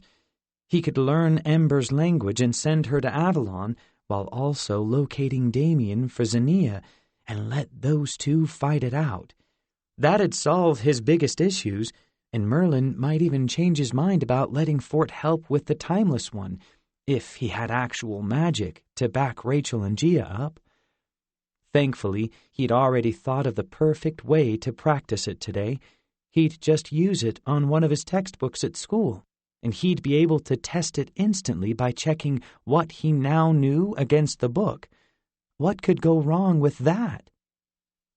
For the first time ever, Fort wished he'd had homework the night before, just so he'd have taken one of his school books home to begin with. He did have some fiction books, but he wasn't quite sure what learning one of them would do.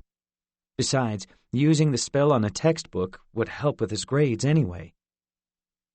After Fort took a quick shower and got dressed, he found a strange sight in the kitchen. Zinnia was sitting at the table. And even worse, she was speaking softly with his father, and neither looked happy. But when Fort walked in, his heart now racing from terror, his father smiled widely, even as Zinnia continued looking annoyed. "Good morning, Mr. Future President," his dad said. "What can I get you for breakfast? Today's special is some farm-fresh organic cornflakes, along with my own personal recommendation, toast." "Cereal's fine," Fort said, too worried about Zinnia's presence to even roll his eyes at his dad. He poured out a bowl, followed by the milk, as he watched Zinnia closely. What had she been talking to his father about?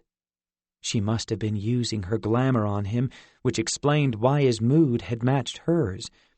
Did this have something to do with their first meeting, when both had been all awkward? "What are you doing here so early?" he asked her, trying to sound casual. "Waiting for you," she said, fiddling with some half-eaten toast. "By the way, my recommendation would be the flakes of corn. This toast stuff tastes like grilled bread." Fort just stared at her. "That's what it is." She held up the toast on her plate, giving it a close look. "Oh, really? She poked at it, her finger going right through the bread, then dropped it back to her plate. "I was offered some sort of translucent red glob to put on top of it, apparently to make it sweeter." Her face showed exactly what she thought of that. "Needless to say, I passed." "That's called jelly," Fort told her, "and you should try it. It's made of fruit." She raised an eyebrow, then reached for the jar of jelly and sniffed at it tentatively. "Lies," she said. "I don't smell real fruit anywhere in there." Fort sighed, but at least that explained her mood. "Fair enough," he told her as he spooned cereal into his mouth as quickly as he could. "We should get going so we're not late." "Agreed," she said, "if just to get out of the smell." Fort had never been so happy to be insulted in his life.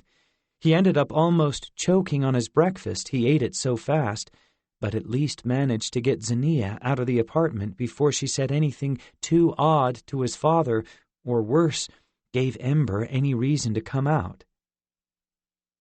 "Listen, I'm not sure how effective I'm being about finding your dragon, spending all day in this school place," Zinnia said as they waited for the bus. "I think maybe we should try another one of those movie things, just in case it shows up there." Fort just blinked at her, wondering if she really thought she was tricking him. "Was there a movie in particular that you thought the dragon might show up to?" She stared off in space as if to think about it. "Yes, I believe we should try the one where the aliens eat everyone again. It seems like a natural temptation for any dragon, given how much they like to eat things." This time, Fort couldn't help but laugh. "Just admit that you want to see it again. You don't have to lie to me." "Lie?" she said indignantly. "I would never. Though I do admit the alien story has made me think about a great many things, Forsyth. What would I do if those monsters attacked me or my queen? Would I attempt to flame-throw them like the hero lady? Or would I run? I don't know, and it disturbs me. She grabbed him by the shirt and pulled him closer. "Now take me back so I can figure out what to do." Fort stared at her in disbelief. "You just like watching the lady kill all the aliens, don't you?" "Yes!" Zinnia screamed at him, a fire in her eyes.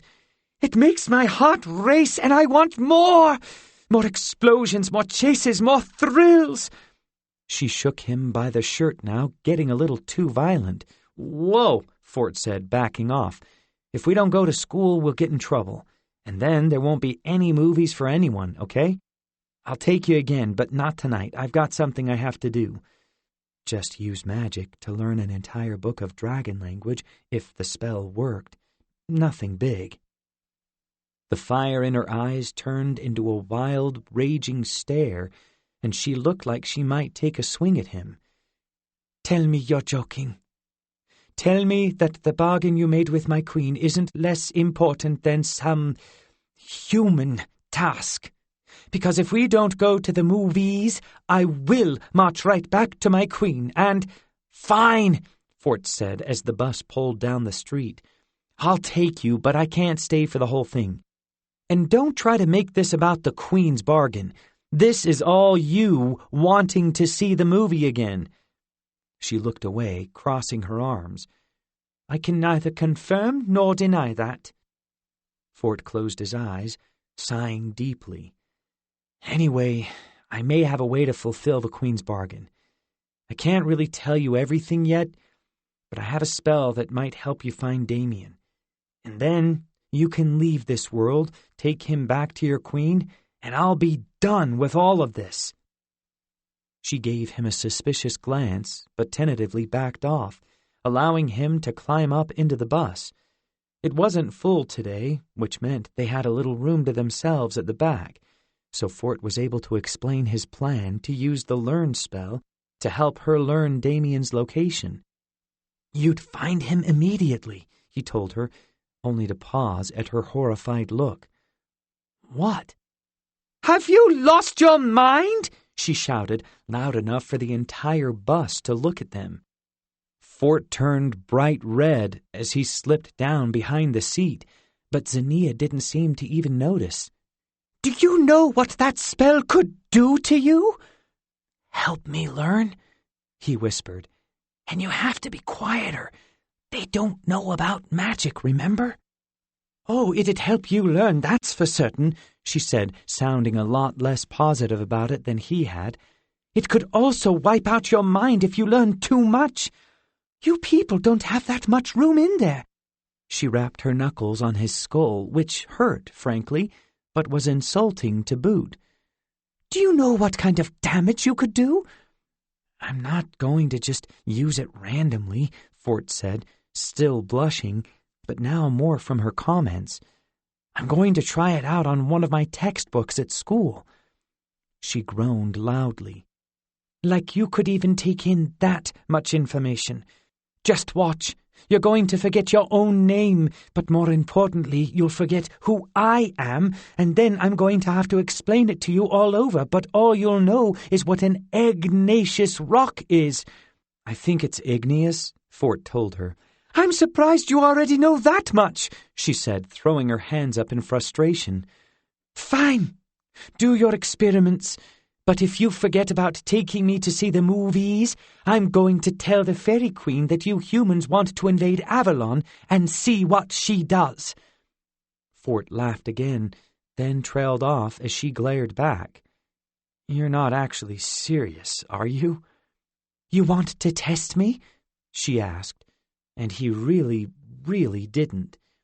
Still, all of her worry about the spell seemed to come from the fact that she thought humans weren't the sharpest knives in the drawer, so Fort didn't let her warnings bother him too much. Besides, the whole point of school was to learn everything in a textbook, so his brain had to be able to hold that much knowledge, right?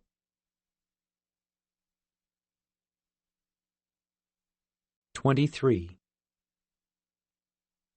As it turned out, there wasn't any time during school that Fort could sneak away to try his learn spell experiment. Lunch was another nightmare, with Zinnia holding court over everyone, only this time getting movie suggestions from the other kids, which didn't bode well. She ended up with a list of films that would take days to watch. After lunch came another monster attack drill during class, which set Fort's anxiety racing. He found himself staring at his classmates with guilt, unable to stop himself from thinking about how so much of this was his fault. Not Damien summoning the old ones the first time, no, but too much of the rest of it.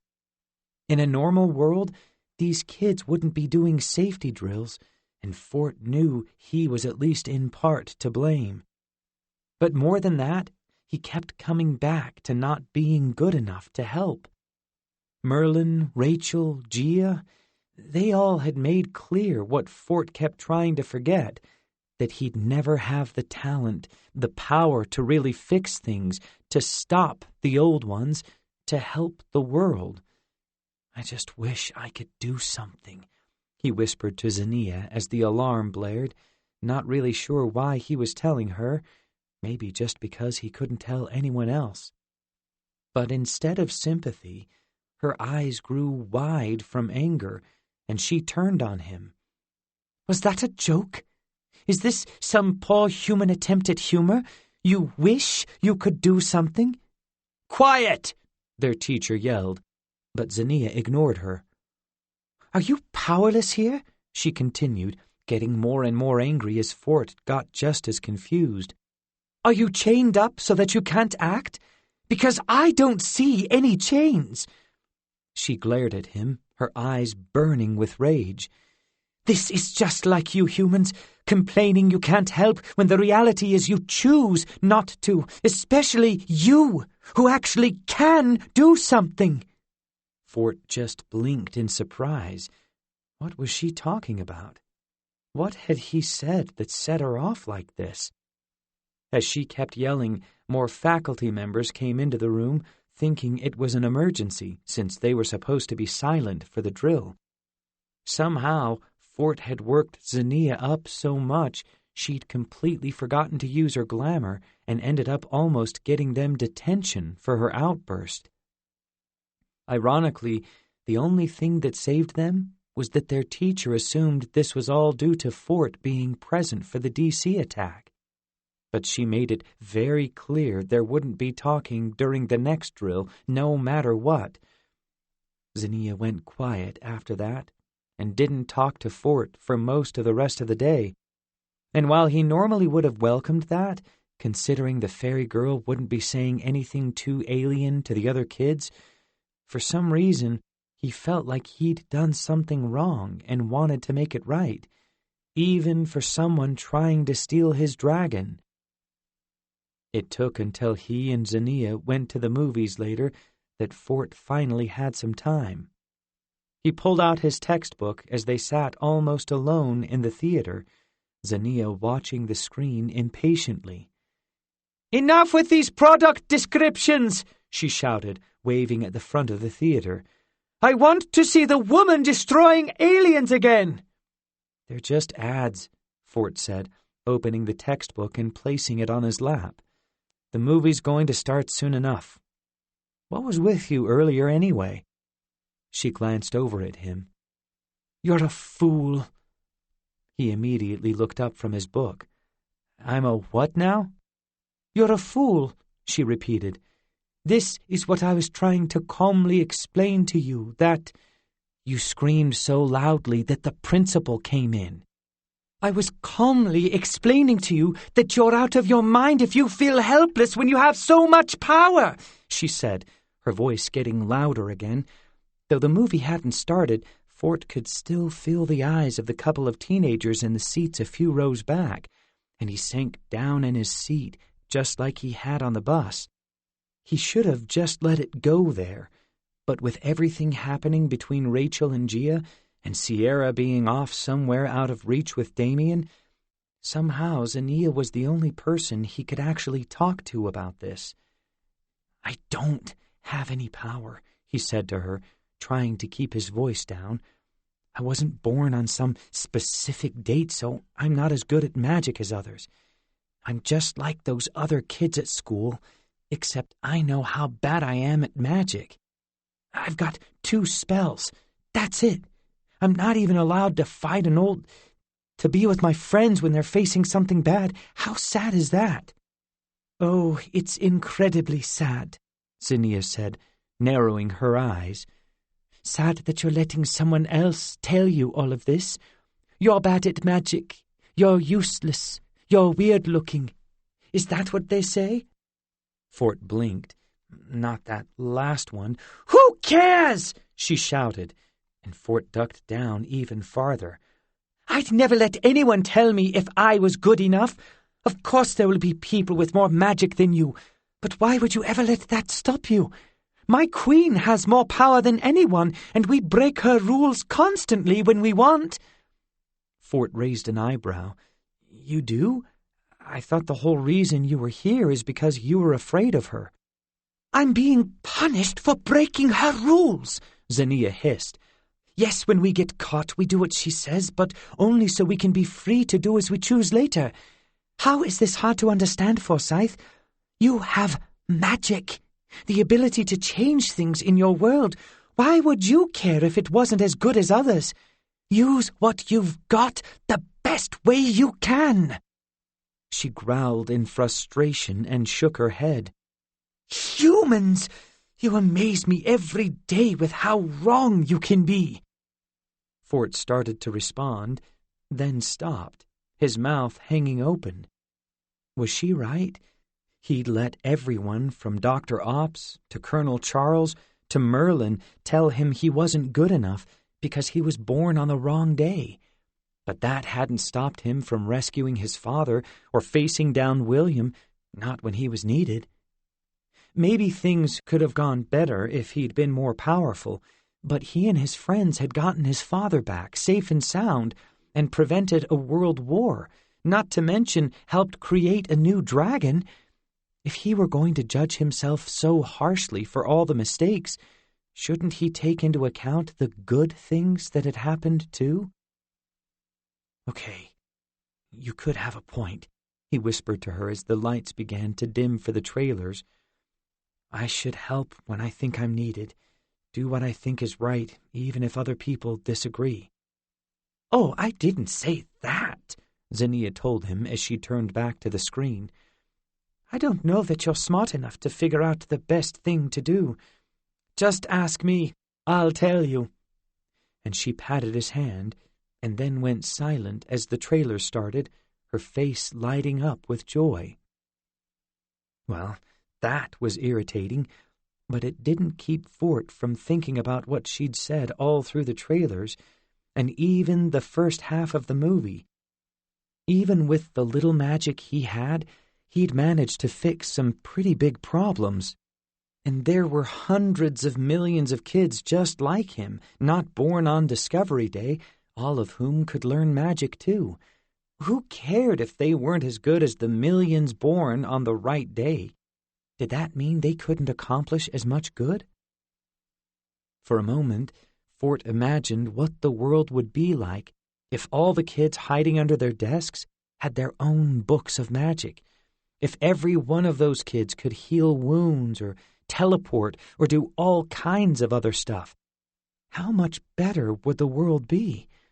Did it matter at all that there would be others stronger at magic if those kids were healing diseases or teleporting food to starving people? And yes, that wasn't fighting an old one, but that didn't mean Fort couldn't help, no matter what Merlin said. Maybe he'd be hurt in the battle or worse, but Fort also knew what it felt like, losing his father when he was powerless to stop the Draxi. Now he at least had some power, and if he didn't use it to help his friends, he knew he'd regret it just as much as when his dad went missing. Zinnia clapped beside him in excitement as something or other happened on screen. Fort couldn't pay attention now, his mind completely elsewhere. But as he shifted in his seat anxiously, the textbook on his lap moved, and he remembered what he had brought it for. This was his moment to experiment. He'd gotten so distracted in his thoughts that the movie was already half over, and he still had to try out the spell before going to Merlin's tonight. His train of thought had been interesting, and he knew he'd have to get back to it soon, but for right now, he had some studying to do. He couldn't see the American history textbook in his lap, not in the dark of the theater, but he shouldn't need to. Instead, he brought to mind the word for learn in the language of magic and put both hands on the book, concentrating on it. "Capain," he whispered, too softly for even Zinnia to hear. Hopefully he didn't need the word for book, since he didn't know that yet, but other spells worked by thinking of what you wanted to. Pain erupted in his skull, which felt like it might split in two. He groaned loudly and pushed back in his seat so hard it squeaked. "Shush!" Zinnia said, barely looking at him as she watched the movie with a huge grin. Fortunately, as quickly as it had come on, the pain lessened, then disappeared entirely, and Fort was able to think again. He looked down at the textbook in his lap and suddenly realized he knew everything about it. And not just about American history. Yes, he knew that the Constitution was signed in 1789, that the War of 1812 was between the Americans and the British soldiers burned down the White House, and that the Civil War started in 1861 and ended in 1865. But Fort also knew now that this particular copy of the book was a 32nd printing, and the publisher had offices in New York, London, Paris, and New Delhi. Not to mention that 14 students had used this copy before, and 5 of them had killed bugs with it. 3 of those bugs were spiders, 2 were mosquitoes, and this book had been chosen by the Texas School Board because— "Whoa," he said, his eyes wide as he stared at it. The spell had not only worked, but it had gone beyond even his wildest expectations. And then pain shot through his skull again as Zinnia slapped his head. "Stop talking," she whispered. "People are trying to watch a movie here."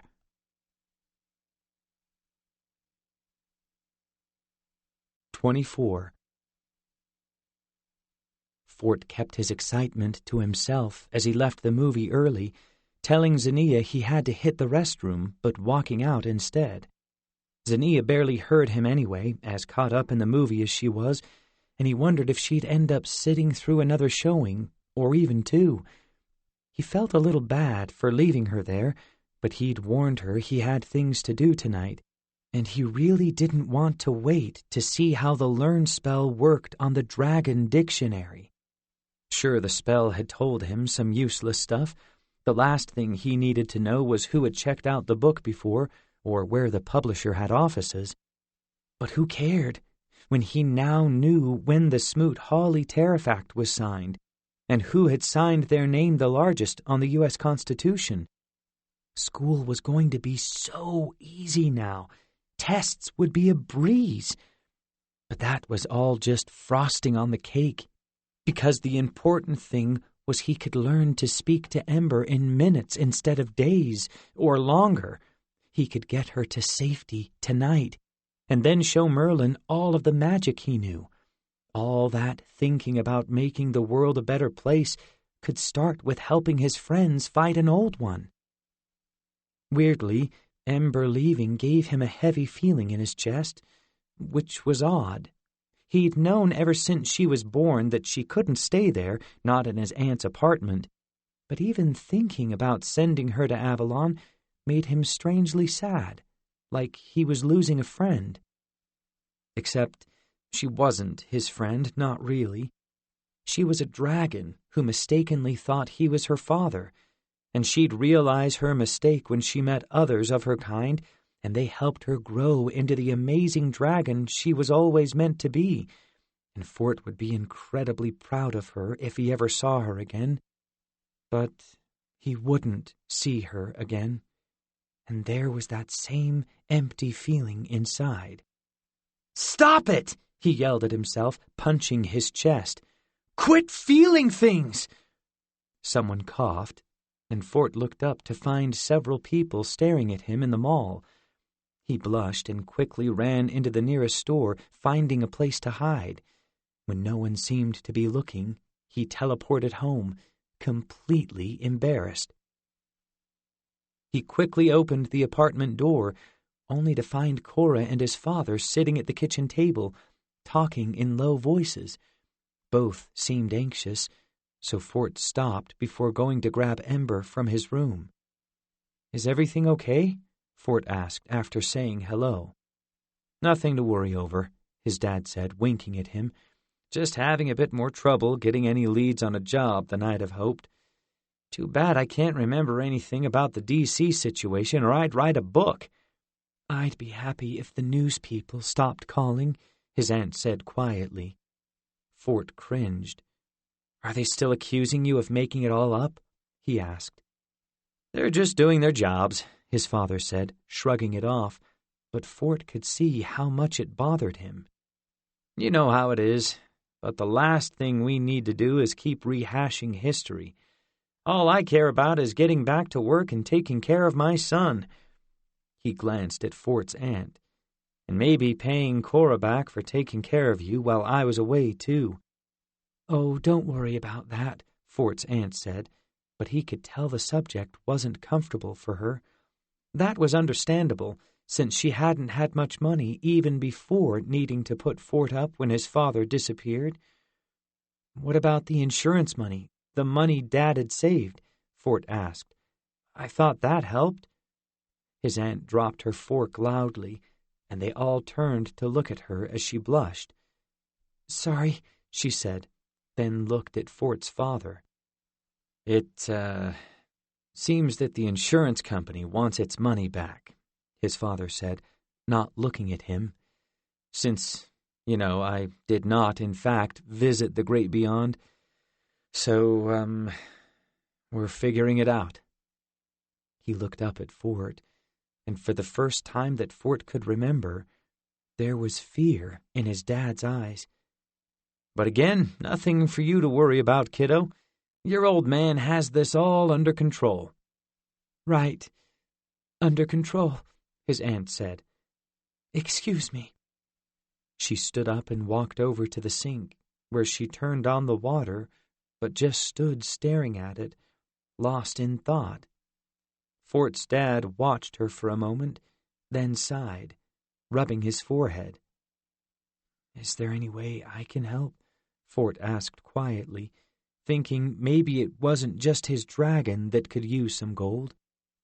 "You just concentrate on your schoolwork so you can grow up and become president," his father said, his smile returning, though the fear was still in his eyes. "Then I can write 1,000 books all about how great you were as a kid and make millions. Deal?" Fort nodded, a large lump in his throat. He leaned over and gave his dad a quick hug. "Don't worry. If we can make it through D.C., we can handle this, too." "Oh, are you my dad now?" his father said, squeezing him tightly in the hug. "When did you get to be such a grown-up?" "I learned from the best," Fort said quietly, then patted his father's arm and left him in the kitchen, hating that he couldn't spend more time with him.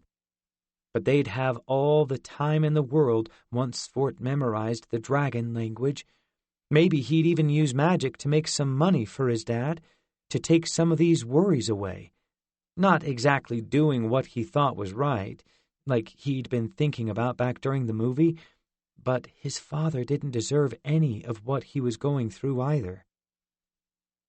Ember greeted him at his bedroom doorway, not even waiting until he was inside before meowing loudly. Somehow she'd grown, even since that morning, and now was almost big enough for him to ride, far too large for his bedroom. Not to mention that Aunt Cora's exercise equipment was now strewn about the floor, with the metal dumbbells half-eaten. Apparently, even in her cat form, the dragon craved metal. Yikes! At this rate, she wouldn't last another night, but hopefully that wouldn't matter, now that he could learn the language of magic and get her to a better place. Again, that emptiness returned, but he ignored it. There were far more important things to worry about right now. Volajrana, she said, nudging him with her head hard enough to knock him into the wall. Volajrana! I get it, you want food, Fort told her, and quickly closed the door behind him before opening a can of cat food. She attacked the bowl as soon as he put the food on it, finishing it in one bite, then waited impatiently for him to open another can. If nothing else, he had to get her to Avalon, or she was going to bankrupt his meager funds and go hungry. As soon as Ember had finished her dinner, which included every can of food Fort had left, he opened a teleportation circle into Merlin's cottage. He wasn't sure if Rachel or Gia would be there, or if they would have already left to go back to the past for their training. But when he arrived, Rachel was waiting, and she looked like something was very wrong. "Good, you're here," she said, jumping up from her seat. "We have a problem." Fort sighed. Of course they had a problem. "What's going on?" "The sword showed up today," Rachel said, her forehead creased with anxiety. "It's at the school. Right now, Fort. I thought we had more time. Merlin told us 2 days ago that it had come back 5 days from then, but it's there now, and we've got to get it." "But how?" Fort said. "I thought he could see the future. What went wrong?" "I don't know, and he's not here," Rachel said, pacing around. "And what's worse is that as soon as the sword arrived, Agent Cole grabbed Gia from her room, took her down to the cafeteria, and locked her in there, surrounded by guards. They suspect her, Fort, which means they suspect us. They don't know for sure, they can't know, but Merlin said they do know someone's coming, and we're pretty obvious suspects." "Okay, we can figure this out," he said, not really sure he was right, but wanting Rachel to calm down. "Is Sierra back? Is that how you found out about Gia?" "No, she's still gone," Rachel said, rubbing her temples with her thumbs. Fort frowned. "Sierra?" he shouted in his mind, hoping she'd hear him and respond, unlike the last 2 days. "Hey, can you hear me? We need your help." But again, there was no response. Great. "So, if not Sierra, how did you find out about Gia?" Fort asked. Rachel pointed down at the table, and Fort's eyes widened. There, right next to where Rachel had been sitting, was a familiar-looking wooden sculpture of a person. He gasped and leaped away from it. "That thing's still here?" he said, cringing. "It's me, Fort," it said, sounding like Gia instead of whatever creature had been speaking to Fort the day before. "I left it there in case of emergencies, which was good because otherwise I wouldn't have been able to communicate. There are more there in the other room, too. Rachel, can you grab them?" Rachel nodded and picked the puppet up, sliding it into a pocket on her shirt, leaving just the puppet's face peeking out. "Are you ready for this, Fort?" she asked. "Even with Gia's puppet, we're going to need all the help we can get. If you're not up for it, tell me now." "I'm up for it," he said, nodding at her in what he hoped was a confident way. He glanced down at the book of dragon language on the table, then looked back up at Rachel. "Go get her golems. I'll be ready." Rachel nodded. "Thank you, new kid. And don't worry, we've got this." Fort wasn't sure about that, especially considering how worried she looked, but he saluted her with a grin and waited for her to leave. Then he moved to the table and sat down in front of the dragon dictionary. Ember distracted herself with the same stew as usual, bubbling over the fire, so he was free to do what he had to. The school knew they were coming. The time for tests and experiments was over. "Capaean," he said, his hands over the book. And then his entire world exploded.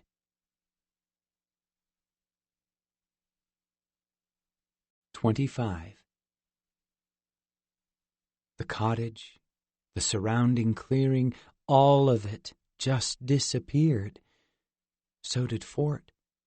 His body, his mind, both gone.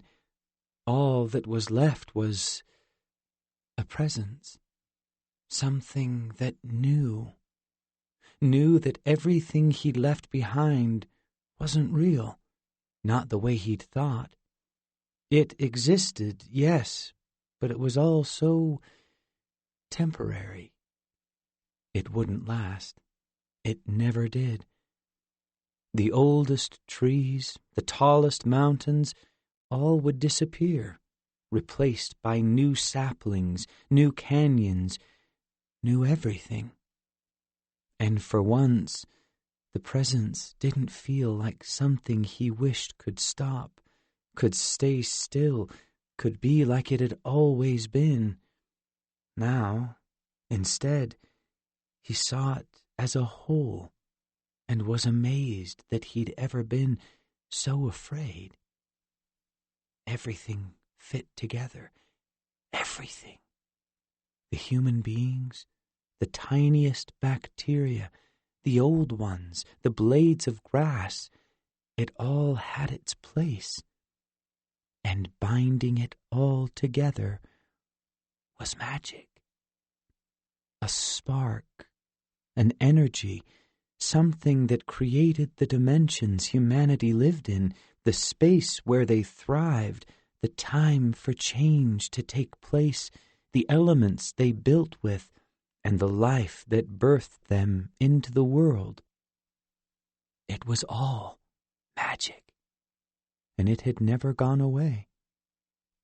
Even though humanity had forgotten, lost access to it, magic still existed in the tiniest of moments, bringing change to a world that no longer understood why it couldn't stay as it was. And that confusion, that anger, came from forgetting. The presence didn't want to forget, not anymore. He remembered it all.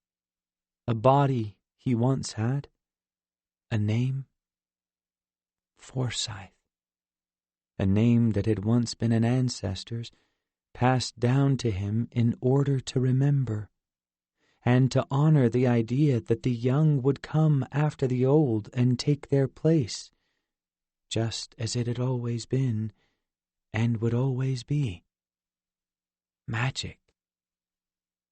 Somewhere, a great distance away, Fort could feel tears on his face, a face he still felt connected to in spite of seeing everything now, feeling everything, knowing how it...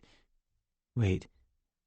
No, something was pulling on him, yanking him back to his body. He screamed, both in his present form and in his body, trying desperately to hold on to what he'd learned. But something was drawing him back, returning his mind to an earlier state. Healing magic. No, corporeal magic. That was the only thing that could do this, yank him back from what he was seeing, force him back to normal.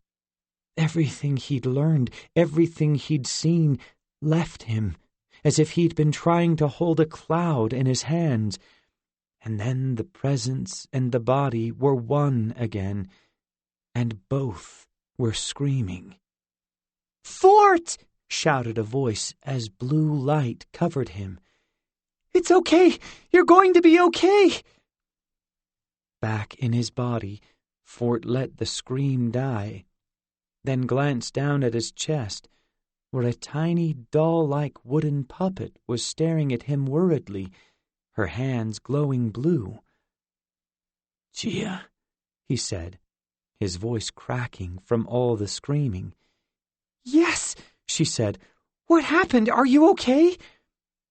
That's when Fort's head began to split apart.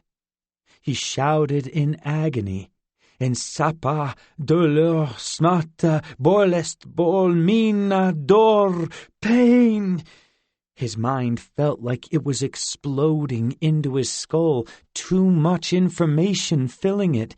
Words he'd never heard before now leaped out at him in 100 different languages, and he couldn't separate them from each other. Then, he thought, the book.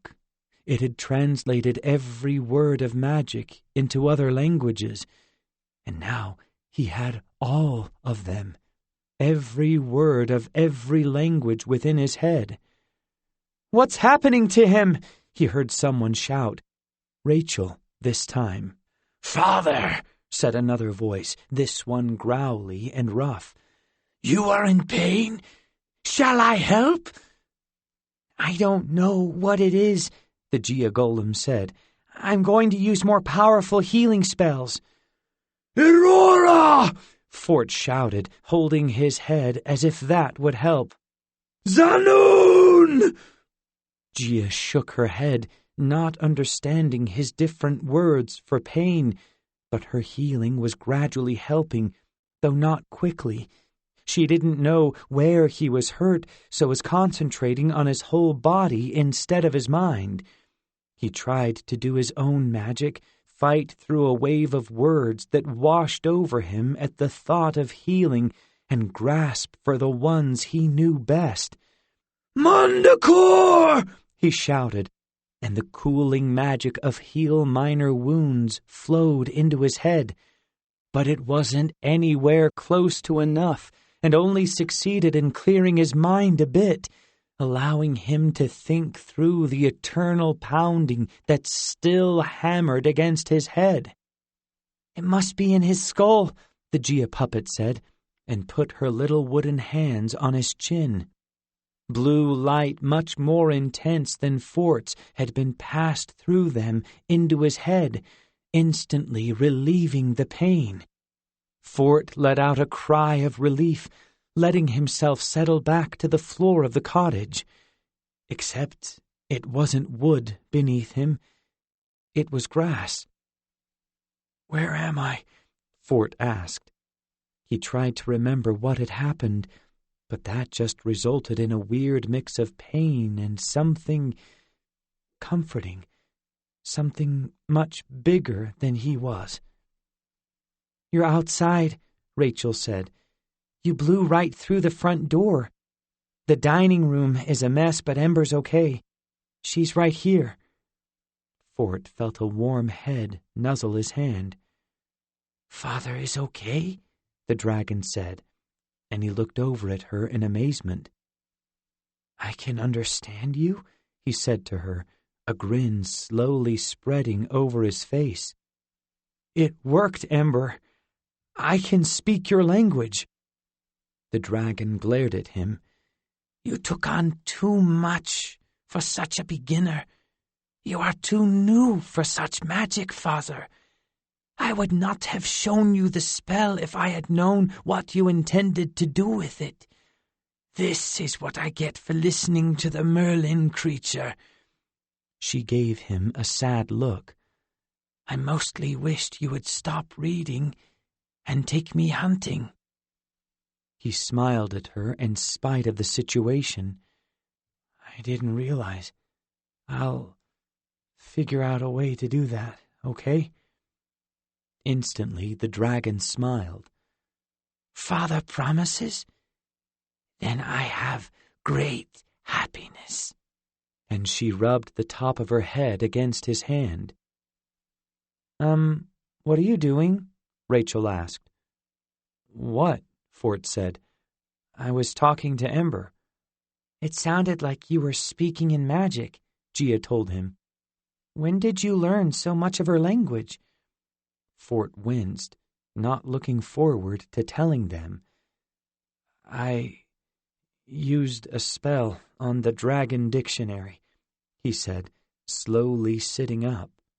A new wave of pain passed through his head as he did, and he quickly braced himself. But this one was thankfully just temporary. Apparently, even Gia's healing magic couldn't fix everything. A learn spell. I thought I could just take in the entire language that way, so I'd have spells to help us get Excalibur back.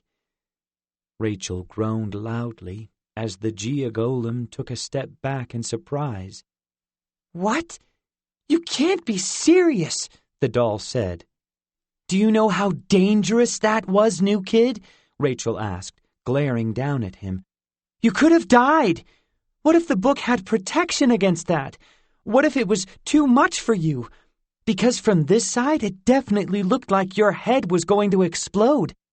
Think about what would have happened if Gia hadn't been here. What made you do such an insane thing? The Gia golem asked. I wanted to help get Excalibur back, Fort said, rubbing his head.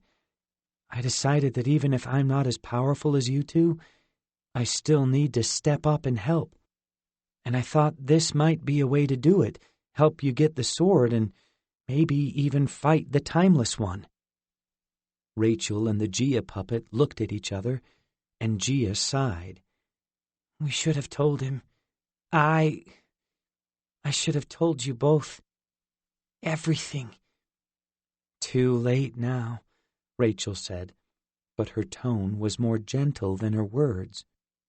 She reached down to help Fort to his feet.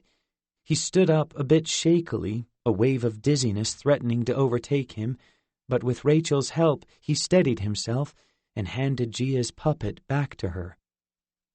You're staying here, though. You're in no shape to come with us. What? Was she joking? No, I can do this, he said.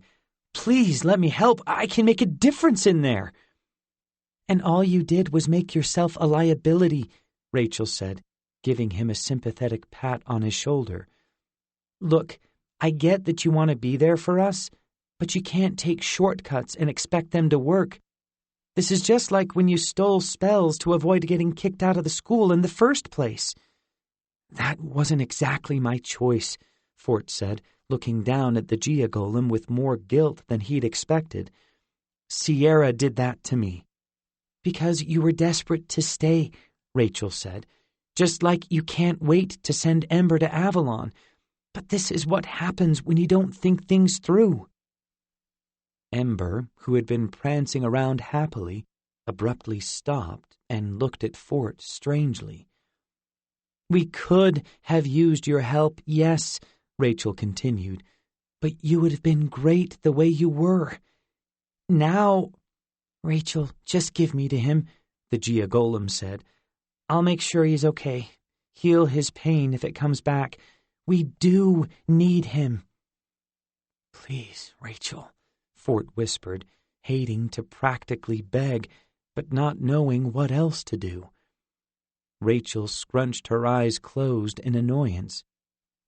We're going to be fighting our way through half the TDA, not to mention any students Colonel Charles has guarding the sword, she said to the Gia puppet. Yes, we need him, but not if he's going to hold us back in a fight. Oh, we're not going to be fighting, Gia said, her little sculpted smile widening. Because while I've been stuck here, I think I came up with a new plan.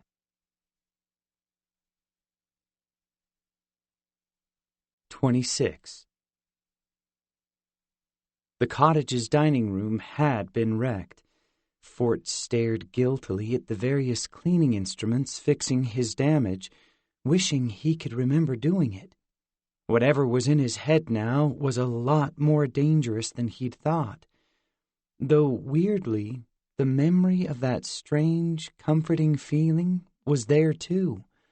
He wasn't sure where it had come from or why it now made him feel almost relaxed when thinking about magic, like his problems weren't quite as bad as he'd thought they were, but the feeling wasn't unpleasant, and right now he could use anything that wasn't straight-out panic.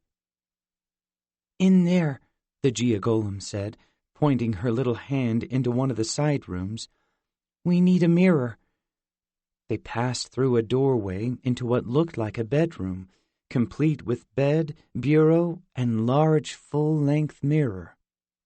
"Okay," the Golem said as Rachel put her down on the bed. "Fort, I'm going to use some of the magic I've been studying on you, so don't be alarmed." Fort's eyebrows rose, and any comforting feeling he was getting from the magic in his head disappeared. What? You're going to make me a puppet?" The Gia doll rolled her eyes. "That's not all I've been working on. This is corporeal magic." Her hands began to glow with the blue light. "I'm going to make you both look like TDA soldiers so we can sneak around without anyone knowing it's us." Whoa, she could do that? Of course, Fort knew she was able to change Ember from a dragon into a cat, but somehow it seemed stranger to just modify their looks. "What about their uniforms?" Rachel asked. "I didn't know you could do clothing." "It's easy as long as I use cotton clothes or anything that used to be alive," the Golem said.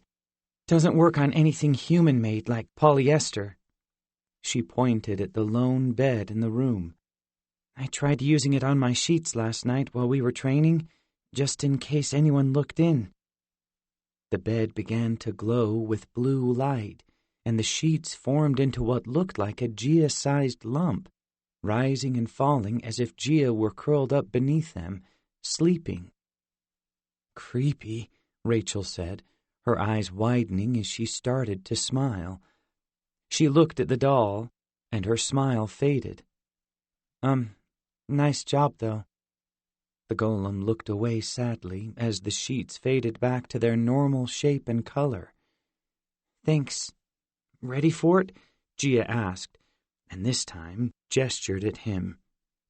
Instantly, Fort's T-shirt and pants changed into a soldier's uniform, just like the ones the TDA wore at the Oppenheimer School.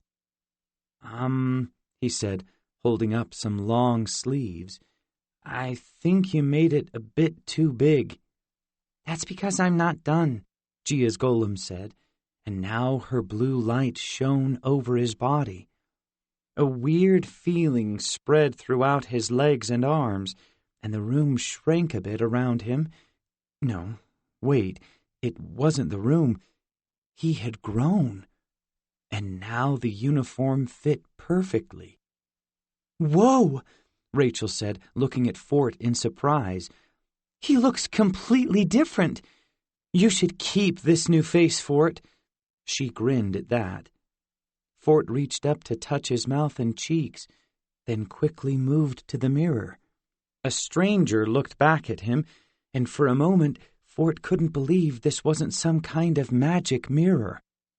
Instead of his normal brown hair, now he had short blonde hair, buzzed almost to the scalp.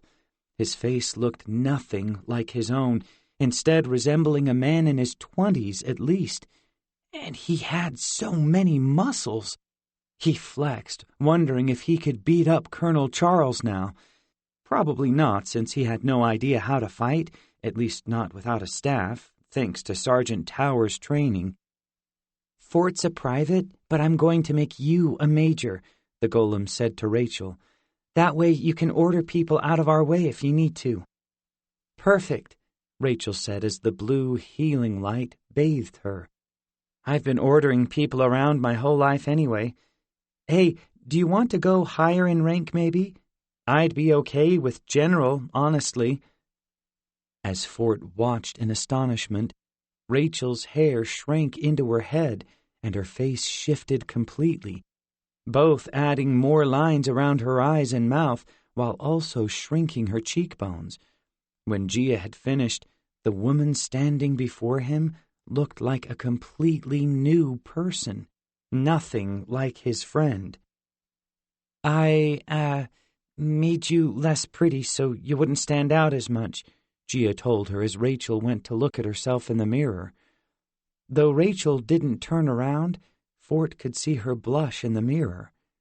"That's, nice of you to say. Your golem's pretty cute, by the way." This time the golem turned red, which itself was a trick, considering it was made of wood, and Fort hid his smile in spite of the situation. Whatever it took to bring these two back together was fine by him. Still, the room had gone silent now, and someone needed to talk. "So, don't we have a sword to steal?" "You quiet," Rachel said, and Fort instantly recognized her angry look, even on the new face. "You're lucky to be here with all that nonsense in your head.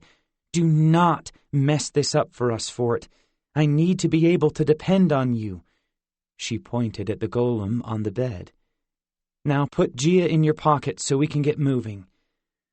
Fort did as he was ordered, sliding Gia's golem into his front chest pocket. From there, she could peek out if she needed to, but otherwise stay hidden.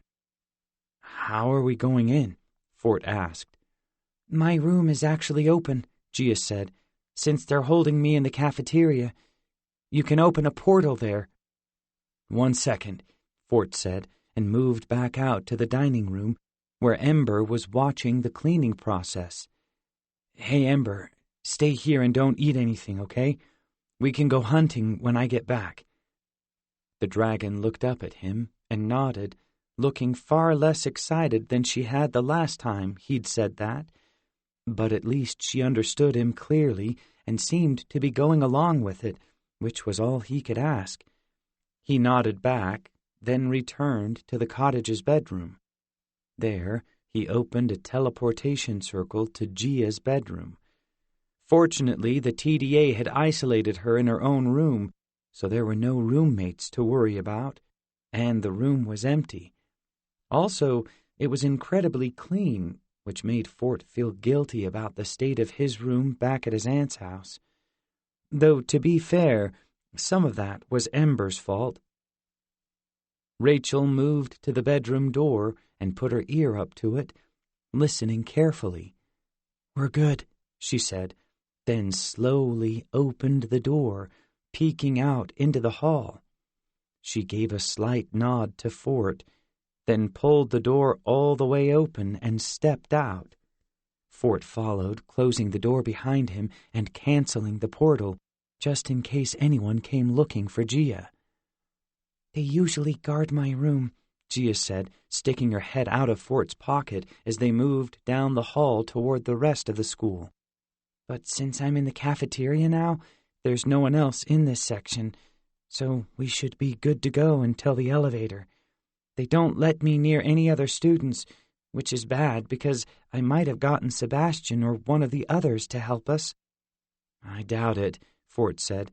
"He's probably enjoying Agent Cole being in charge." "Shh," Rachel said, giving him a dirty look as they reached the elevator, and she clicked the button. "I don't want to take a chance that you cast some random spell by accident."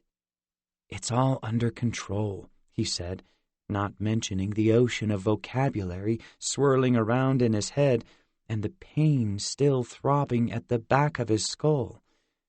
"Don't worry, this is all going to be fine." The elevator dinged, and the door opened. Colonel Charles and a man in a business suit were standing inside.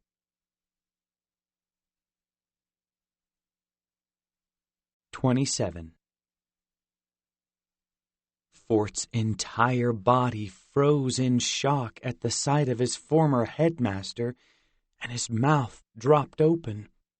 He fumbled for something to say as the colonel just stared out at them, like he was trying to place them.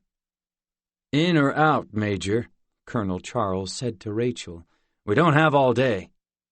"Yes, sir," she said, awkwardly stepping into the elevator. "Sorry about that, sir."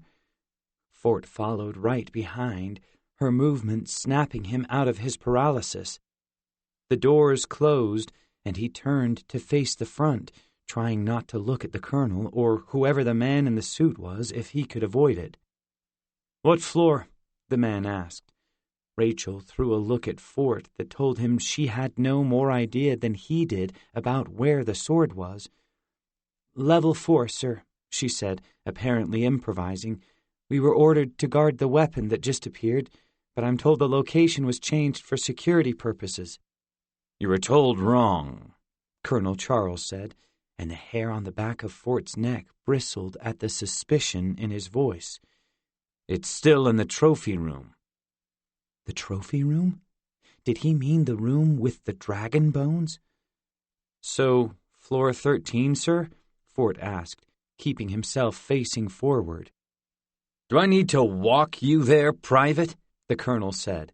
"I didn't realize I was your personal guide around the base." "No, sir," Fort said, pushing the button for floor 13. "Sorry, sir." He felt a pull on his arm, and he turned to find the colonel staring at him closely. "Your voices sound familiar, but I can't place your faces," Colonel Charles said to them. "What are your names?" "Major Payne, sir," Rachel said, somehow keeping a straight face. In spite of the situation, Fort let out a quick laugh before immediately catching himself as Colonel Charles whirled on him, glaring suspiciously. "Sorry, sir," Fort said quickly. "I had something caught in my throat. Allergies." "You should go to the medical bay once we're clear from lockdown to get something for them, soldier," the colonel said, still staring intently at Fort. "And your name?" "Private, McHenry, sir," Fort said quickly, blanking on everything except the various names of forts from his American history book. At least it sounded real, not like Major Payne next to him. "I don't remember seeing either of you on the duty roster," the colonel said. Just then, the elevator dinged, and the door opened. "We were just transferred here, sir," Rachel said quickly, "after the London situation, to cover for the soldiers still recovering. We heard about your, heroic actions there, sir, and might I just say, we're all in your debt?" Fort almost laughed again, but this time at how much she was pushing this. He glanced at Rachel disbelievingly, but she looked completely sincere, so hopefully there'd be no way for the colonel to know she was mocking him. "Thank you, Major," the colonel said, then nodded at the open doors. "This is your stop." With that, he then turned back to the man in the suit, who seemed bored with their conversation. "Our timeline has changed, and we'll be leaving for Berlin tonight. I've got the assets secured, and from here, the gathering storm will be—" And then the doors closed, cutting off whatever he was saying.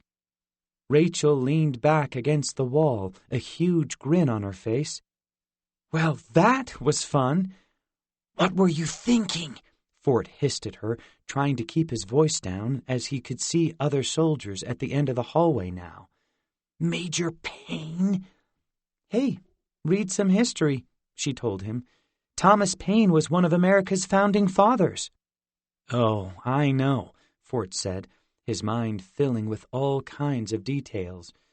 "He wrote Common Sense, a pamphlet that called for independence from Great Britain, and John Adams was quoted as saying about him, 'Without the pen of the author of Common Sense.'" "Wow, did you use that spell on Wikipedia too?" Rachel asked. "Come on, McHenry, we've got a job to do." He sighed, but saluted her and hurried to follow her down the hall. "Still, Colonel Charles could have known you were mocking him." "Good," she said. "I want him to know.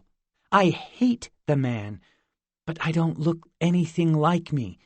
Even if he was suspicious, there's no way he'd know it was Rachel Carter, who's home right now with no memory of this place."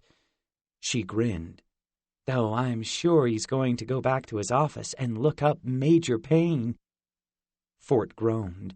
She wasn't wrong, and as soon as the colonel found there was no record of Rachel's snarky made-up name, he'd sound the alert. And if the TDA didn't know exactly when thieves were showing up to steal the sword, they did now, or would in a matter of minutes. "Let's just grab the sword and get out of here," he said, not bothering to hide his annoyance. "You shouldn't even be here," Rachel told him as they rounded the corner, only to stop. "Where is this room, by the way? I've never been to the one in this school." Fort moved past her to lead the way, knowing how to get there by heart after using the room to study. The last time he'd been there, he'd run into Gabriel, the colonel's son, having no idea that Gabriel was after the same thing Fort was, to find a missing relative. But that was before Gabriel had threatened to kill him if he didn't take them both back to the Draxi world, so the last thing he wanted to do was remember how much he'd liked the other boy at one point. Of course, with their luck, Gabriel would probably be waiting there in the trophy room too. His father, the colonel, had brought him back to the school during the London attack, using Gabriel's space magic to teleport TDA soldiers into the city. "There," Fort said, pointing to the end of the hall, where a large, bank vault-like door stood slightly open. "That's it." "Okay," Rachel said, stopping him a ways back. "We go in there, say we're replacement guards, and then get as close as possible to the sword. Then you teleport it and us out of here. No fighting, no hurting soldiers or our old classmates, got it?" "Got it," Fort said. "What do we do if they know we aren't supposed to be replacing anyone?" Rachel reached into her pocket and pulled out a number of miniature wooden sculptures of monsters. "Gia's got us covered," she said with a smile. Fort raised an eyebrow. "Aren't they kind of small?" "They'll grow," Gia said from his pocket. "Trust me." Rachel took a deep breath, then nodded. "Let's go, then. Follow me." She strode down the hallway like an officer in the TDA, then paused at the door one more moment. Finally, she grabbed the handle and pulled it wide. "Major Payne and Private McHenry reporting for guard duty," she started to say, only for her mouth to drop open. Just behind her, Fort saw what had stopped her and couldn't think of a word to say either. Facing them in the room were at least 2 squads of TDA soldiers, each one holding lightning rods aimed right at the door. And then Fort laid eyes on the sword. Excalibur was encased in some sort of transparent glass box, though only 2 people guarded it. One was Agent Cole, the federal agent who'd hunted Sierra down, then returned to the Oppenheimer School to run it in Dr. Opp's place.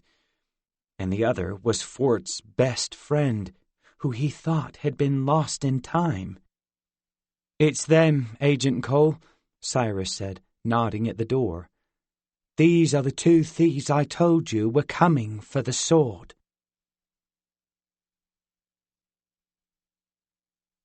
"28. "Take them down!" Agent Cole shouted, and the TDA soldiers immediately fired their lightning rods straight at Fort and Rachel. Fortunately, Rachel was faster. She used her magic to yank the concrete floor up between them, letting the electrical spikes strike the rock instead. "Out!" she yelled at Fort while throwing something from her pockets into the room. Fort knew better than to argue and quickly leaped back into the hallway, preparing a teleportation portal. There was no time to think, but that couldn't have been Cyrus, could it? The last Fort had seen him, William had taken over Cyrus with spirit magic and had had Cyrus send himself into some distant time, only coming back when William sent word it was okay.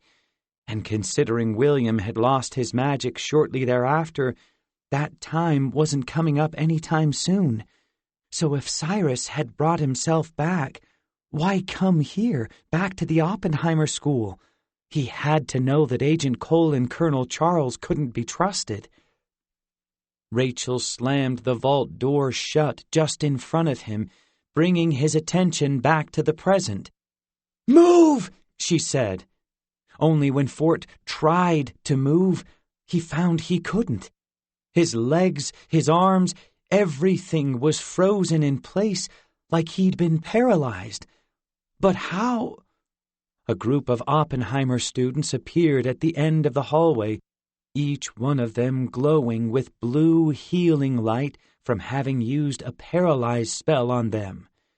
"Nice job, everyone!" shouted Moira, one of Fort's former classmates. "Now put them to sleep! Agent Cole wants to question them!" But before the students could attack, a large blue sphere formed around them, and suddenly Fort found he could move. "Get us out of here," Gia's golem said, leaping to the floor as she freed Rachel from the paralysis spell as well. "I'll hold them off." Fort started to open a teleportation portal, but before he could, the floor suddenly gave out from under them, and they tumbled into darkness, the blue protective ball still surrounding them. They landed hard, but whatever the ball was, it saved them from any broken bones. Unfortunately, it seemed to have shocked the little golem enough to disrupt Gia's attention, because the wooden doll fell to the floor, completely limp now. "We've got incoming!" Rachel shouted, and Fort looked up to see more students, this time with glowing red hands. Destruction students. They'd been the ones to take out the floor beneath them. This wasn't good. Dozens of fireballs came crashing down from the floor above like some kind of apocalyptic rain, followed right behind by several of the students. Rachel managed to knock the fireballs out of the way with a nearby concrete wall, but two of the other students, boys that Fort recognized as Bryce and Chad, shot a few thousand gallons of water straight into her chest, sending her flying into the opposite wall. Fort got a portal open before they could do the same to him, and he leaped through it, emerging right next to Rachel. "I'm taking us back to the cottage," he hissed at her, opening another portal as the destruction students advanced on them. "No! Get us back to the sword!" Rachel shouted, electrifying the water now pooling on the floor. Chad and Bryce, both walking through the puddles, got hit by the electricity and went sprawling to the floor. "We'll never get another chance at this if Cyrus is up there!" Fort gritted his teeth, but knew she was right. He pulled a teleportation portal down over the two of them, and they appeared in the Dragon Bones trophy room, where Fort expected to find a few dozen TDA soldiers waiting for them. Instead, there was absolute chaos. Monstrous golems of all different sizes were attacking the soldiers like cursed dolls in some horror movie. Some were almost as big as a person and shaped like some kind of terrifying beast covered in fur and bristling with fangs, while others really did look human, just lifeless and awful. Most of the soldiers were screaming in terror, trying to get the golems off them, but Gia's practice had paid off as she kept them all moving in different directions at once, attacking with the golem's hands, feet, or whatever they had, as well as her own magic. These were what Rachel had tossed into the room, like a grenade of eerie puppets, and it made sense why Gia hadn't returned to the golem they had, if she was controlling this many at once. "The sword!" Rachel shouted as Agent Cole grabbed the transparent glass case to make a run for it. Fort opened a portal, and Rachel leaped through, then pulled the nearby wall out to grab Agent Cole, imprisoning her in the rock. "Cyrus!" the agent shouted, and Fort and Rachel both turned in surprise to find their friend disappearing into nothingness, leaving behind just a flash of a shadow. "Uh-oh." "Where is he?" Rachel shouted to Fort, taking down two nearby TDA soldiers as the rest tried to reach their leader. "Do you see him?" Fort quickly opened portals all around Rachel, but a stray lightning bolt sizzled into his leg, and he toppled to the floor, everything going dark for just a moment.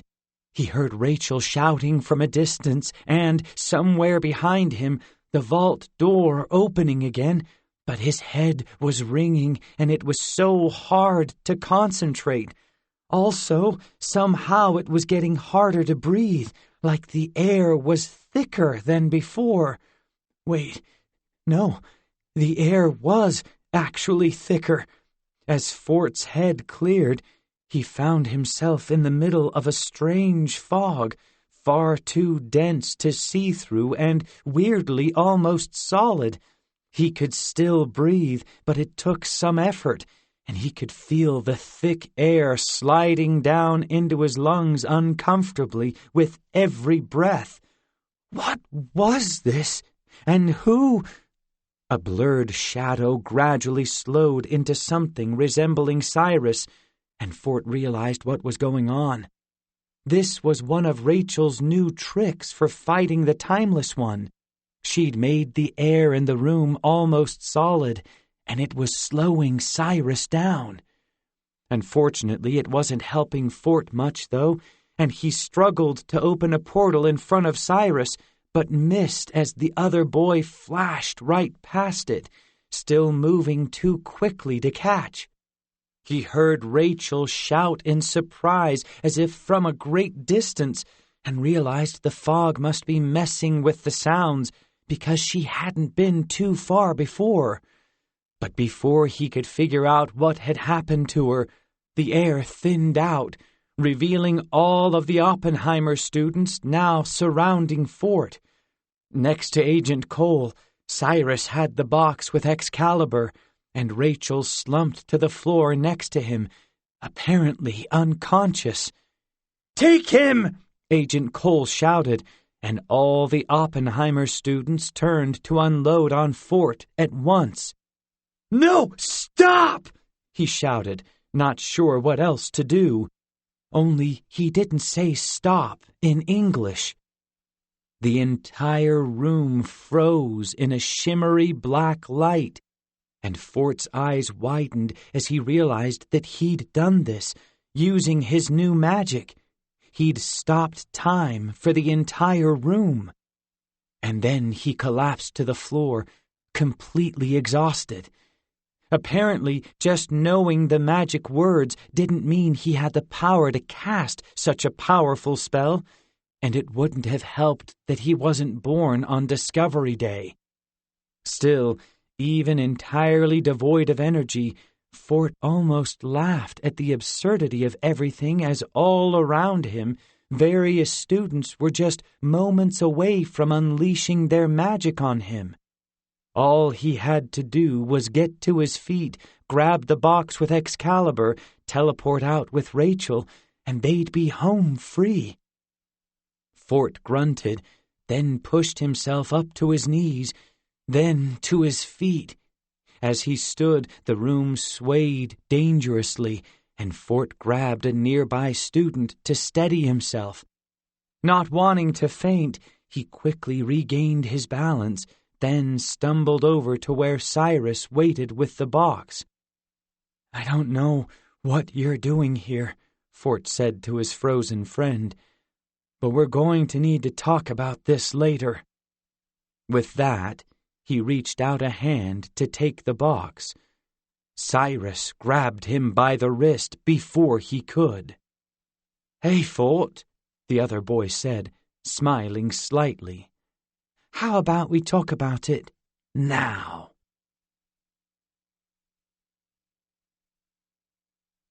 "29. "Whoa!" Fort shouted, leaping backward in surprise, then almost falling back to the floor when the room began to dance again. "Cyrus, you're awake?" "Of course," his silver-haired friend said, then reached out to help support him. "I knew it was coming, so was prepared with my own magic. Are you okay?" "No!" Fort shouted, but let Cyrus help hold him up. "I'm not okay. What are you doing here? You're helping Agent Cole now? Rachel needs that sword to take down the Timeless One. Cyrus's smile faded. You don't know everything that's happening here, he said. But to be fair, there's no reason you should.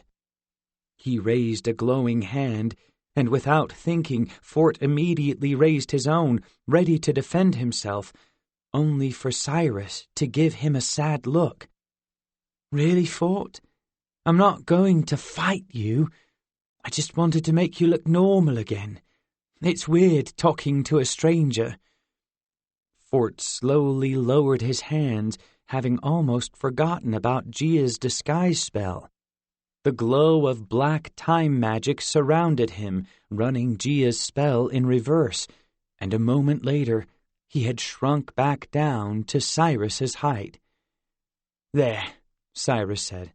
That's better. Fine, Fort said. Now tell me what you're doing here. I thought you were lost in time after everything in London. And where is Alora? She should have come back with the sword. Cyrus nodded. She did. The healing kids put her to sleep right as she appeared. Agent Cole is holding her for now, until the UK takes her home. We can't let them, Fort said. Not after how they treated those students before. I'll make sure she's okay, Cyrus said. But that's not why we're here. And you still haven't said how you're back. It wasn't hard, actually, Cyrus said with a shrug. I assume you took away William's magic with the sword, because I was myself again by the time I arrived in the future. His spell must have broken when he lost his power. So why didn't you come back when I took William down? Fort asked. And why are you here? The TDA aren't the good guys, Cyrus. If we let them have Excalibur, who knows what they'll do with it? We barely stopped Colonel Charles from starting a world war over my father, remember? Cyrus sighed. I do remember, of course. But I can see what's to come, Fort. Colonel Charles isn't the issue today. Right now there are bigger worries. What's a bigger worry than the old one of time? Fort asked, raising his eyebrows. Cyrus paused for a moment. Fort, I'm going to ask you to trust me. If you've ever thought of me as a friend, listen to me now. What I'm about to ask you is for the good of everyone. Do you understand me? Okay, yes, I understand, he said, though he wasn't sure he did. Just tell me. Cyrus looked him in the eye. I need you to leave the sword here, Fort. Fort took a step back in shock, not even sure what his friend was saying.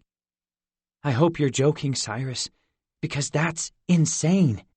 There's no way I'd ever leave it here, not with Colonel Charles or Agent Cole.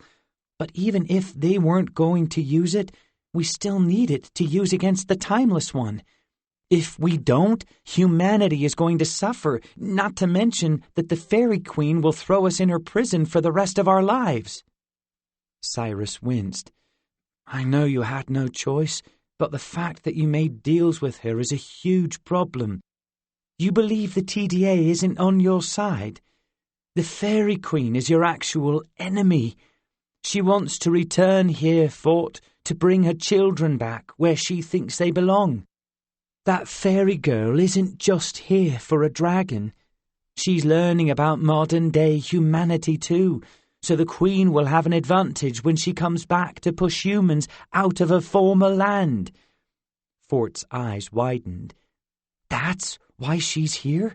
I knew the Queen hated that they were exiled, but no one said anything about pushing humans out for the fairies to come back.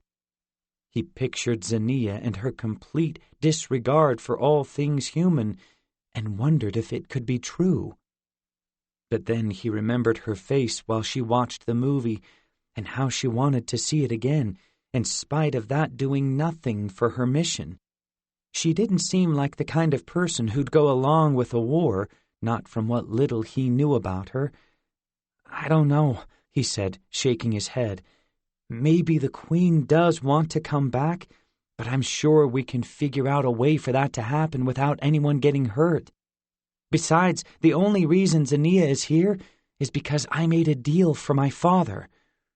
"Which the Queen suggested," Cyrus said. "But even that can wait for now. You need to know what's happening with the Timeless One and Merlin. You're being thrown in the middle of a game between two all-powerful creatures, a game that's been going on for thousands of years, and the only way to keep you safe is not to play." "A game?" Fort said, frowning. "What kind of game?" "The kind where humanity lives or dies depending on who wins," Cyrus said. "That's how serious this is. But they can only play through their pawns, which right now are you, Rachel, and Gia. If the three of you refuse to play, the game can't continue." "But Merlin's on our side," Fort said, feeling even more confused now. "He helped King Arthur, and he wants to stop the Old Ones, who I know for a fact want us all destroyed." "Merlin's doing those things so he can win," Cyrus told him. "None of you matter to him, not compared to his game. And if you do finally succeed in using that sword on the Timeless One, then the whole future is going to be in horrible danger." Fort rubbed his forehead, not understanding. "None of this makes sense, Cyrus. Are you trying to tell me we need the Timeless One?" "In a way, yes," Cyrus said quietly. "There's a lot you don't know about him. A lot Merlin wouldn't tell you, though he did tell Gia and Rachel. Do you want to know what he's hiding from you? What he swore the others to secrecy about?" This got Fort's attention, striking right through all the confusion of the past few minutes. "You know what the secret is?" Cyrus nodded. "Merlin's trained all the Artorigios, right?" he said.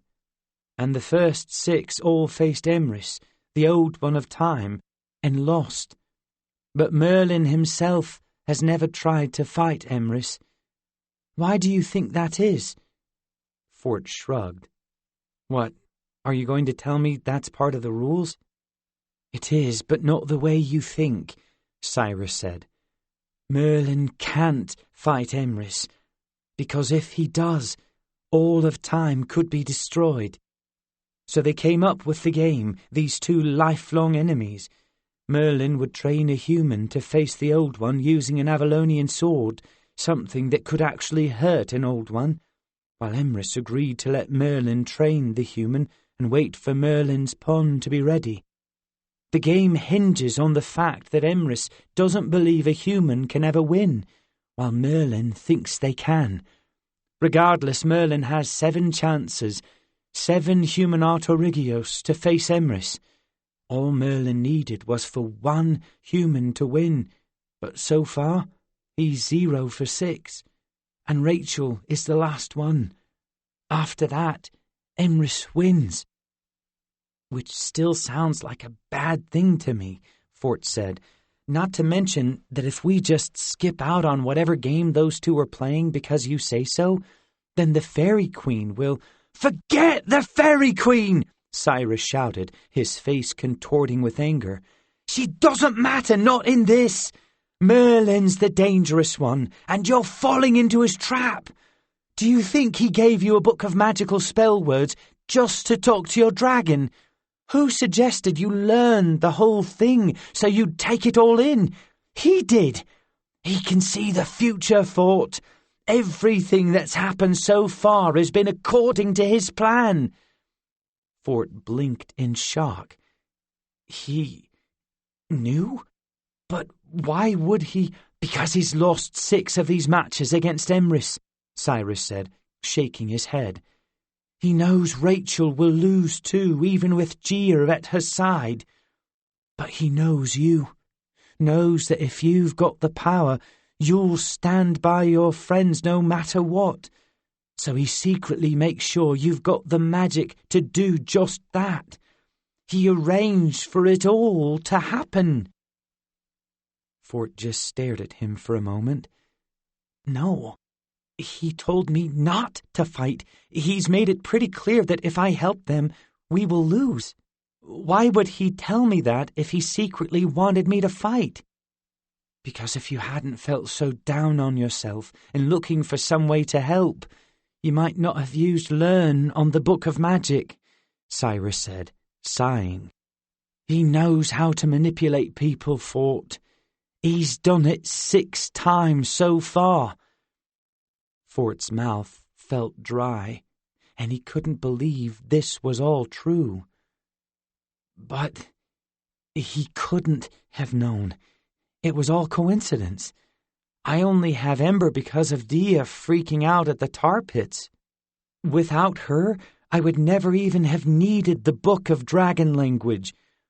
Who do you think made sure that dragon egg in the tar pits hatched before Dia got there? Cyrus said, glaring at him. You don't get what I'm saying. Merlin's been around for an eternity. He can arrange things hundreds of years in advance, and has. And now he's manipulating you too. And I can't let that happen. I won't let him change the fate of this entire world just because he thinks he knows best. No, that's not possible, Fort said. No one could plan things out to that level. He couldn't be human. Yes! Cyrus shouted, slapping his shoulder. Now you're finally getting it! Fort swallowed hard, not liking what that sounded like. Getting what? That he's not human, Cyrus said. Merlin looks like one, just like you looked like a soldier a second ago, but he's not. Fort felt his entire body go cold. Then what is he? What do you think? Cyrus said. He's an old one.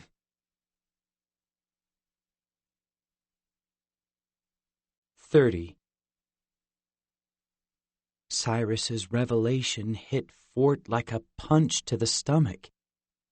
Merlin is an old one? He said, barely able to say the words. But that's how he's manipulated humankind for centuries, Cyrus said. I've seen it, Fort. That's the real reason I was in his cottage, to learn as much as I could about him, and to see if I could stop his plan. But he knew what I was doing and pulled some strings, so I'd be sent away by William. It's no coincidence that Sierra woke William and the rest up when she did. Merlin had everything exactly where he wanted it, using his own magic to send the other Carmarthen students back to the precise moment he wanted them, before Sierra and Damien could get the Book of Time magic. Fort fell back against one of the frozen soldiers, feeling faint again. But you brought us to him, he said quietly. You told me to bring the Book of Spirit Magic to his cottage. You had us in the home of an old one and thought that was okay? Cyrus, what were you thinking? The other boy looked away. I knew he wouldn't interfere, not directly. You 3 were too important to him, and I needed to know what was coming next. He turned back to Fort sadly. I'm so sorry I couldn't tell you all of this at the time, but he knew I was trying to stop him and would have sent me away before William did if I'd revealed what I knew. You're sorry? Fort shouted. You just told me the guy who's been training Gia and Rachel for months is an old one. He paused as that fact really sank in. I ate his stew! So did my poor baby dragon! He turned away, gritting his teeth. Which one is he, Cyrus? Pardon me? Cyrus sounded confused by this. What do you mean? Which old one is he? Fort said. What's his magic? We'll need to know if we're going to fight him. That and how he got back to our planet. If Merlin found a way to return after they were all exiled, We have to make sure none of the rest can follow him." He looked up at the ceiling, thinking out loud. He knows time magic, but that can't be his specialty, since the timeless one is already the old one for that magic, unless there are multiple old ones of each type. He shuddered at the thought. If that's the case, we might be in real trouble. "Merlin wasn't exiled," Cyrus said. "He's always been here. But it doesn't matter because you don't have to fight him. You couldn't even if you wanted to. He's far too powerful. To beat Merlin, all you need to do is keep this sword away from Rachel." This threw Fort again. "Wait, go back. I thought they all were exiled, all but the timeless one." Cyrus sighed deeply. "Fine, okay, yes, you're right," he said. "All but the timeless one were exiled." He rubbed his temples. "I suppose I do have to explain this. Let's back up a minute. Have you ever heard the stories about how Merlin lives backward in time? That part made it into the King Arthur tales and is basically true, if not very descriptive." "Backward in time? What does that mean?" Fort said. "The easiest way to imagine it is that he's born in the future, lives his life in reverse, and dies in the past. Are you with me so far?" "Not even a little bit," Fort said, trying to wrap his head around how that could be possible. "Does everything just look like it's moving backward to him then?" "Yes, but he just uses time magic to align himself with the rest of us whenever he needs to manipulate events." "So he does know time magic?" Fort said. "Does that mean there are multiple old ones?" He winced. "If we have to face 2 old ones of spirit magic, we're done for." "I'm getting to that," Cyrus said, sounding almost miserable. "Merlin does live backward. He was born at the end of time and, assuming he doesn't get killed along the way, will live until the very beginning.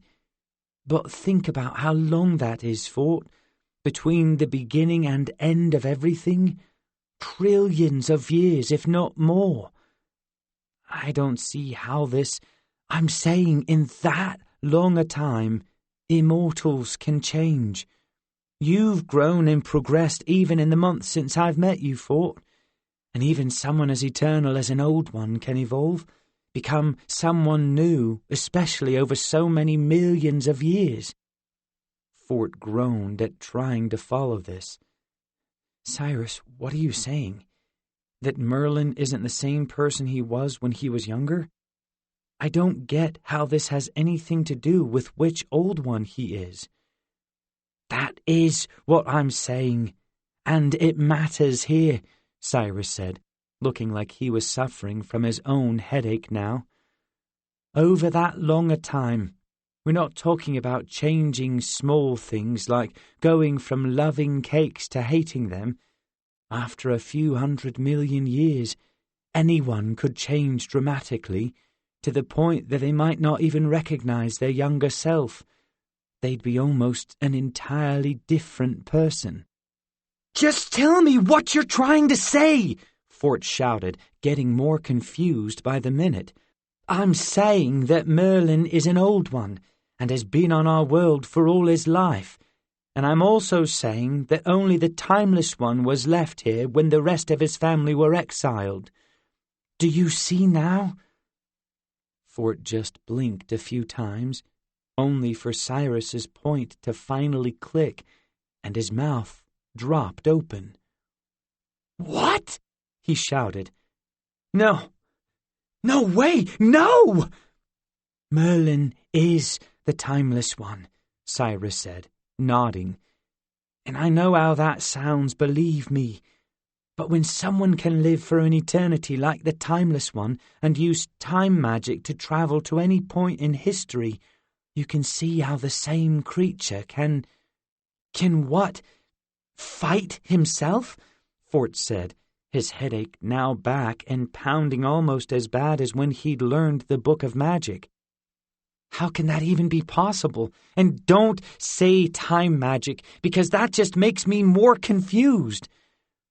The Timeless One is Merlin's younger self, literally millions of years younger, Cyrus said. And they want different things. Younger Emrys, that's the Timeless One's real name. He wants the other old ones to return to this world, whereas Merlin wants to rule everything by himself.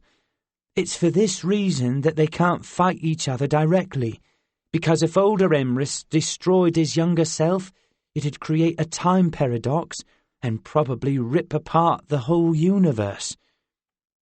Fort's eyes widened with horror. "Oh, of course!" he shouted. "Because we can't have one old one fighting himself. That'd be too strange." He groaned loudly. "Two timeless ones? Seriously?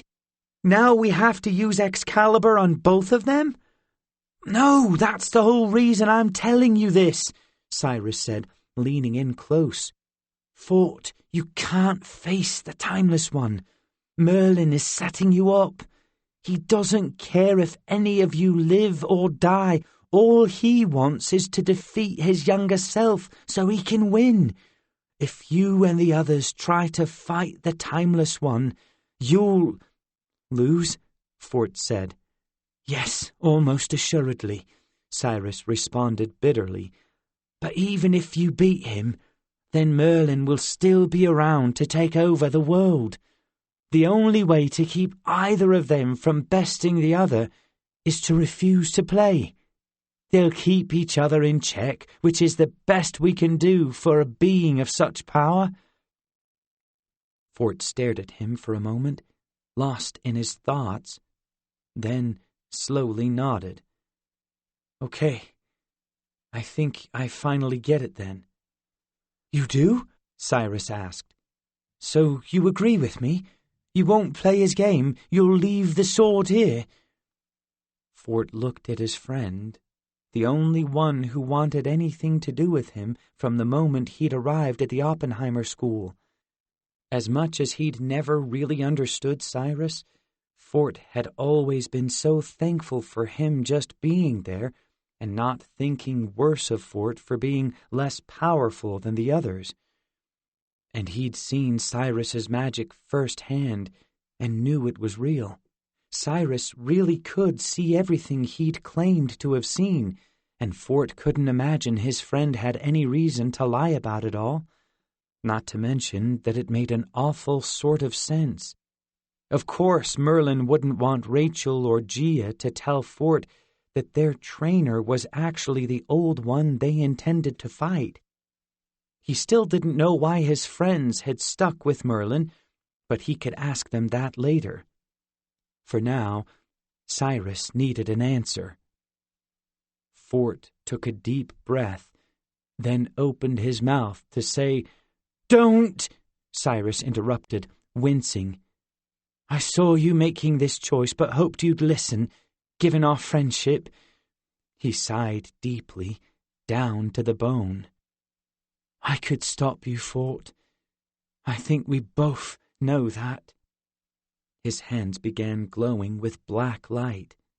Fort took a step backward, knowing that he'd never have a chance to stop Cyrus, not if the other boy really wanted to keep him from the sword. A flurry of magical words passed through his mind, but none made sense. None would stop a time magician as powerful as Cyrus. "And I want to stop you," Cyrus continued, "for the sake of everything. But not if it means I'd have to hurt you. I won't do that. Not for anything." The light faded from his hands, and Fort blinked, not having seen this coming at all. "I have to hear it from him, Cyrus," Fort said quietly. "I heard everything you said, but I can't let this go.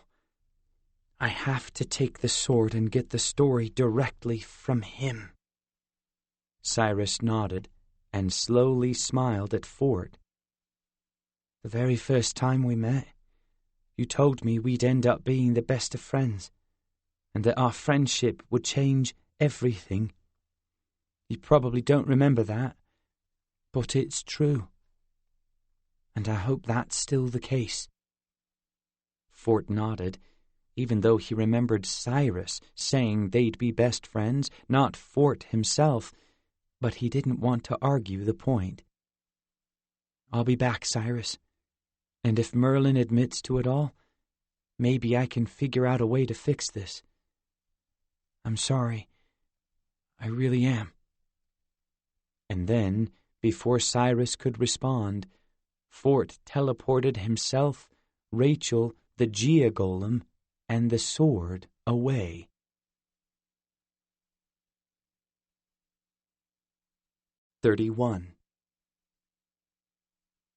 Fort landed on the grass outside the destroyed cottage, with Gia's golem, Rachel, and the case with Excalibur in it appearing right beside him. The clearing was empty, which made sense as he'd left Ember inside the cottage, but still, everything felt eerily silent. Instead of thinking about it, Fort turned to the others and raised his hands up over Rachel and Gia's golem. "Start!" he yelled in the language of magic, hoping that would cancel his stop spell. Nothing happened. Uh-oh. Fort tried a few more phrases, from "restart time" to "move again, my friends," but nothing seemed to work. Finally, he gave up, realizing that maybe this was for the best.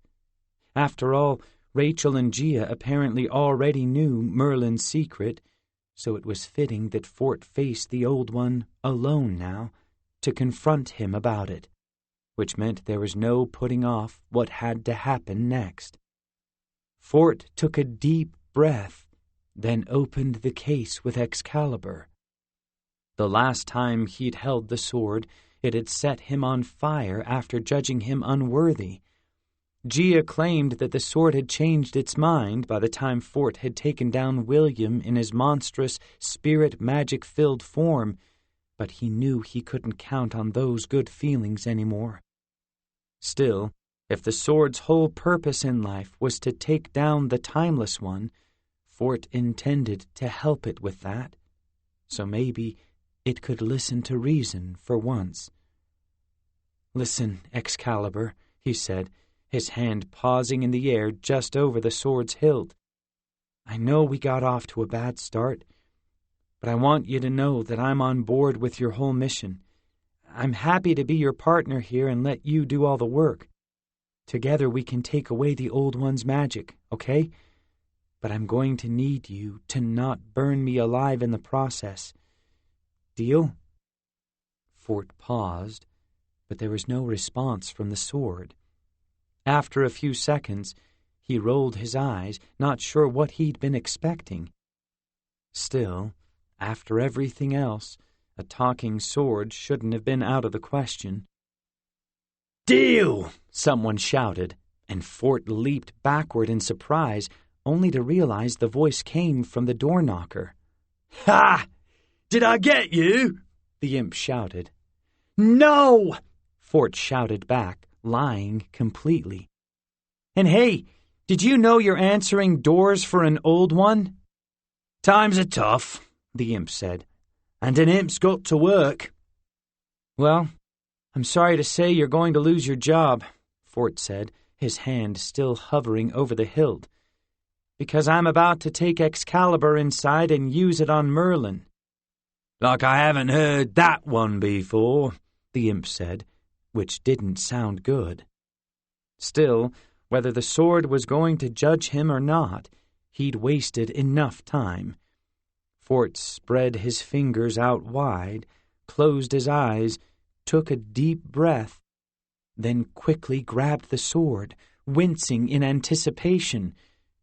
Shockingly, he didn't feel anything but the cool hilt of the sword, so he happily opened his eyes, only to yelp in surprise as he found flames running from the tip of the blade toward the hilt, coming straight for his hand. "Ah!" he shouted, but didn't let go. He'd used his healing spell on his hand before and would just have to do it again. But before the flames reached his hand, they seemed to pause at the crossguard of the sword and stopped. He slowly lifted Excalibur up out of the box and stared at it in amazement. "Are you really not going to burn me?" he asked. The flames pushed down toward the hilt once more, and again Fort flinched, but just like the last time, they paused, then pulled back up to the blade. Apparently that was his answer. If so, the sword had found a way to talk. "Aw, it likes you!" the imp door-knocker shouted. "Doesn't think you're worthy, granted, but it likes you. That's adorable." "Do you speak its language?" Fort asked, holding the sword out for the door-knocker to see. "It's a sword. It doesn't speak a language," the imp said, giving Fort a questionable look. "No, I've just seen more than one Artorigios here, and it isn't always the biggest fan of them. Respects them, sure, they're heroes after all, and worthy of wielding it, but you, it seems to have taken a shine to. Otherwise, it'd let the flame burn you." Fort looked down at the hilt, just an inch away from the flames. He could feel the heat on his hand, but not in an uncomfortable way, which was odd, considering how hot the fire had been last time he'd held the sword. Even now, waving his other hand a few inches over the sword felt far too close, given the flame's heat. "Thank you," he said to Excalibur, and meant it. He'd never had a sword want to be his friend before, even if it didn't think he was worthy of carrying it. "I hope I can win your respect through what we're about to do." The sword's flames intensified for a moment, then diminished back to their previous state. Fair enough. Fort picked up the ruined door from the ground, held it in place with his free hand, then pulled it open with the hand holding Excalibur, ready for anything. Merlin could see the future, so he had to know Fort was coming. He braced himself. But the only one inside the cottage was Ember, curled up in dragon form on the table, the pot of stew now lying on its side on the floor, half eaten and licked clean. "Ember, come out here," Fort said in the language of magic, and the dragon looked up at him in surprise, then quickly stood and slunk out the doorway. "Hello, Father," she said to him. "I am glad you've returned, as I'm hungry and wish to go hunting. Do you still intend to take me?" Fort winced. Not just yet. I have to take care of something inside, but I need you to wait out here. Can you do that for me?" The little dragon tilted her neck to give him a questioning look before getting excited as she noticed Excalibur's flames. "What do you have to take care of?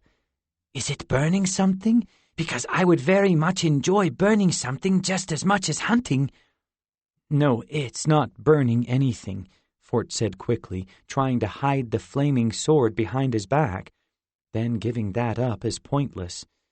"This is for, decoration." She gave him a suspicious look, and he knew he wasn't fooling her. "Whatever you say, Father." She turned to look at Rachel and Gia's golem. "I assume I shouldn't hunt the other human and the possessed sculpture, then? They would not be much of a challenge in their state." "Right, no hunting them," he said quickly, eyeing the inside of the cottage. "In fact, you should watch over them for me. Can you do that?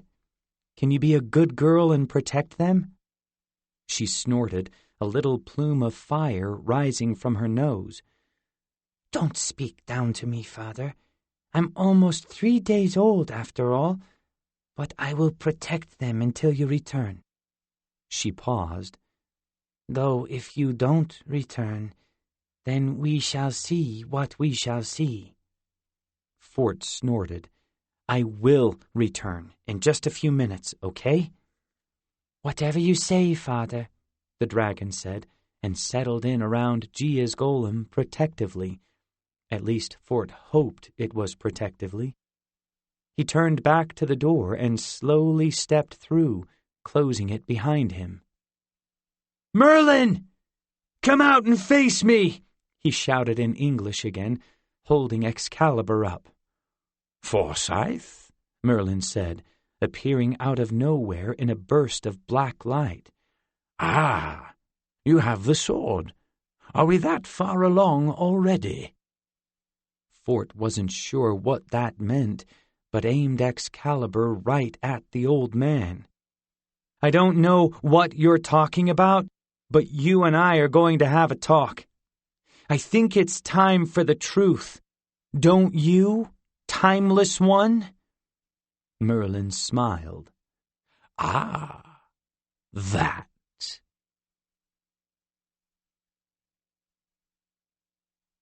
32.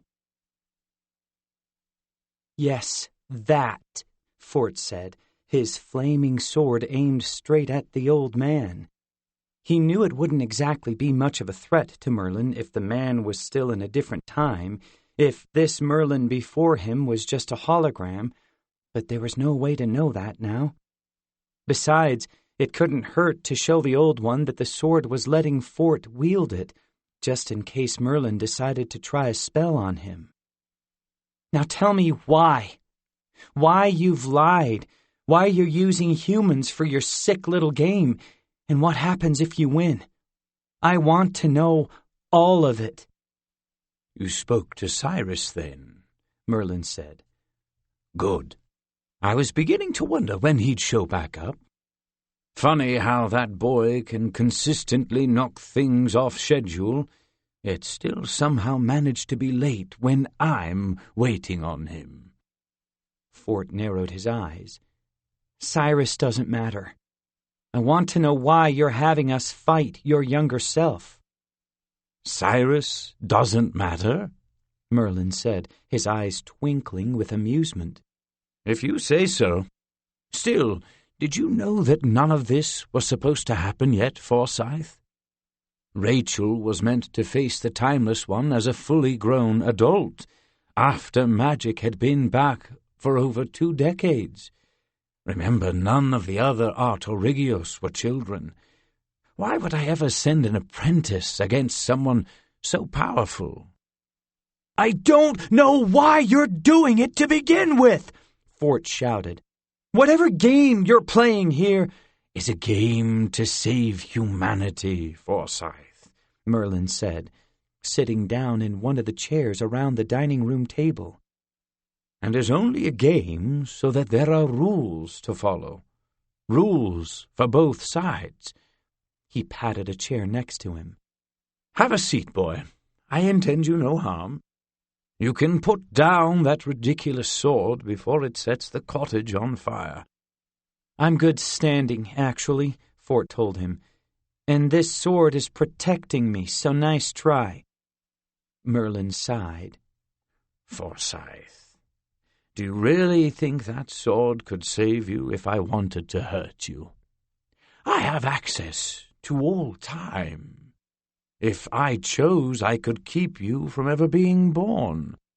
That's the power of time magic. He patted the seat again. But I am not my younger self. I only want to protect humanity, not see it punished as he does. So you admit you're an old one, Fort shouted, feeling victorious at catching Merlin so easily. Of course I am, Merlin said. What do you think I told Rachel and Gia on the first day of training? Right, the secret, Fort said, gritting his teeth. Gia wanted to tell me, but Rachel wouldn't let her. Merlin raised an eyebrow. Interesting. You think this is what I asked them not to share? He slowly smiled. But yes, I told them from the start. They had to know every strength, every weakness of their opponent, and one rather large weakness is that the Timeless One's older self is their ally, if they were only able to accept me as such. It took them each a few days to come around, but eventually they did, though it took showing them my history." He shrugged. "If I knew you'd handle it so calmly, perhaps I'd have shared this with you as well." "Don't get sarcastic with me, Merlin," Fort said, glancing back at the door to where his friends were still frozen outside. "They should have told me, so I'd have known not to trust you. No wonder you had me reading a book of magical language without warning me. You probably wanted me to set myself on fire." "I'm afraid that was entirely on you," Merlin said, leaning back. "And I imagine they didn't tell you because they knew what you would think, especially as they themselves had thought the exact same thing when they found out. They also learned to trust me again, and took my word that you would find out when you were meant to." "I don't believe it," Fort said, shaking his head. "There's no way they'd trust an old one." "Then why come back for training?" Merlin asked. "Perhaps that bears considering. Still, I didn't mean for you to find out just yet, but as I said, Cyrus has a talent for sending my plans off schedule." He smiled. "And vice versa." "What plans?" Fort shouted, not liking any of this, but especially not that his friends did seem to have trusted Merlin.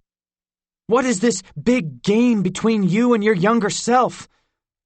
Merlin looked away for a moment, as if he were collecting his thoughts. "You and Emrys share one thing in common," he said finally. "You both experienced losing your families when you were very young. Emrys will be born in the far future on a world from where his family has been exiled for millions of years, never knowing what it was like to have their companionship. All he wants in this universe is to bring them back, much like you felt with your father." "I'm nothing like an old one," Fort shouted. "His family, your family, wants to wipe out humanity so they can rule over our world again. You're monsters!" Merlin looked slightly hurt. "I didn't say it was exactly the same thing, but you may wish to look at things from his perspective in the future. It might help with what is to come." "And what's that?" Fort said. "What's your part of the plan here? Why are you even fighting against your younger self? Because I don't buy that you're really on our side just because you got older, like you flipped a switch and all of a sudden turned good." "Oh, definitely not," Merlin said, folding his arms. "I'm easily as capable of horrible acts as he is. But as I aged, I had the good fortune to meet some humans, and it opened my mind to the consequences of my actions. In fact, I became such good friends with one that I decided I couldn't go through with my original plan, and instead helped humanity exile my own family in the past." Fort rolled his eyes. "And I'm just supposed to believe you did all this?" Merlin gestured toward the door. "You can ask Gia and Rachel. I showed them everything I've done so they could witness it for themselves. As your kind was learning magic from dragons, I worked with two of my more sympathetic siblings to send our family away. It caused a bit of a ruckus, you might say, a bit of a civil war in my family, but it led to a golden age here on Earth for your kind." Fort frowned, not understanding how this was possible.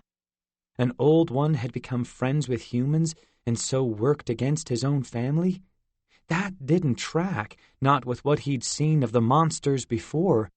They'd tried to kill him several times, not to mention brainwashing Michael, Colonel Charles's son and attempting to take over the world with the Draxi. None of that really spoke to them being particularly sympathetic. So now you're playing a game with your younger self throughout time, trying to keep him from bringing your family back? Fort said, furrowing his brow. Oh, yes, that, but it's become even simpler at this point, Merlin said. After realizing I'd never let him bring our brothers and sisters back, he's decided I must be erased from existence completely.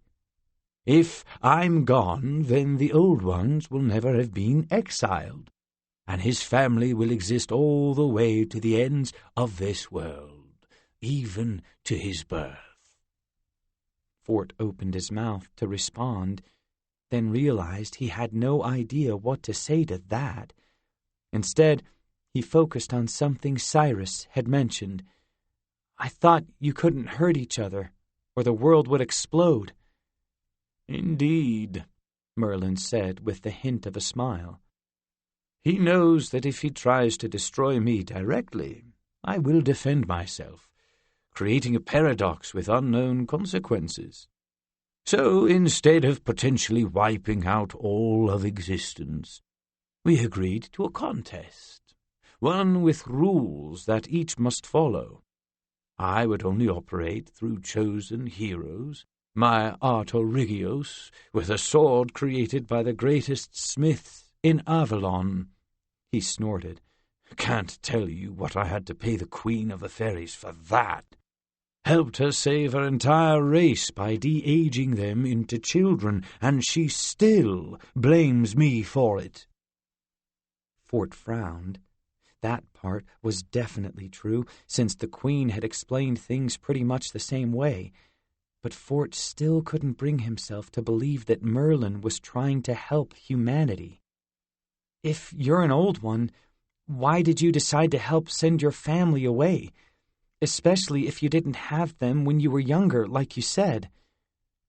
Because unlike my siblings, I can see all of time, Merlin said, looking away.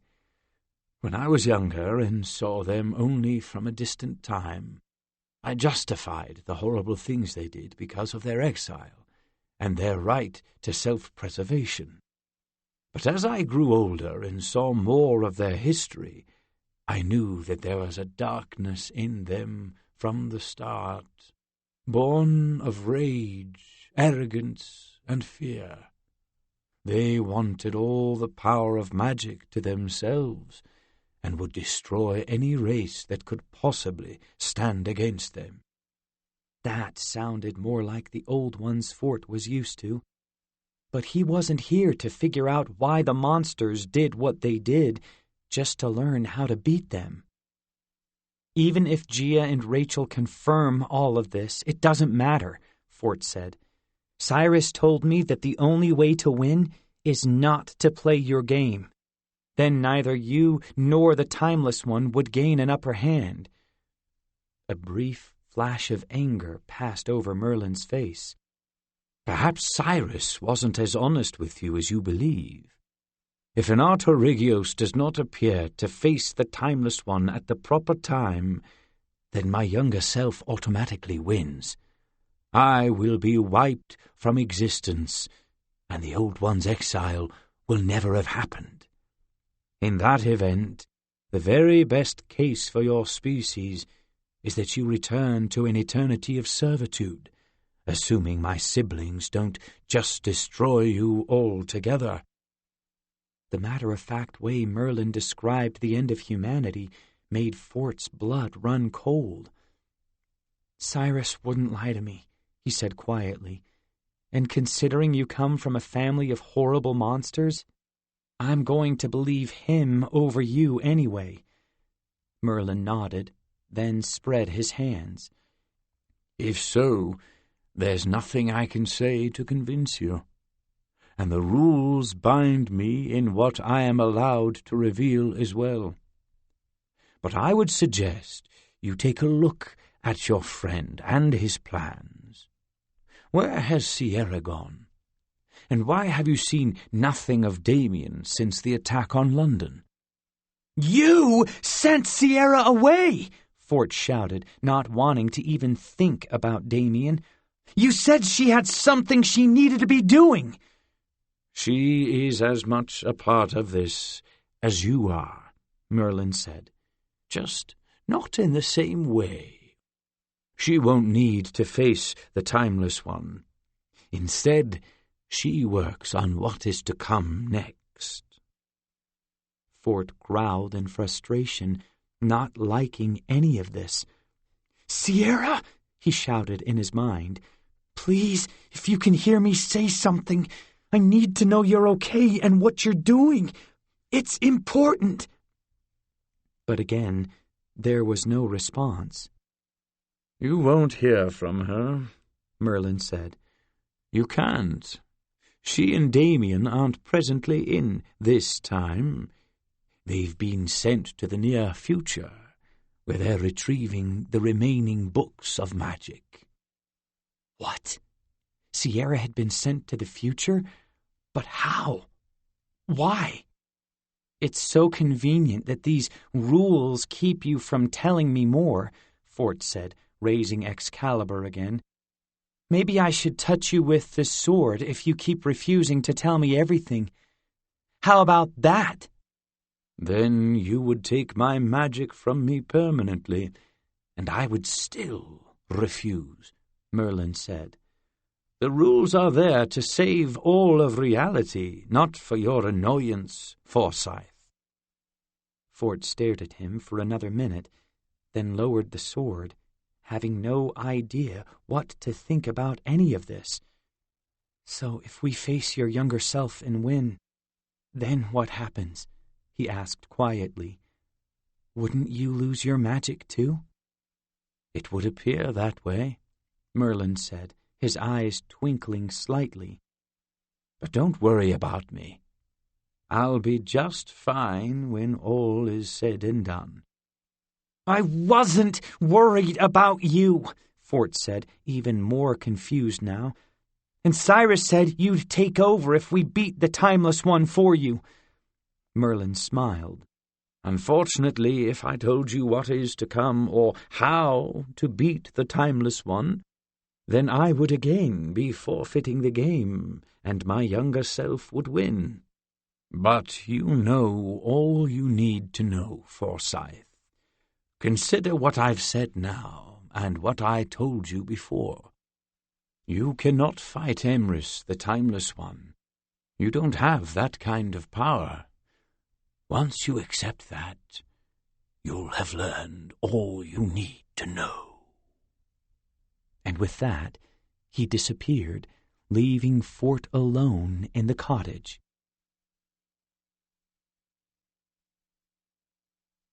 33. Fort walked through the imp's door and back into the clearing, Excalibur still flaming in his hand, his mind reeling with everything he'd just heard. Was any of it even true? Why would Merlin have hidden his true identity from him if it was? Okay, yes, finding out Merlin was an old one was bound to make anyone suspicious of the old man. Old monster, really. But he'd told Rachel and Gia. So why keep it from Fort? "Are you well, Father?" Ember said, coming up to him with a slightly worried look in her eyes. "I did as I was told and kept this sad human and disconcerting doll from harm." He couldn't help but smile at that. "Thank you, Ember. You did great." A small burst of fire exploded from her nostrils, and she grinned, showing a row of razor-sharp teeth. "Of course I did," she said, but still sounded proud of being praised. "Will you release them from their spell now with your weapon of undoing?" Weapon of... Oh. Fort almost slapped himself in the forehead, which would have been dangerous while he was holding a flaming sword. Of course he could have used Excalibur to unfreeze them from the beginning. It had worked back in London, but in the panic to see if he could pick it up to begin with, he'd completely forgotten about that. Yes, I believe it's time, he said to Ember, trying to make it sound as if he'd always intended to wait. But thank you for the reminder. She tilted her head and raised an eyebrow, which made Fort feel uncomfortably like she saw right through him. You are welcome, Father. Not that you asked for my help, of course. Just what he needed, his baby dragon turning into a sarcastic teen dragon. Carefully, he brought the flaming sword down close to Rachel first, making sure not to let the sharp side of the blade touch her. If he cut her by accident, she'd lose access to magic forever, so he moved as slowly as he could. As soon as the flat of the sword touched her, she immediately came to life. "Fort!" Rachel shouted, staring at the sword. "What happened? How did you get Excalibur? What happened to Cyrus? Where's—" She glanced down at the golem on the ground next to her and immediately panicked. "Gia, is she okay?" Fort pressed the sword to the doll, but nothing happened. Why hadn't it freed her from the time spell? Or wait, did it undo too much and take away Gia's original spell on the golem? If so, they'd have no way of communicating with Gia, and she could be in trouble now that they'd stolen the sword. "Hey!" shouted a voice from inside the open cottage door. "There you both are! Took me forever to get out of the bag I left this in." They both turned to find a duplicate golem standing in the doorway, waving at them. "Gia!" Rachel shouted and ran to her, picking the golem up and hugging her close. "You're okay!" Whatever problem the two of them had seemed to be less important at the moment, and Fort, for one, wasn't going to jinx it by saying anything. "Yep, still in the cafeteria," she said, hugging Rachel back. "What happened? I lost access to all my golems at once, like they were completely shut off." "I'll get to that," Fort said. "They didn't blame you for the sword being stolen, did they?" The golem shook her head. "Agent Cole came by to interrogate me, but she didn't seem to expect much. From what I can tell, they must not have been able to see through the disguises. I don't think they know who it was, but she had Cyrus with her." The golem paused. "I had no idea he was even here, but that explains a lot."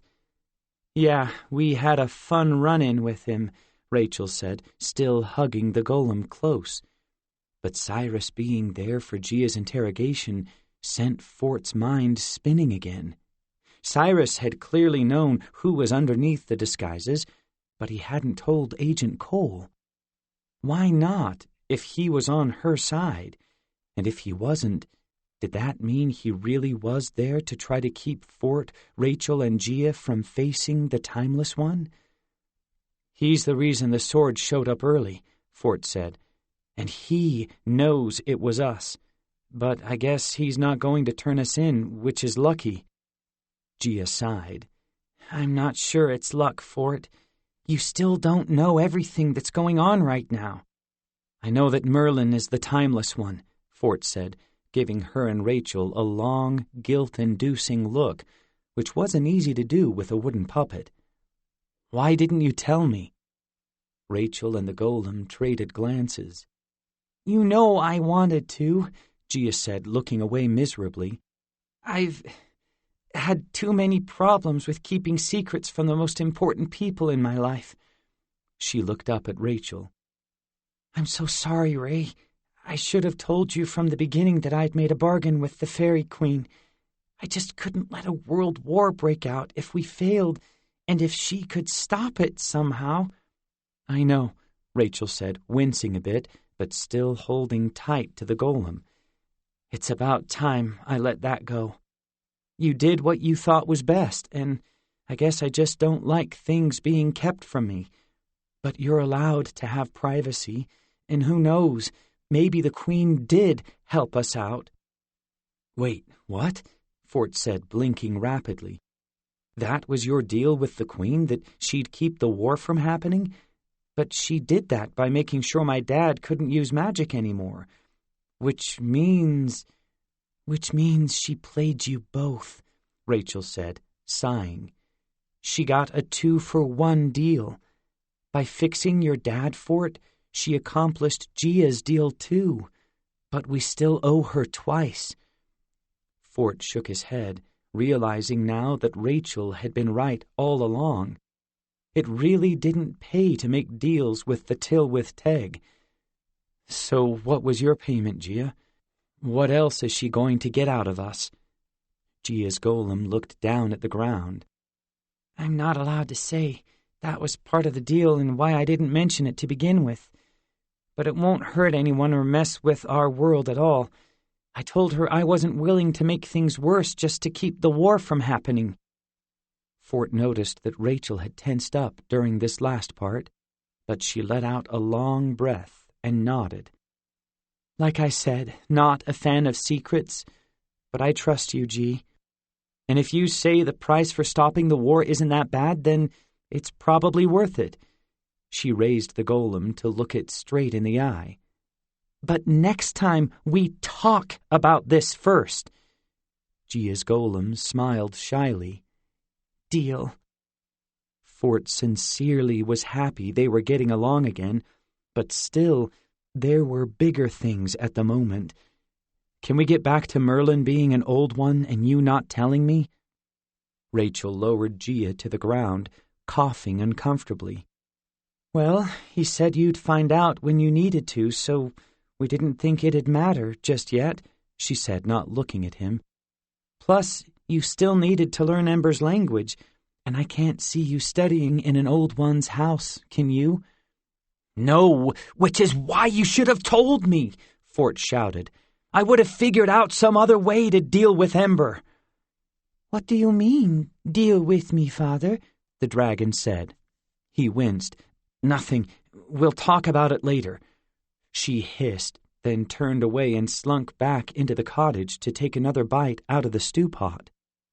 So tell me the truth now, Fort said, turning back to Rachel and Gia.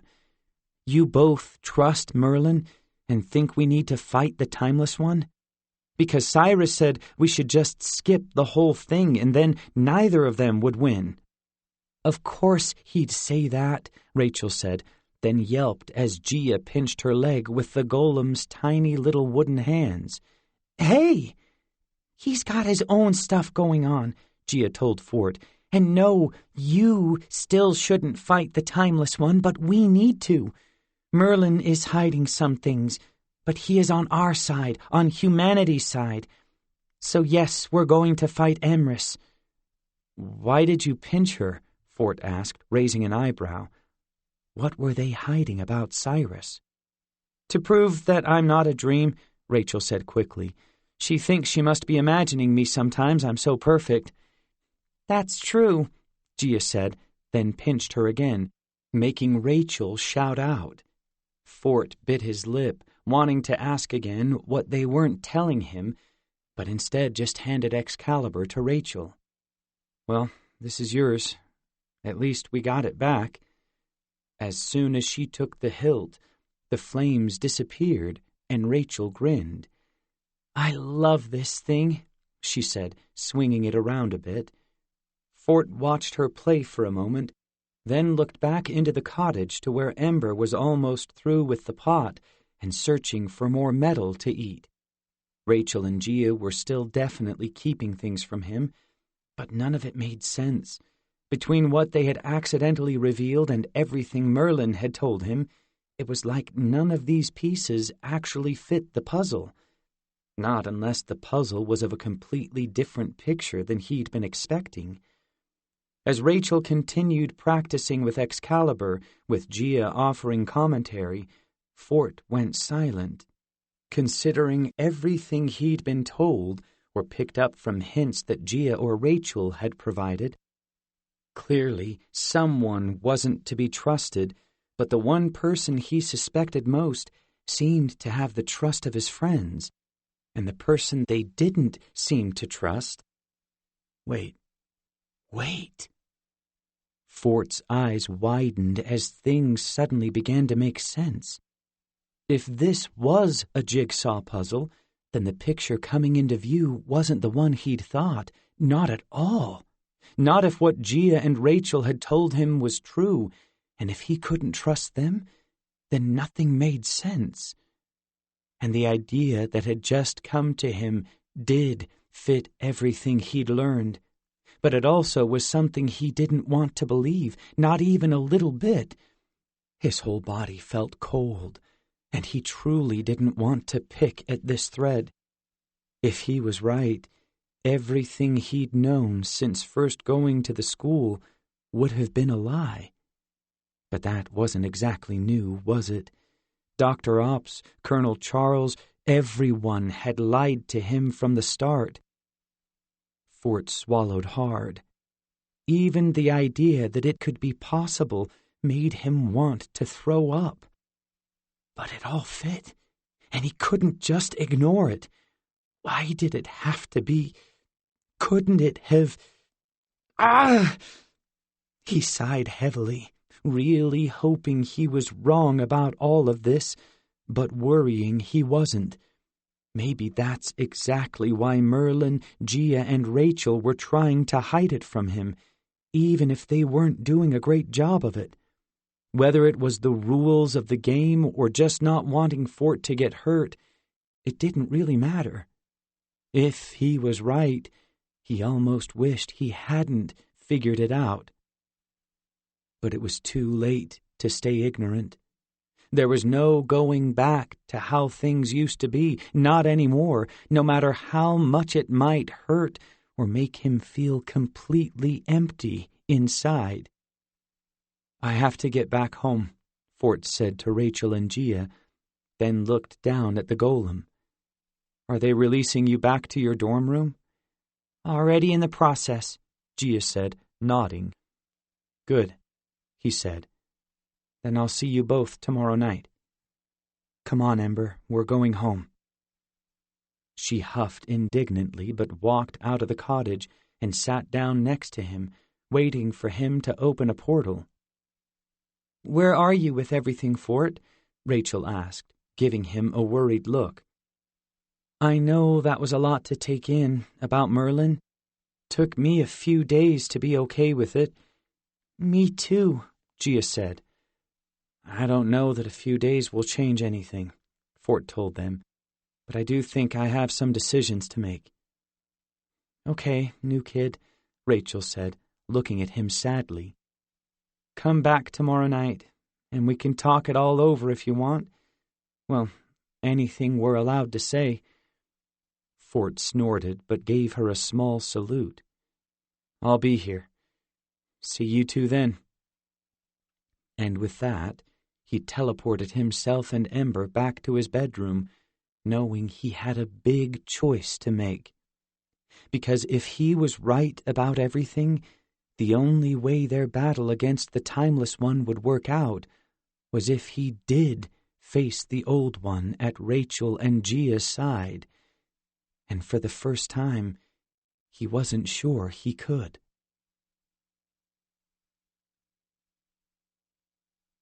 34. Fort lay in his bed, watching as Ember finished off the remnants of his aunt's exercise equipment.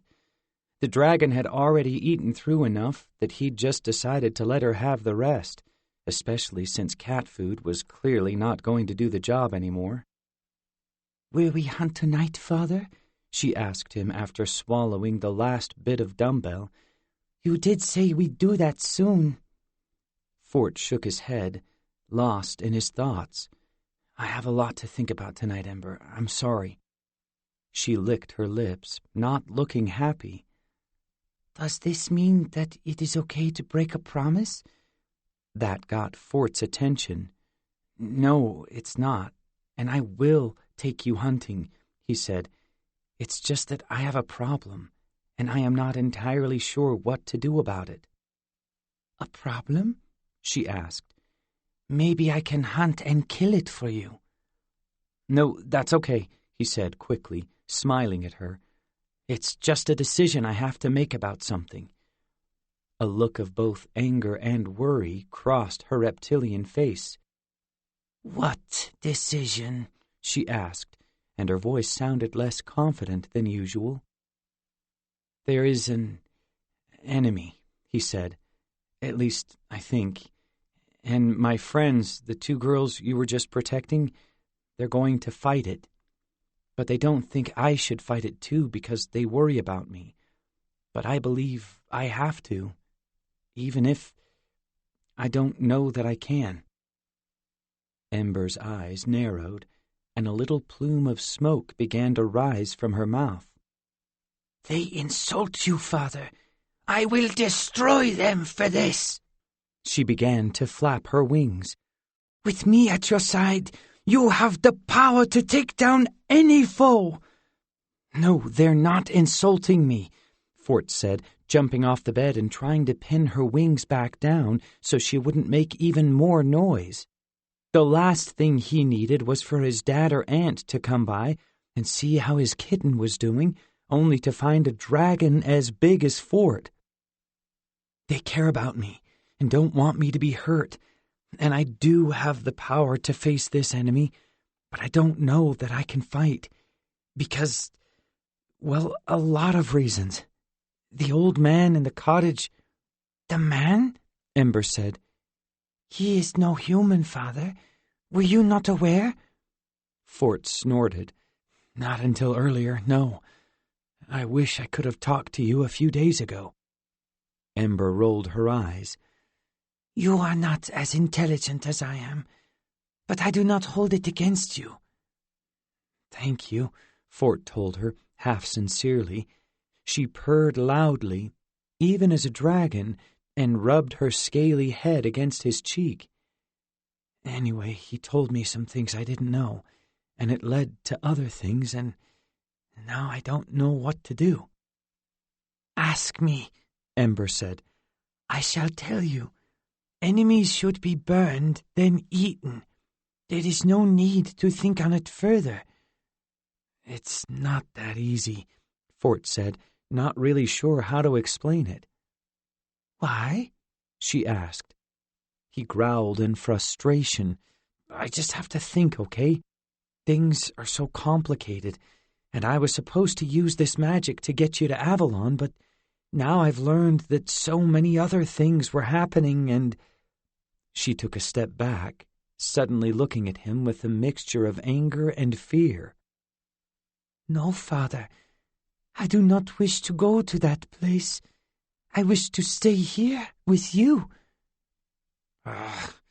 This was the last thing he wanted to be talking about at the moment, not with everything else going on in his head.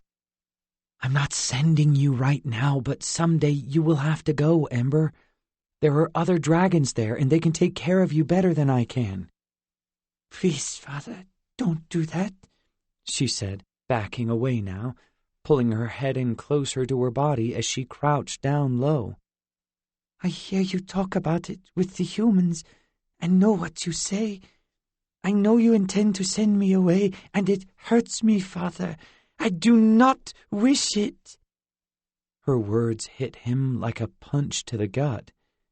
"Ember, I don't want you to leave," he said, moving over to her and hugging her close. He held her for a moment, then pulled away. "But it's better for you that way. Humans and dragons live very differently." "Then I should live as a human," Ember said, and he noticed her cheek scales were now wet. "I do not mind." "No, that's not who you are," Fort said. "Another dragon I know lived as a human, and I'm not sure it was all that helpful, to be honest, considering how he turned out." "You are sending me to this other dragon?" Ember asked, not looking happy about it. "But you imply he is not worthy of me." "No, I'm not sending you to him," Fort said quickly. "But you're right, he is definitely not worthy of you. That's why the dragons in Avalon will be better, because they live as dragons." "But you are my father, not them." She shook her head violently. "Ember, I'm not," he said, and she froze at his words. "You were created by another dragon. I just promised to watch over you for him, and I think this is the best way to do that." She looked like she might be about to start sobbing. "Then you would break that promise? Because you could not watch over me if I am no longer around. Please, Father, I do not want to leave you." "It's just the way things have to be," Fort told her quietly, his heart breaking as he said it. "I wish it wasn't that way, but there's nothing I can do." She looked at him, her eyes drooping now with sadness. "There is something you could do, but you won't do it. You do not care about me." "That's not true," Fort said. He reached for her, but she pulled away. "I care deeply for you, Ember, and only want the best for you." "Then let me stay with you," she said, and he found himself at a loss for words. "That is what is best for me." "I can't, because that's not how things work," he said a little too loudly, feeling terrible about all of this. "I'm sorry, Ember, but there's nothing to argue about here. You're a dragon, I'm a human, and you can't stay here." His words caused her to tremble, and she bowed her head low, nodding. "Then I will not interfere with your human life any further, Father," she said, turning away. "I shall leave now to honor your wishes. Even if you did not fulfill your promises, I will." Fort felt like he was going to throw up. "Ember," he said, shaking his head, "you don't have to go now. We have time." She looked up at him and blinked, tears running down her cheeks. "Goodbye, Father," she said. And then she disappeared in a burst of green light. "Ember," Fort said, pushing to his feet. "Ember, where did you go?" He searched the room, but knew it was pointless. His dragon had just teleported away somewhere, and wherever she had gone, she didn't want him to find her, because she thought he didn't want her. Only nothing could be further from the truth. Over the last few days, he'd come to care deeply for the little dragon and knew he'd be devastated when he had to send her away. But now she'd left on her own and thought he didn't love her. This was the worst possible way it could have gone. "There is something you could do, but you won't do it," she had said. Well, she was right about the first part, but not the second. He might not know what to do about the Timeless One and Merlin, but he did know he couldn't let Ember leave, not like this. "Find Ember," he said in the magic language, putting all of his will into it. He didn't know if the spell would work, but... Wait, there she was, and she hadn't gone far. In fact, she was just across the road from his house. That made sense, since Ember hadn't seen very much of the outside world yet. But unfortunately, she wasn't alone. Someone had already found her. Someone who was staying in the park across the street. Fort's blood ran cold, and he swore, then teleported after her.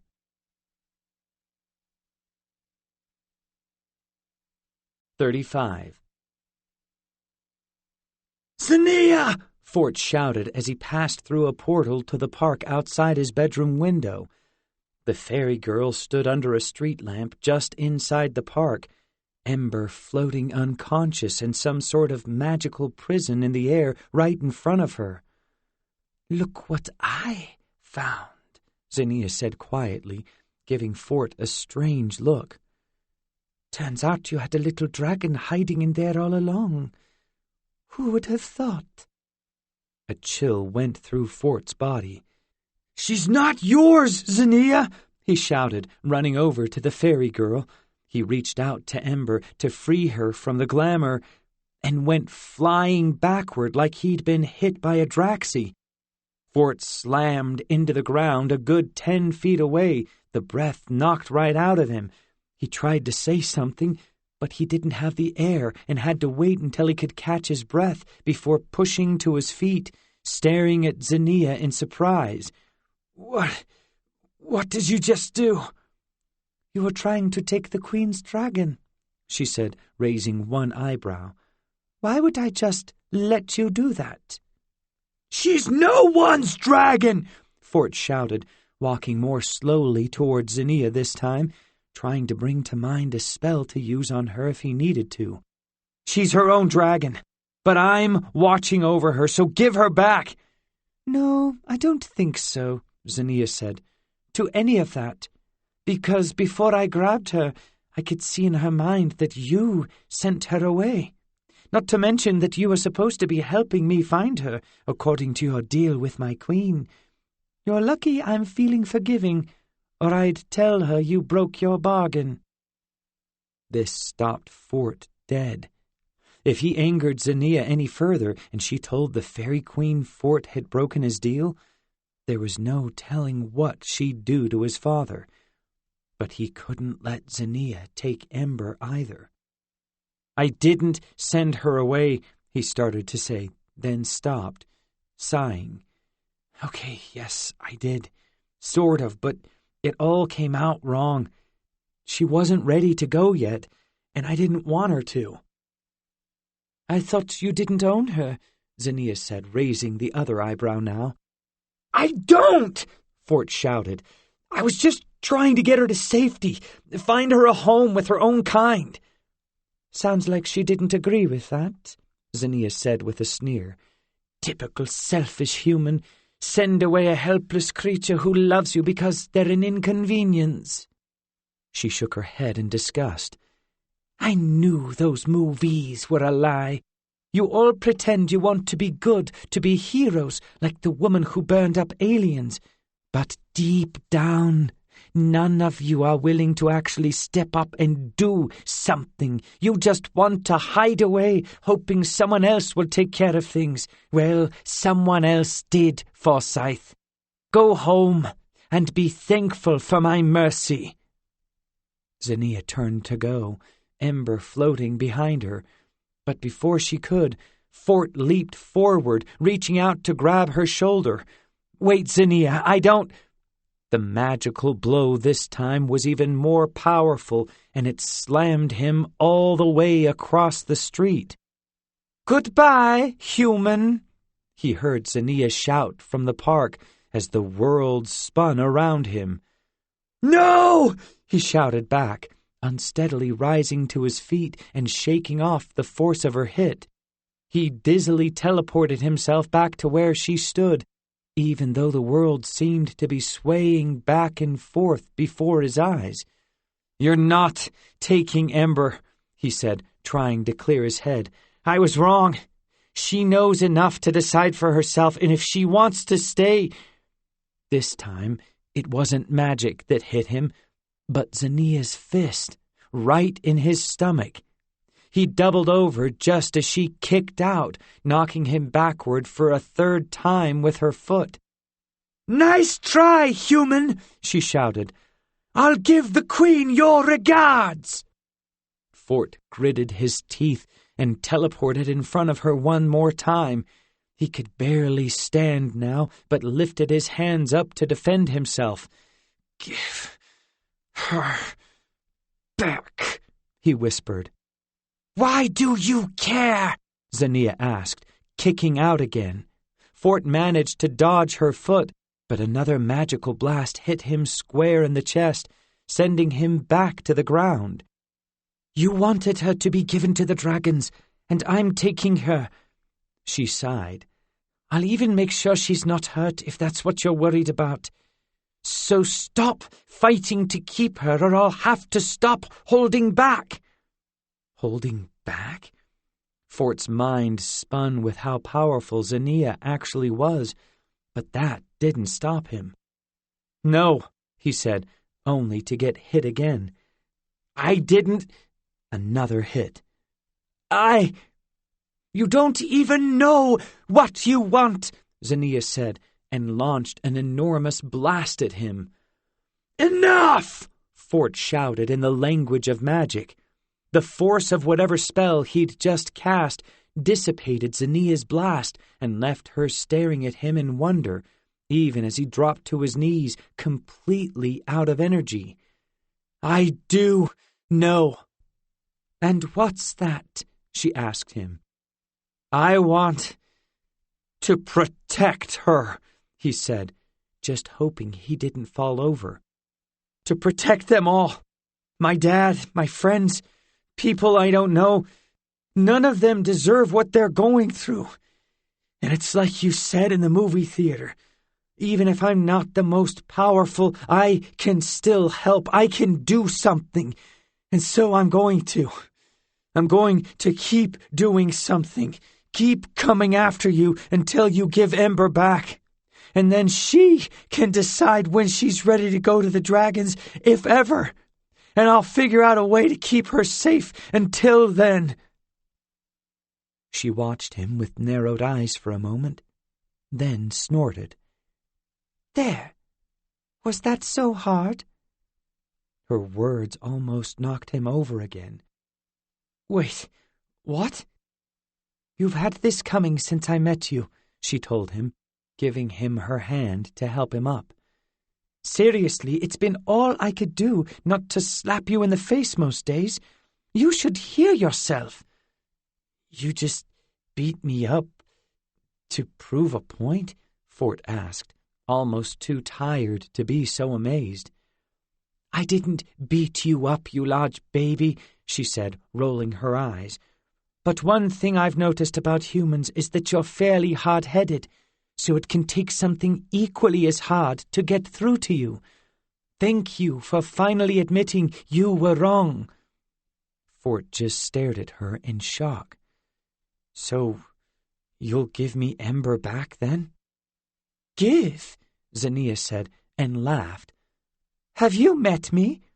"No, but I will make a deal for her." Fort's mouth opened and closed in disbelief before he finally nodded. "Done. Whatever you want, I'll find a way. Just give her back. Please." Zinnia's eyes widened. "No one's ever agreed to anything I want." She went silent for a moment, then gritted her teeth in frustration. 3 things, Forsyth. Number 1, you will find that older teenage dragon for me, as you said you would." "Done," Fort said again, gladly even. 2, Zinnia shouted. "Until I receive said older dragon, you will take me to the movies until we've seen every one about aliens." Fort laughed in disbelief. "Okay, sure. That might take a while." "Well, I'm starting to get used to the smell, so maybe that's not so terrible," Zinnia said with a sniff. "And 3, you cannot tell any of the Tilwith Teg how easily I let you off the hook here. I'm far too nice for my own good." "Easily?" Fort said, every inch of his body aching from her attacks. But seeing her start to get angry again, he quickly agreed. "Definitely easily. I'll tell them you took everything I owned and more." "Good," Zinnia said, and floated the dragon over to him. "You're lucky I'm warming up to you, Forsyth," she told him, giving him a suspicious look. "My queen would throw me in the dungeon for centuries if she ever learned I gave you a dragon for so little. But even I could tell Ember was better off here with you." Fort put out his arms, and Ember floated into them. Then, abruptly, Zinnia's glamour ended, and the full weight of the dragon dropped into Fort's hands, knocking him back to the ground. Fortunately, the blow wasn't enough to even disturb the dragon, so as soon as he had pulled himself together, he raised her head in his hands and gently said, "Wake up, Ember," in the language of magic. The dragon opened her eyes and looked up at him in surprise. "Father, why have you come for me?" "Because he was wrong!" Zinnia yelled. "Because I was wrong," Fort said to Ember. "I was scared for you here in my world and thought you'd be safer with your own kind. But if you want to be here with me, Then I will protect you and watch over you until you decide on your own that it's time to leave. A tear began to slide down Ember's cheek. I may stay with you? For as long as I wish? For as long as you wish, Fort said, trying not to think about how he was going to make that work. You were right that I had a choice, and I made the wrong one. Now I'm going to make up for that. Maybe we can find you a place of your own, where you'll have room to hunt and grow, but I can see you every day like we do now. An idea came to him, and he lit up in spite of the horrible pain in his body. A cave, maybe. I know a good one, where no one will find you.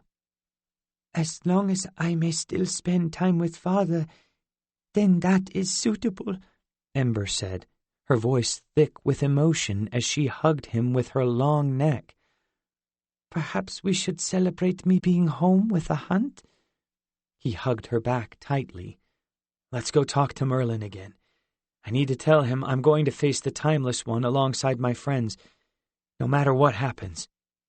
He looked over at Zinnia. You want to come? She laughed. Are you joking? I'm not going to get myself killed fighting one of the Eternal Ones, but I'm impressed that you're going to. She saluted him. Good luck with the aliens, human female captain. Fort saluted her back, then teleported himself and Ember away.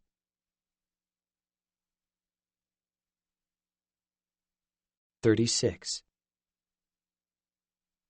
They landed in the clearing outside Merlin's cottage, giving Fort a minute just to prepare himself. He knew he was in for an argument at the very least, and maybe more. Merlin might even try to stop him by sending him elsewhere in time, so Fort had to be ready with his own magic. He still hadn't come to grips with what he'd figured out about the Timeless One, Merlin, all of it, but there was no way he could let Rachel and Gia face the Old One alone. He had to be there, if just to keep his friends safe. All of his friends. With Ember at his side, Fort walked over to where the door lay on the ground and reached down to pick it up. Be warned, the imp said as he touched it. There was an intruder in the cottage, which was extremely not my fault. Fort looked over at the imp in alarm, then quickly leaned the door against some debris to hold it up, and opened it. Inside, the cottage now matched the exterior's destruction. Any illusion that the cottage had been a cozy little cabin in the past was now gone. Smoke filled the air, and alarms blared as Fort stepped inside. A horrifying creaking noise came from the ceiling, like it might collapse at any minute. The living room where earlier Ember had been eating the stew pot was now completely wrecked. Where once the holographic system had shown a wooden dining table, now was revealed to be a futuristic plastic board split in half. The fire was gone, replaced by an elaborate food maker of some kind, which itself was now on fire, smoke filling the room due to there not actually being a chimney. The other two humans were here, Ember hissed, her eyes half closed against the smoke. Them and something else, she growled low and threatening. Gia! Rachel! Fort shouted, covering his mouth as he picked his way through the smoke. But there was no answer, and the creaking above was only growing louder. Ember grabbed his sleeve with her teeth and pulled him to a stop. We must go, she said. It was one of the Eternal Ones. Do not worry, though, Father. I will protect us. She stared at him intently, her eyes glowing with corporeal magic, and a blue sphere of light appeared around them, which helped with the smoke at least. Fort took a step, and the sphere moved with him, so he quickly made his way to the room where Gia had given them their disguises, hoping to find his friends there. Unfortunately, the room no longer existed. The door now led to nothing but black space. Merlin! Fort shouted, and the old man appeared in front of him, at least in part. His hologram was glitching so badly that Fort could barely make Merlin out. Them, Merlin said, his voice going in and out. He took them? Fort said. Who, the timeless one? Was your younger self here? The glitchy Merlin nodded, then seemed to rub his forehead. The hologram disappeared, and in its place was a solid version of the magician. There, that's better, he said, looking much more tired than the hologram had. He pushed his way into the blue bubble, which Fort assumed Ember had allowed him to do. We should leave this place, though, as it won't exist for much longer. I saw the bedroom, or what used to be the bedroom, Fort said. Is the whole cottage going to disappear? Merlin nodded. He made it so this space will no longer exist. I think he hoped you wouldn't be able to find me in time.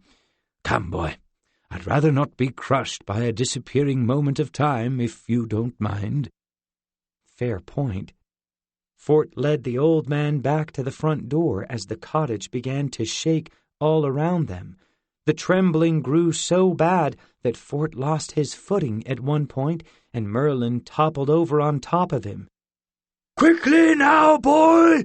Merlin shouted, and Fort teleported the three of them straight to the front door and out into the clearing, just as the cottage collapsed into a tiny singularity behind them, then blipped out altogether. And then the remains of the front door began to disintegrate as well, as did the rest of the rubble from the exterior of the cottage. Sir, the imp shouted as the dissolving began to approach it. Might I have a word, quickly? Merlin reached a hand out, and the imp detached from the disintegrating door with a sigh of relief. It crawled over the ground to reach Merlin's leg, then hugged his shin closely. Thank you, sir, it said to him. I'd hardly let you be hurt, Quimbley, Merlin said, bending over to pat the imp on its head. You did your job well, and now you must return to your proper time. The imp let out a quiet sob, shaking his head. I never thought I'd be done with visitors, it said, before giving Fort a nasty look. They were so rude, sir. So very, very rude. I know, Quimbley, Merlin said. Manners truly are a lost art. I'm sorry if I was rude, Quimbley, Fort said, feeling bad now, in spite of everything else that was happening. You should be, young man, Quimbley said, sticking out its tongue. Merlin smiled slightly, then waved a hand, and the imp disappeared.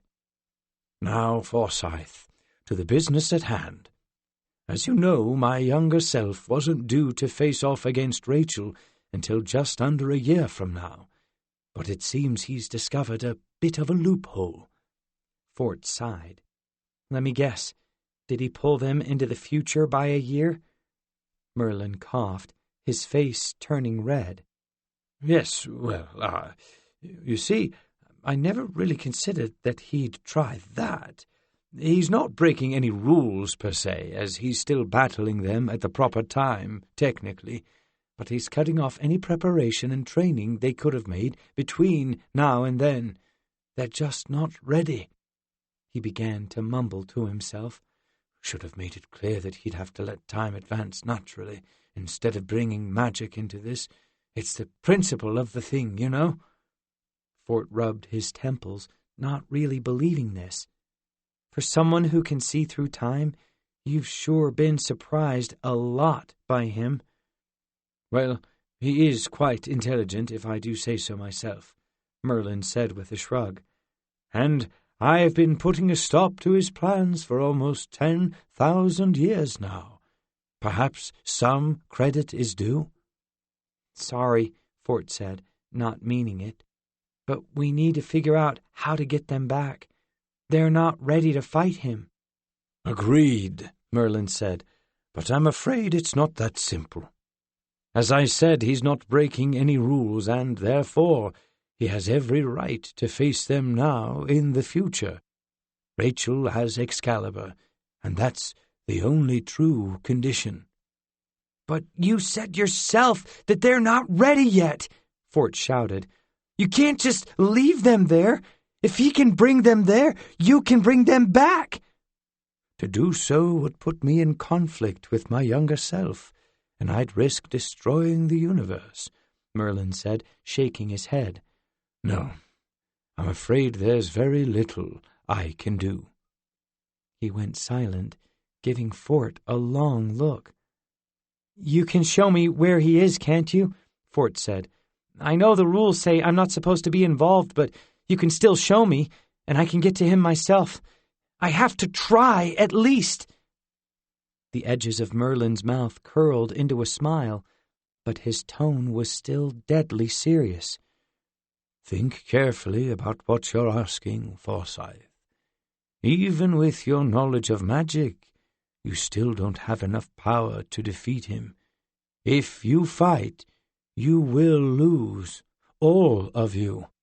My family will return and either enslave or destroy humanity altogether.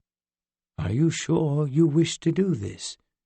"I am," Fort said, not knowing if he was lying or not. "It might not work, but I think I have an idea. Now that I know who the Timeless One really is." Merlin smiled fully now. "That's my boy." "Ember," Fort said, turning to his dragon, "I can't ask you to come with me, as it's going to be incredibly dangerous, but—" "We hunt," she said, grinning widely. "I'm interested to see what an Eternal One tastes like." Merlin flinched at this, giving the dragon a worried look. "Ah, right. Well then," he said, as black time magic glowed all around him. "Good luck then, Forsyth. You will most assuredly need it." "Thanks," Fort started to say, but Merlin was already gone as a new vision surrounded Fort and Ember, a vision of the location of the Timeless One. Fort looked around at a destroyed world, and he swallowed hard, suddenly doubting all of his choices. Everything was devastated, a dead world that didn't look like it could even support life. This couldn't be just 1 year from now, could it? If it was, all the more reason to face the Timeless One and stop this destruction. "Here goes nothing," he told Ember, then stared at the desolate destruction in front of him and whispered, "Travel to this time, please." And just like that, they did.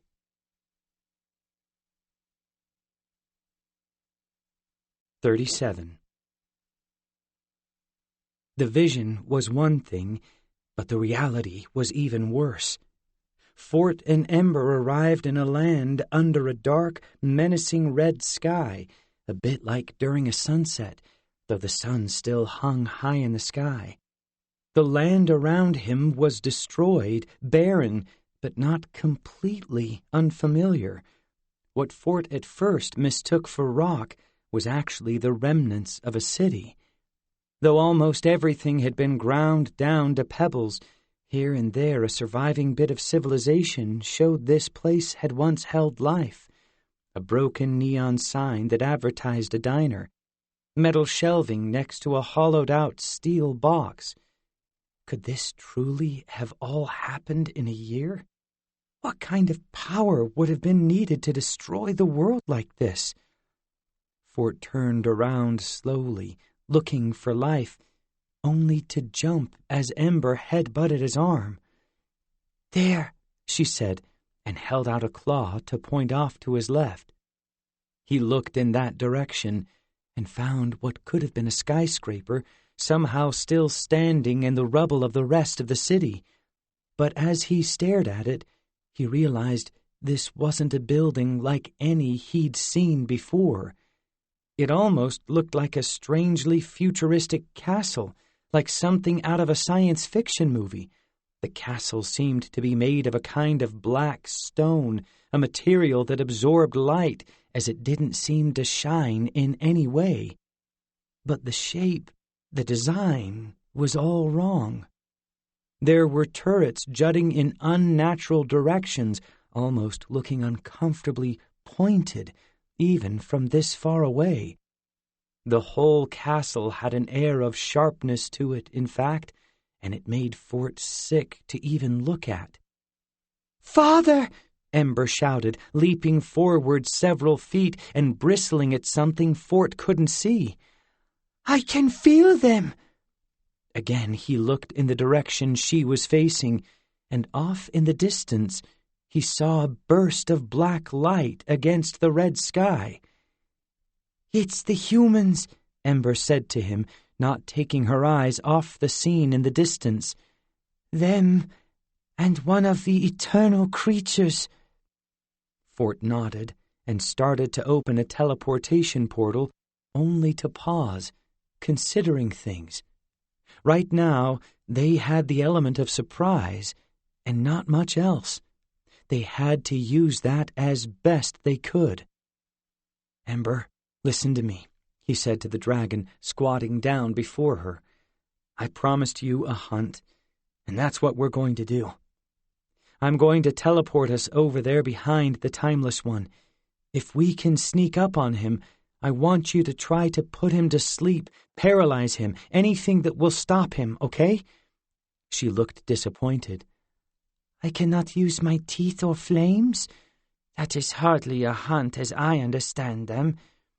"If it comes to teeth and flames, I think we've already lost," Fort told her. "Also, whatever you do, stay away from Rachel's sword, okay? It can really hurt you." "So I should burn her if she gets too close, then?" Ember asked, sounding a little too hopeful for Fort's liking. "Not even by accident, Ember," he said, giving her a stern look. "Promise me." She sighed. "I won't burn the sword girl." "Or the other one. Don't hurt Gia or Rachel in any way. Promise." "Fine. I will not harm any of the humans or use my teeth or fire on the Eternal One, unless it becomes necessary, correct?" She looked up at him with such hope that he couldn't help but smile. "Fair enough," he told her. "Just be careful, okay? I don't want you getting hurt." She laughed hard at this, which didn't make him feel any better. "Whatever you say, Father." "Okay, I'm opening the portal now," Fort said, and did just that. Without a moment's pause, Ember leaped into the air, flying straight through the portal with Fort just behind her. They emerged behind a cloaked figure that floated a few feet above the ground. That had to be the Timeless One. Right in front of the figure, Gia and Rachel both looked ready to fight, with Rachel aiming Excalibur at the Old One. "Now!" Fort shouted, and Ember released a burst of blue light right at the cloaked figure's back. At the same time, Fort shouted, "Freeze!" in the language of magic, hoping that would paralyze the Timeless One. Ember's and Fort's spells hit the Old One at the same time, and the cloaked figure toppled to the ground, unmoving. It landed hard in the dirt and rock, and just lay there as Rachel and Gia stared in surprise. "I'm here to help!" Fort shouted, running over to them. "Rachel, now's the time. Can you get to him?" But neither of the girls moved. As Fort reached them, he turned to look behind him, wondering what was going on. The cloak on the ground was dissolving away into black light, leaving nothing behind. There hadn't been anything beneath it. "You can't surprise someone who can see through time," Rachel whispered to him as she turned in a circle. "Where did he go?" "Fort, what are you doing here?" Gia asked, morphing herself in various places. First, dragon wings, much like Damien's, grew out of her back, and her fingers merged together to form hard, scale-covered fists. Her arm muscles increased to something beyond a bodybuilder's, while huge fangs grew from her mouth. Entirely creepy all around, but exactly the kind of person Fort wanted by his side against an old one.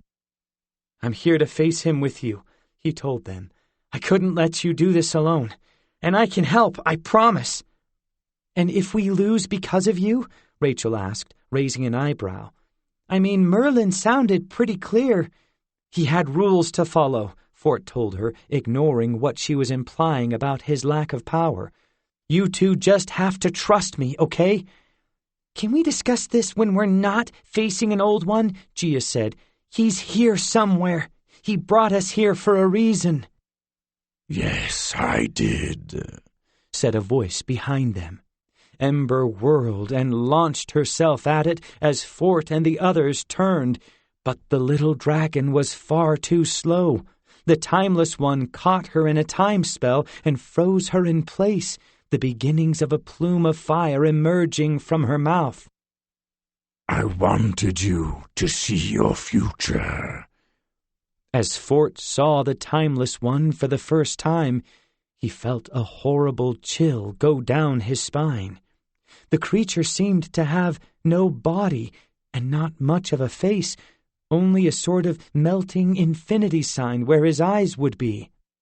One hand emerged from the mostly empty cloak in a vicious-looking metal glove, while the other seemed to be entirely made of bone. "Whatever this is, it'll never happen to our world!" Rachel shouted at him, aiming Excalibur at the Timeless One. But you don't get it," the Timeless One said. "This is your world, not even a year from your present. This is the world I have made, and one that you cannot avoid." He waved a hand almost proudly. "You see, this is the world where my family has returned." And off in the distance, several glows appeared on the horizon. Orange, red, and yellow. The colors of spirit, elemental, and mind magic.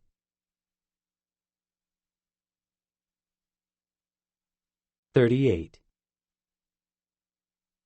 "It's not going to happen!" Rachel shouted, though Fort saw her looking off into the distance at the light of the other old ones nervously. "I don't care if we're ready to fight you or not. We will take you down!" She stepped forward, Excalibur shining in the burning sun. "We have to get him before the others arrive," Fort said quietly to the others. "Oh, they won't interfere," the Timeless One said. "That would be against the rules. But don't worry, you still won't win. Didn't Merlin explain? Whatever you do to me now, the future is set.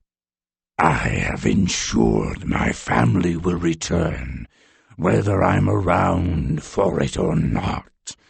Your dragon friend Damien has already found the 6 books and opened a portal to my family's world. This is the result of his battle with them." Fort's eyes narrowed. Well, that basically confirmed his worst suspicions, which made him doubly glad he was here. "It can still be changed," Gia said, her hammer-like hands glowing with blue magic. "If we have to find the Book of Time magic ourselves, we'll fix this!" The Timeless One began to laugh. Rachel growled in fury, then leaped straight at him, the ground beneath her feet rising up to push her to his level. She swung Excalibur at him, but the Timeless One disappeared in a blur of black light. He instantly appeared behind her, and she tried to swing out with the sword, but the earth holding her up began to crumble with age, infused with the Old One's time magic. She started to fall, and the Timeless One swung out with his gloved hand, only to pass right through her. Rachel grinned. "I've been practicing, you old jerk," she said, then gestured. A circle of Rachels appeared all around them, each one holding a sword, all aimed at the old one. "Illusion? Well done, child. You've learned to mix elemental and mind magics," the Timeless One said, and Fort's eyes widened. This was what Rachel had been training in? "But illusions can't hurt me." "Maybe not," all the Rachels said together, "but they can sure distract you." The Timeless One spun around at her words and struck out with his armored hand. Someone invisible cried out in pain, and the real Rachel dropped to the ground, nursing her now wounded arm. "No!" Gia shouted, and her body split into a dozen copies, each one heavily armored and sprinting at the old one. Was this another illusion? But no, the first one struck the old one, who defended himself with a bubble of time magic, much like the one the Carmarthen Academy students had made. The second Gia struck, and the third, and each one's blow struck the bubble. But how was she doing it? The last Gia looked over at Fort, now that there was no room left to attack the old one. "Golems," she said with a smile, and Fort finally understood. This wasn't Gia here, but a life-sized puppet, one she'd just duplicated using the same magic. "Away!" the old one shouted, and the golems began to disintegrate with age, falling apart before Fort's eyes, a shroud of darkness appearing where he'd been floating. "Can't see the future, if you can't see," Rachel said from the ground, then used the rock beneath her to push herself to her feet. Once again she turned invisible, but she reappeared as time reversed itself completely. The shroud of darkness disappeared, and this time the Timeless One appeared next to the final Gia golem, his armored hand holding her in the air. "Surrender, or she will pay for your arrogance," he said to Rachel. "That's not really her, genius!" Rachel shouted, but Fort could tell that his threatening even a golem that looked like Gia had enraged her. "This may not be her, but she is connected to it," the old one said, and slowly disintegrated the golem. "Which means I can find her, even through your illusion." Again, time reversed, but this time only for the golem, spiraling backward until Gia appeared out of nowhere, holding a tiny doll in her hands. Rachel must have cloaked her in illusion to keep her safe. "No!" Rachel shouted and tried to use the ground to hurl herself between the Timeless One and Gia, but the rock fell apart beneath her as the old one aged it into non-existence. "Don't worry, Rachel," Gia shouted. "The old ones hate healing magic, remember?" Her hands lit up with blue light. "I'm going to make him wish he'd never been born in the future!" The Timeless One's face broke into a grin. "That was my brother, Ketus, when he inhabited your friend's body. Healing magic does not harm us otherwise." And then he shot a spiral of black magic straight at Gia. "You cannot win," he said, now using his time magic directly on Gia. She began to age quickly, passing through her teenage years to adulthood, then gaining wrinkles and stooping, her muscles disappearing. She tried to strike out at him, but the Timeless One grabbed her hand and wrenched it painfully. "You are simply not ready to face me." Restore Gia! Fort shouted in the language of magic, then turned to his dragon. And free Ember! Gia's age immediately returned to normal, and she smiled again at the Timeless One as Ember set his cloak on fire. "Are you sure about that?" Gia said, and swung out with hammer hands just like her golem had.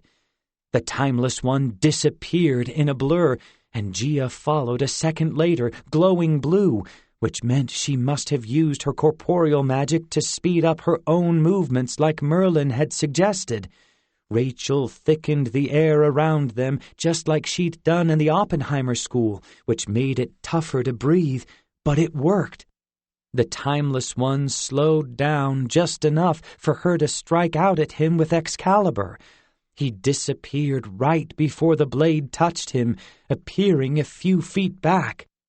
"I know all of your tricks," the Old One shouted, and Gia skidded to a stop on the ground a short distance away, her enhanced muscles and speed reversed through time magic. The air also thinned back out, and the Timeless One disappeared and reappeared next to Rachel, holding a horrible-looking sword of his own. "I have fought 6 Artorigios already. You think Merlin could teach you anything that he did not also show them?" As Rachel frantically defended herself with Excalibur against the Old One's sword, Fort raced over to Gia and helped her to her feet.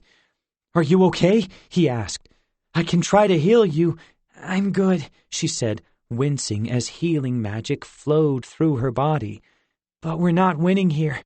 Do you know any spells that could take him down?"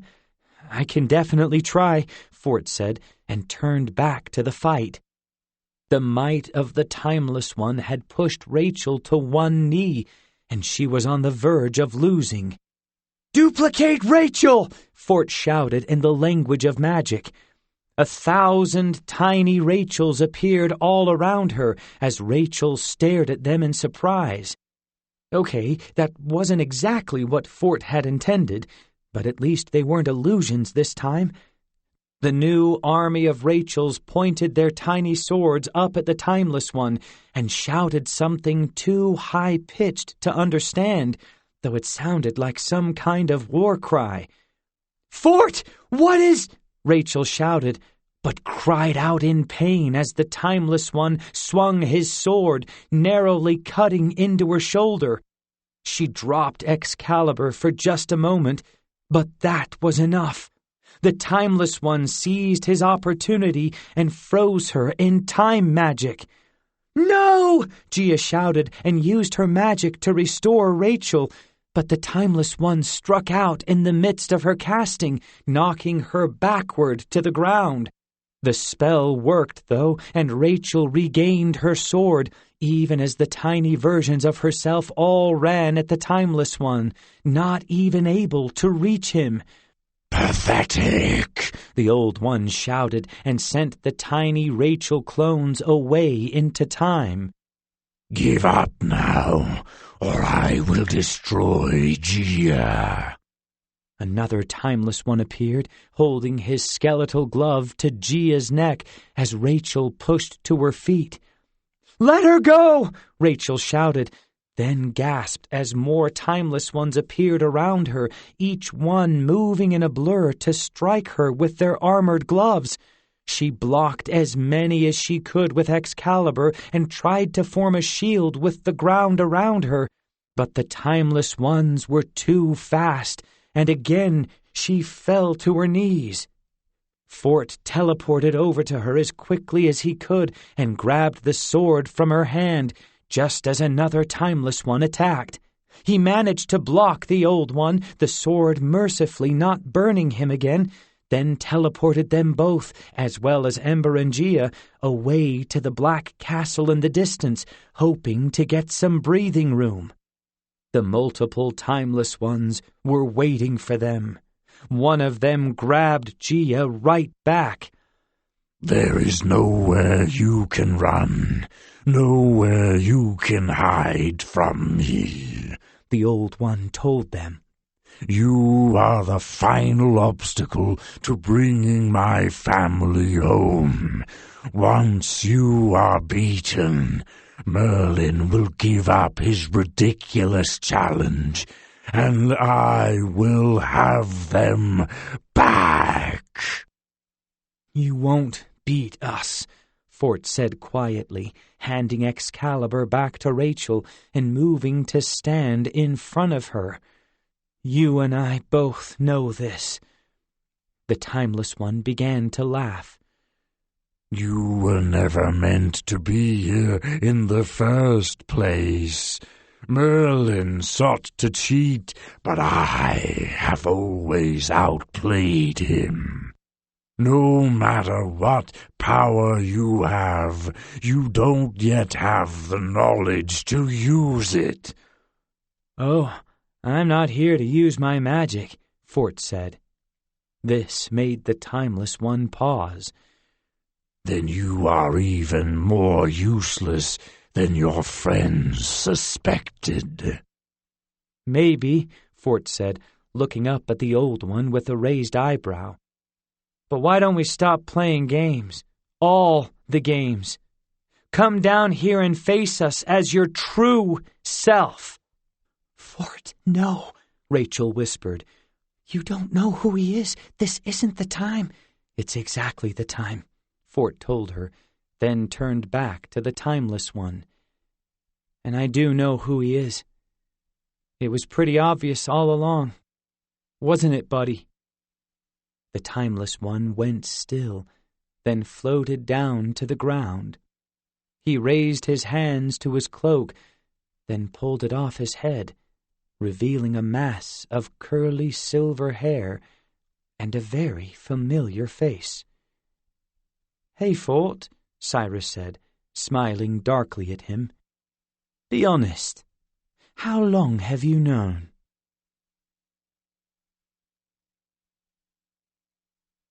"39. Fort had known. He'd known that it had to be Cyrus. All the clues, all the hints from Gia and Rachel, Merlin, even Cyrus himself, only made sense if the silver-haired boy was the Timeless One, Merlin's younger self. And yet, seeing Cyrus here in this desolate world made Fort have to fight to keep from vomiting. He so badly wished he'd been wrong. Fort had made so many other mistakes. Why was this the one thing he'd gotten right? This was his friend, the first person to actually welcome him at the Oppenheimer School. Cyrus had been his confidant, the one he had shared his fears and secrets with from the start. And it devastated Fort to see he was right, that Cyrus had been manipulating them all from the beginning. "Really? When did you realize?" Cyrus asked again, as Fort hadn't been able to even speak, seeing his former friend standing there wearing an Old One's cloak. "It doesn't matter," Fort said quietly. "I just wish things were different, Cyrus. It didn't have to be this way." "No, it always had to be this way," Cyrus said, his smile fading as he stared at Fort. "It was the only way I'd ever get my family back. I'd think you, of all people, would understand that, Fort. What someone would go through to have their loved ones home." "How did you find out?" Rachel asked from the side of her mouth, her focus on Cyrus still. "We promised Merlin we wouldn't tell you." Fort smiled sadly. "Yeah, you were both pretty terrible with that," he said. "You gave away tons of clues, especially after I found out Merlin was the Timeless One." He looked up at Cyrus, barely able to keep his voice from betraying his feelings. "Sorry, your future self. Once I found out that Merlin, who looked human, was an Old One, then I realized his younger self might look human too." Plus, Merlin kept mentioning that you, Cyrus, had different plans from him, and you mentioned visiting his cottage, trying to find out what he was up to. So it all fell into place. Well, I'm happy to drop all the melodrama at least, Cyrus said.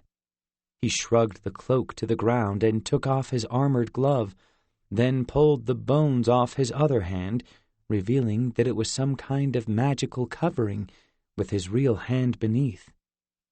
And yes, I'm the younger self of Merlin, the timeless one, the old one of time, all of that. He waved his hand absently. Phew, I really was getting tired of all the secrecy.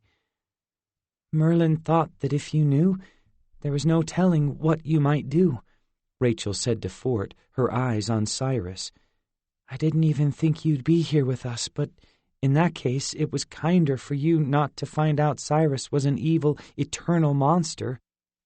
Hey! Cyrus shouted as the other timeless one, the version guarding Gia, took off his cloak as well, leaving another Cyrus standing there, though this one kept his gloved hand on, still threatening Gia.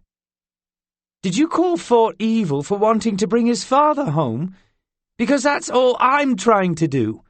And before you go blaming me for everything, the rules for the game with my older self stipulated that I couldn't bring them back myself. All I've done is push you people in a direction you were willing to go.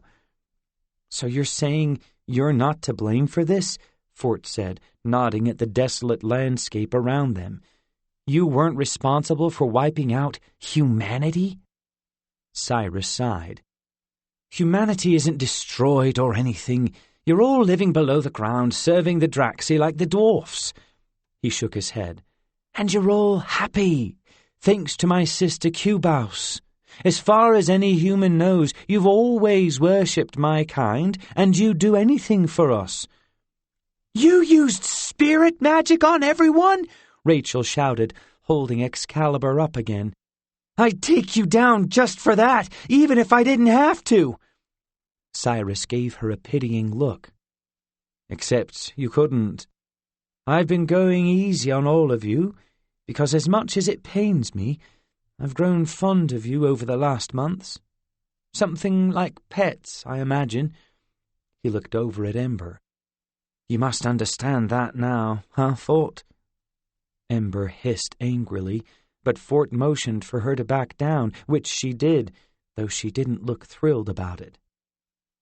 Anyway, Cyrus continued, sounding almost as devastated as Fort felt for some reason.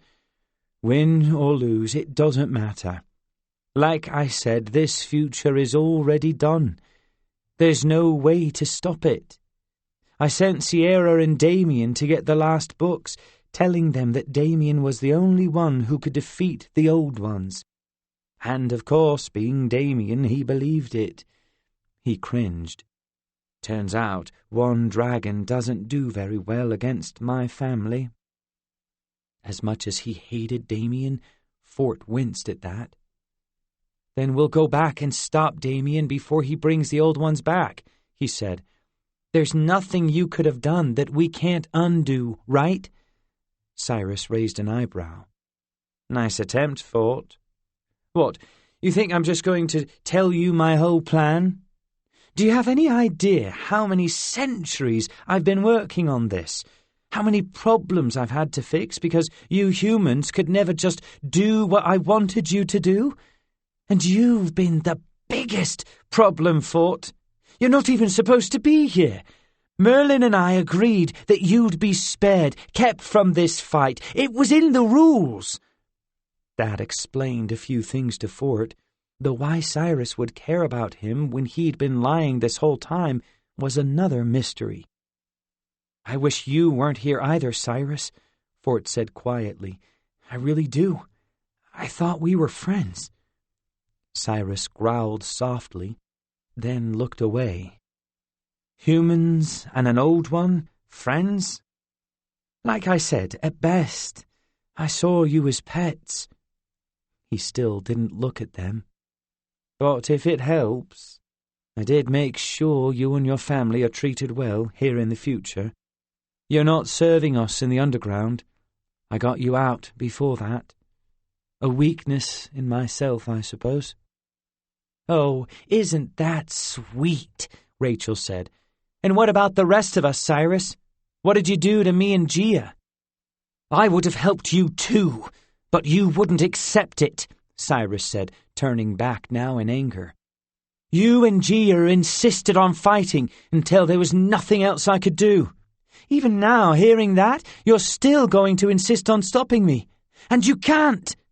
But why would that change the great Rachel's mind? You just had to take the sword, didn't you? All you needed to do was get the book of spirit magic from the Fairy Queen, but instead you volunteered to be her final hero." "And I'd do it again," Rachel said. "You might have had a chance, too, if we'd done this when you were older," Cyrus said with a shrug. "That sword is far more powerful than you even know. It could kill one of my kind, which is why I can't let you use it." Before Rachel could move, 3 versions of Cyrus appeared out of nowhere, one of them holding a huge glowing hammer. 2 of them struck Rachel at the same time, sending Excalibur flying from her hand. The third, standing right where the sword landed, lifted his glowing hammer and brought it down hard on the blade. The resulting explosion knocked them all from their feet. When the ground stopped spinning, Fort pushed himself back up and gasped. Excalibur now lay broken in 2, flames sputtering on the broken blade before gradually fading out. "There," Cyrus said, as the other Cyruses disappeared. "Now it's completely over, and you've lost. Do you want to give up now? Here." He gestured, and Gia reversed in time back over to them. "See? I'll even give you Gia back." Gia gave Rachel and Fort a sad look. "Well, this isn't going so great, huh?" "We're not done," Fort told them, turning back to his former friend. "Actually, you are, if you'd just listen," Cyrus said. "I will once again offer you all the chance that no other human is going to get. Stand down and stop fighting, and I'll make sure you and your families are all okay. But keep this up, and you'll all be sent to the underground with the rest of humanity." Gia snorted, then raised her hammer hands. "I always knew there was something off about you, Cyrus. I liked you, but something wasn't right." Cyrus rolled his eyes. "Rachel, do I even need to ask?"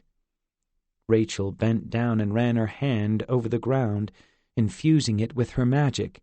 Seconds later, she picked up a steel sword, formed from what was left of the earth below them. "Nope.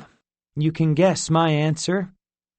Cyrus nodded, then turned to Fort, giving him an almost pleading look. "You don't have to go along with them, Fort. You were never one of them. Neither of us were. Do what's best for yourself and your family.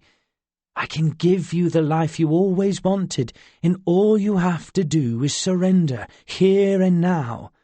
This can all be over for you." Fort just stared at Cyrus, not knowing what to say.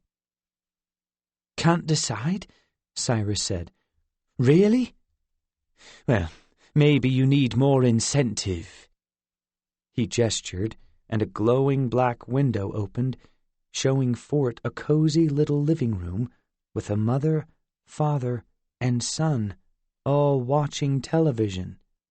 And to Fort's horror, he recognized all 3. One was himself, one was his father, and one was someone he'd only seen in pictures. "I can give you more," Cyrus continued as Fort stared in disbelief. "Your mother didn't need to die when you were born." "I can fix that, Fort. All you need to do is stand down, and you can have everything you ever wanted." Fort moved toward the window, his mouth dropping open. He slowly put a hand up to it, not able to believe his eyes. "Mom?" he said quietly, staring at the woman in the living room. "Fort," Rachel said, "listen to me. Look around you. This is the world she'd be living in."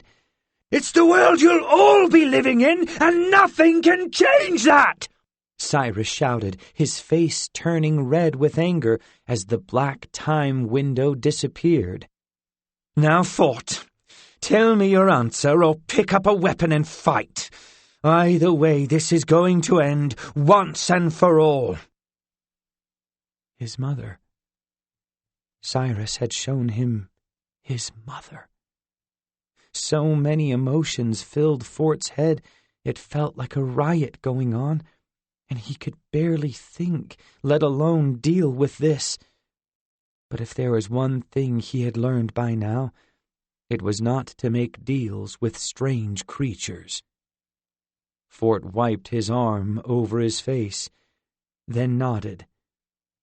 "Okay, Cyrus," he said, then walked over to where the broken blade of Excalibur lay.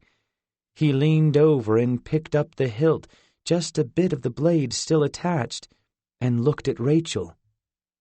"You're going to need this still," he said, and handed it to her. She took it, dissolving the sword she'd made. She took it, staring at him. "You're doing what he says?" Fort looked at her, then at Cyrus. "No, but I don't have the power to stop him. Not with magic. He's too strong." "Wise boy," Cyrus said, nodding. "Now step aside so I can finish this." "We can't give up, Fort," Gia said softly. "I know," Fort said, "and I'm not." And with that, he moved between the Old One and his friends, then turned to Cyrus and beckoned the boy to come at him. "Ready, Timeless One? Let's do this."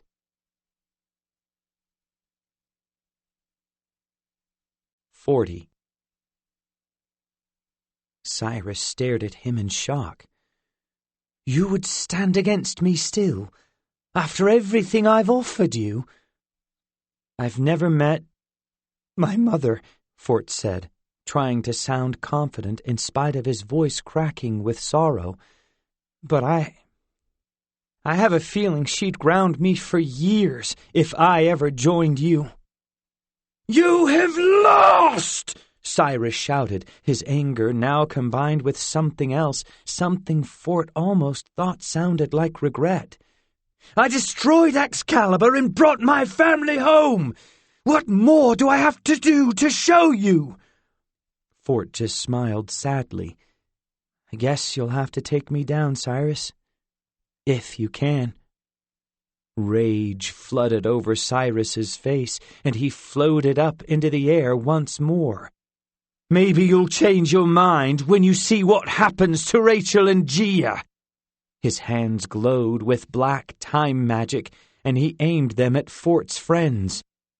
But Fort just spread his arms out, putting himself between the Timeless One and the others. "If you want them, you'll have to go through me first, Cyrus," he said. Cyrus's eyes widened, and he blipped out in a burst of black light, appearing right in front of Fort. The Timeless One grabbed Fort by his shirt and lifted him into the air as if he weighed next to nothing. "Why are you making me do this?" Cyrus shouted, sounding almost uncertain. "I don't want to hurt you!" "I'm not making you do anything," Fort said, not resisting. "I'm not fighting you, but I won't stand aside either. You're going to have to take me out if you want them." Cyrus screamed in frustration and tossed Fort aside, but Fort quickly opened a teleportation circle and reappeared right in front of his friends. "That's not going to do it," Fort said, realizing he might regret taunting his former friend. But this was the one chance they had. There had to be a reason both Merlin and Cyrus wanted Fort kept out, a reason why Cyrus kept offering him things to make sure Fort wasn't hurt, and Fort suspected he knew what it was. Merlin had said that a friendship with humans had turned him around on his own family. If that were true, it meant that maybe the Cyrus whom Fort had known in the Oppenheimer School wasn't entirely an act. There was no way to know for sure, but this was the only power Fort had now. Even with all the magical spells in the world at his fingertips, he still couldn't match Cyrus's power, not without years of practice. But maybe he didn't need to. Not if the Cyrus he'd known was even partly real. And he had to believe that at least a bit of the boy he'd known existed in the old one. Fort had seen too much of that Cyrus to buy that it was all manipulation. Even so, it was still a huge risk, betting the future of humanity and his world on Cyrus's friendship. It was also his only chance. Cyrus's eyes turned black with magic, and he screamed again, the land around them shaking as the rest of his family grew closer, their magic getting brighter. "If this is your decision, then let it be on you!" he shouted, and sent magic streaming at Fort. The spell struck Fort in the chest and knocked him to his knees. Agony erupted through his body as he stared down at his hands in horror, the skin wrinkling, his fingers gnarling painfully as his body weakened all around. Hair grew over Fort's eyes, white hair, and he struggled just to hold his head up. But in spite of the pain running through his limbs and chest, he managed to look Cyrus in the eye. "Is this what you want?" he asked, his voice shaking with age. Cyrus stared down at him, almost in shock. "No!" he shouted. "I didn't want. I tried to protect you, Fort. I've been doing that since the start. Since I couldn't bring my family back directly, I needed you to wake Sierra, which would lead to Damien coming back as well. That's why I had Dr. Ops bring you to the school." He cringed. "But I knew we'd be friends, and I never wanted you to be hurt." He looked away as Fort fell back to the ground, too weak to stand. "But you just wouldn't listen. You weren't meant to find your father or go rescue him. There was never supposed to be a second dragon. None of that was according to my plan, and I should have removed you then when I realized you weren't controllable. But I couldn't, because I understood, Fort. I knew why you couldn't stop trying to save your dad, just like I've never given up on my own family. We're the same, you and I. And for that reason, I couldn't raise a hand against you." "Well, you've done it. Now," Fort said, laying his head against the dusty ground.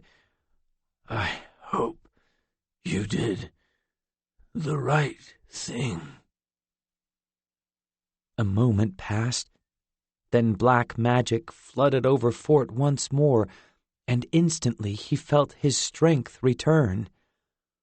"I hate you for forcing this on me!"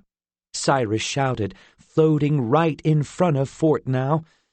"I tried scaring you. I tried bribing you.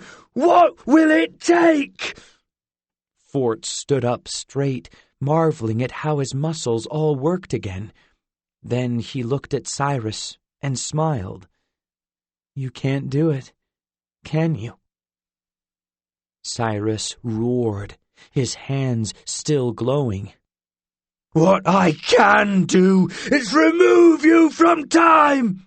If you won't listen to reason, then maybe a few thousand years in the future you'll see things differently." Fort shrugged, hoping this was going to work. "You do what you have to do, Cyrus. I understand what it feels like to want your family back so much you'd do anything. But I learned the hard way that hurting other people to get what you want is never worth it."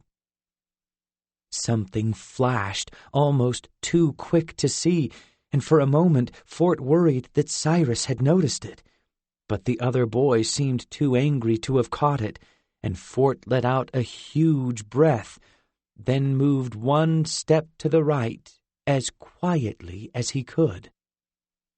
"Then you learned the wrong lesson," Cyrus said, "because I would do anything for my family. Maybe you'll agree when you've missed yours as long as I have. Goodbye, Fort.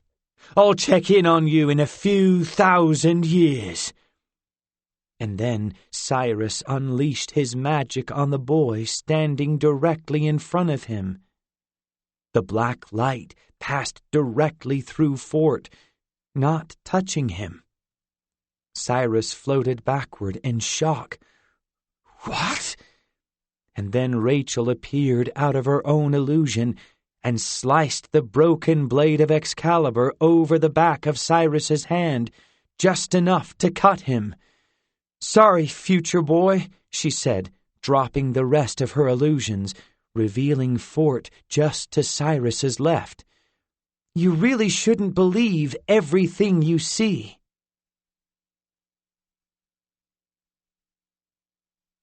(41) Cyrus screamed in horrible pain as the sword bit into him.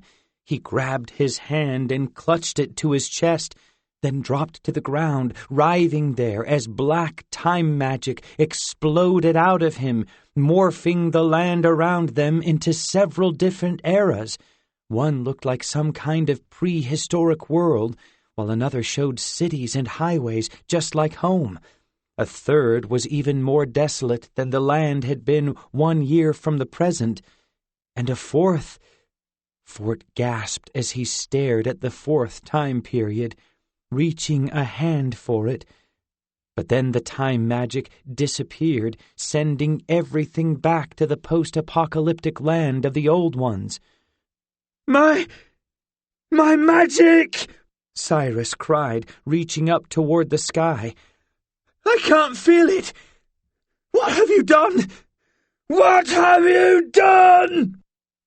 Rachel dropped Excalibur as she stared at Cyrus in silence, shaking her head, and the sword disappeared, as did the rest of the destroyed blade a few yards away. Gia grabbed Rachel's shoulder and pulled her around for a hug, and both of them began to shake as if in relief.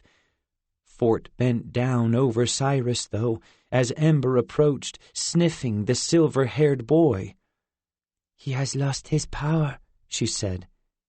"Now may I eat him?" Cyrus's eyes widened, and he tried to push himself away from the dragon, but was too weak to move. "No," Fort told her. "I think we might still need him. He was right, after all. Even beating him didn't stop his family from returning. We need to figure out where Damien and Sierra are and keep them from bringing the old ones back." "It'll never work," Cyrus said quietly, still staring at Ember in fear. "You can't change the future, Fort, no matter what you do.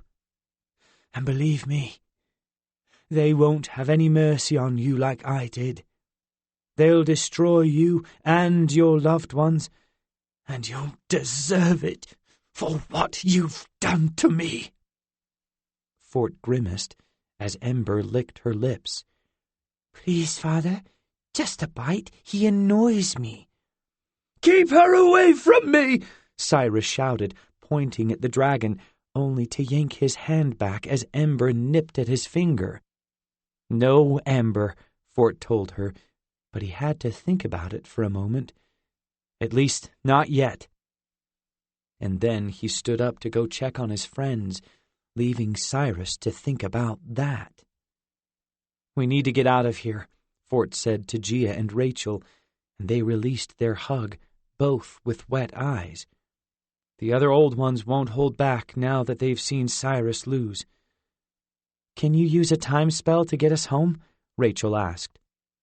"I can try," Fort said, but before he could, a black glow surrounded them all, and a moment later the old one's time had disappeared, replaced by the clearing around Merlin's cottage. Only there was no cottage there now, not even the destroyed remnants of one. Instead, it looked as if no cottage had ever existed there, as the ground was undisturbed. Rachel separated from Gia and walked over to where the cottage used to be. "One last gift from Merlin, getting us home," she said, turning around and smiling slightly. "I guess our apprenticeship is over?" "It looked like the Queen took Excalibur back," Fort said, "so we shouldn't have to worry about her anymore." "You should!" Cyrus shouted, but went quiet as Ember bared her teeth at him. "So what now?" Fort asked his friends.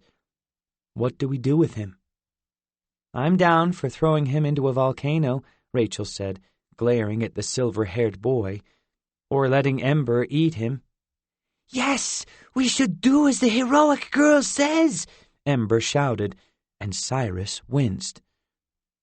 "I think we might still need him, if we're going to keep Sierra and Damien from bringing the old ones back," Fort told them, not mentioning that he didn't have the heart to let them hurt Cyrus.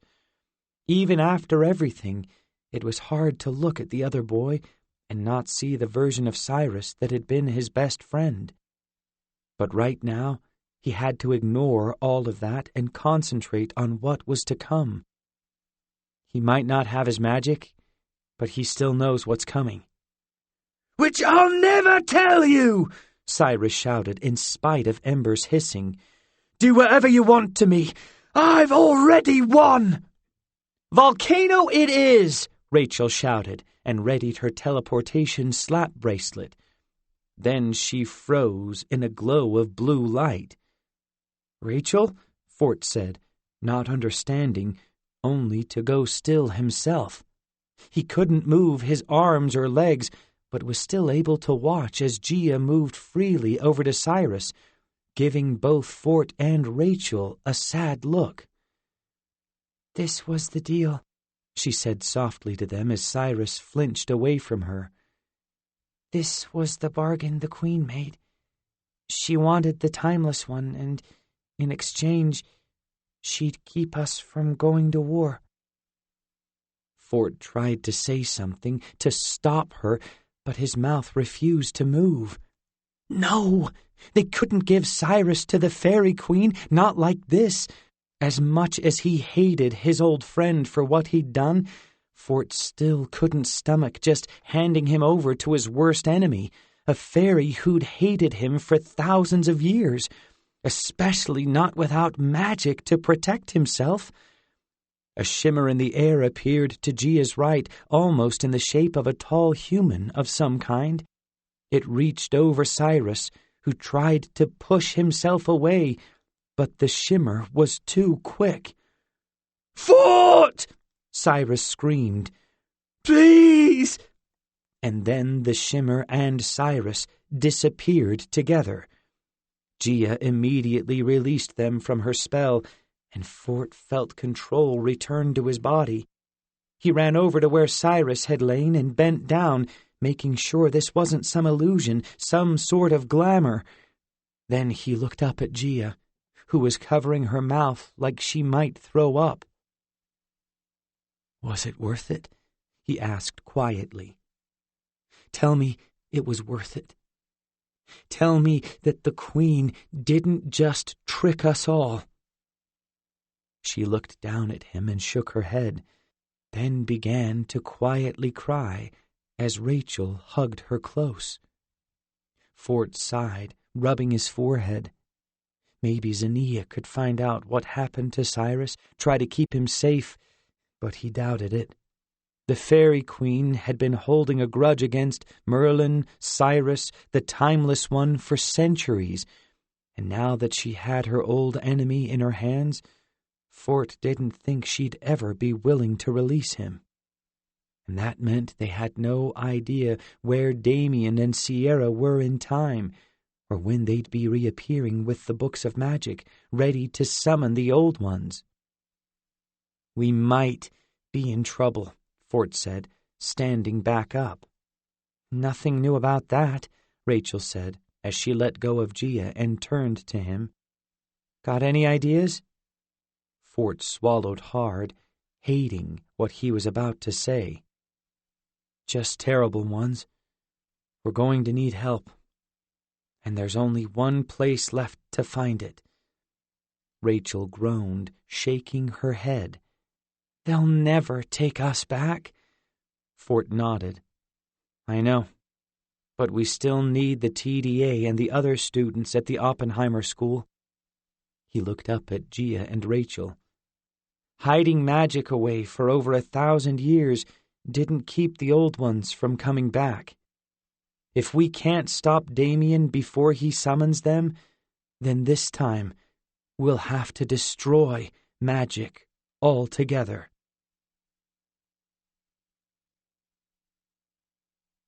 Epilogue.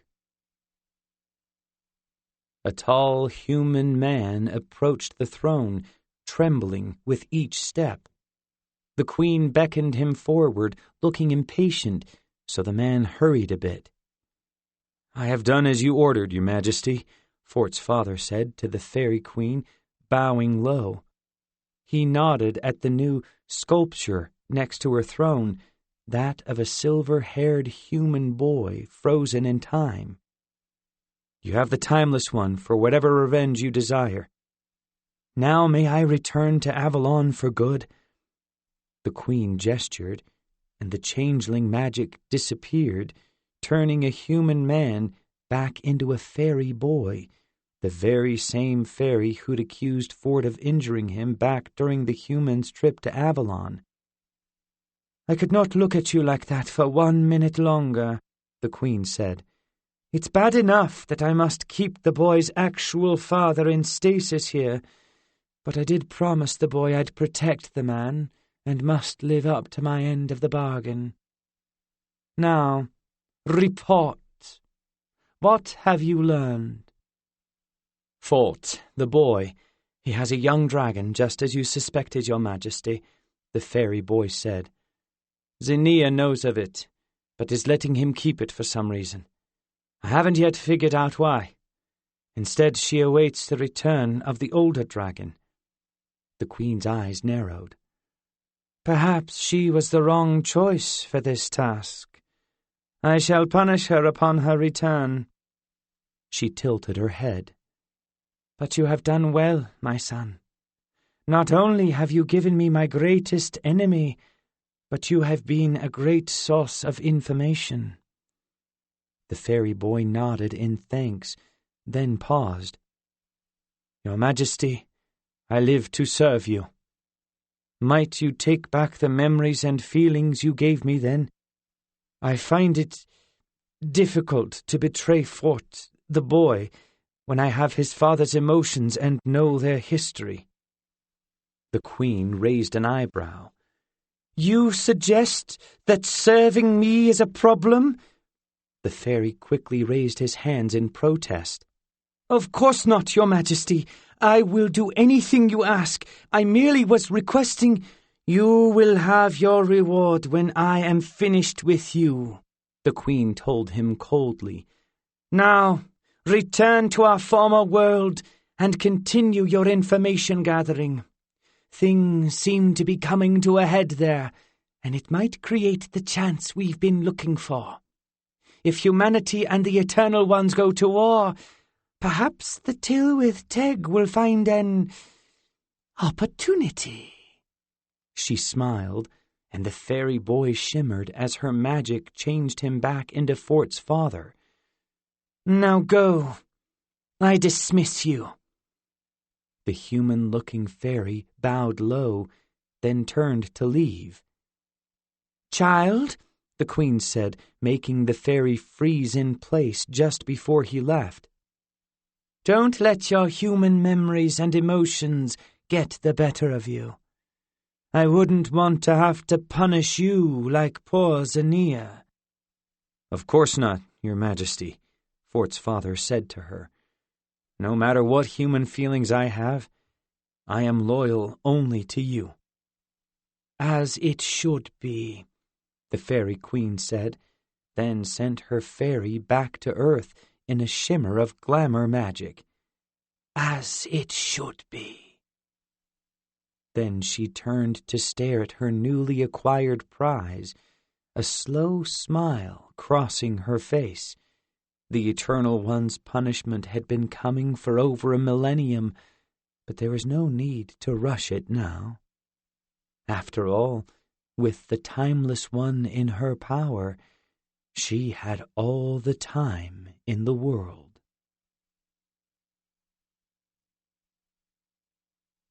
The Timeless One, The Revenge of Magic, Book 4, was written by James Riley and read by Kirby Hayborn. Editing and post-production by Stephen Strassman. This has been a presentation of Simon & Schuster Audio. The Timeless One, The Revenge of Magic, Book 4, is available in print from Aladdin.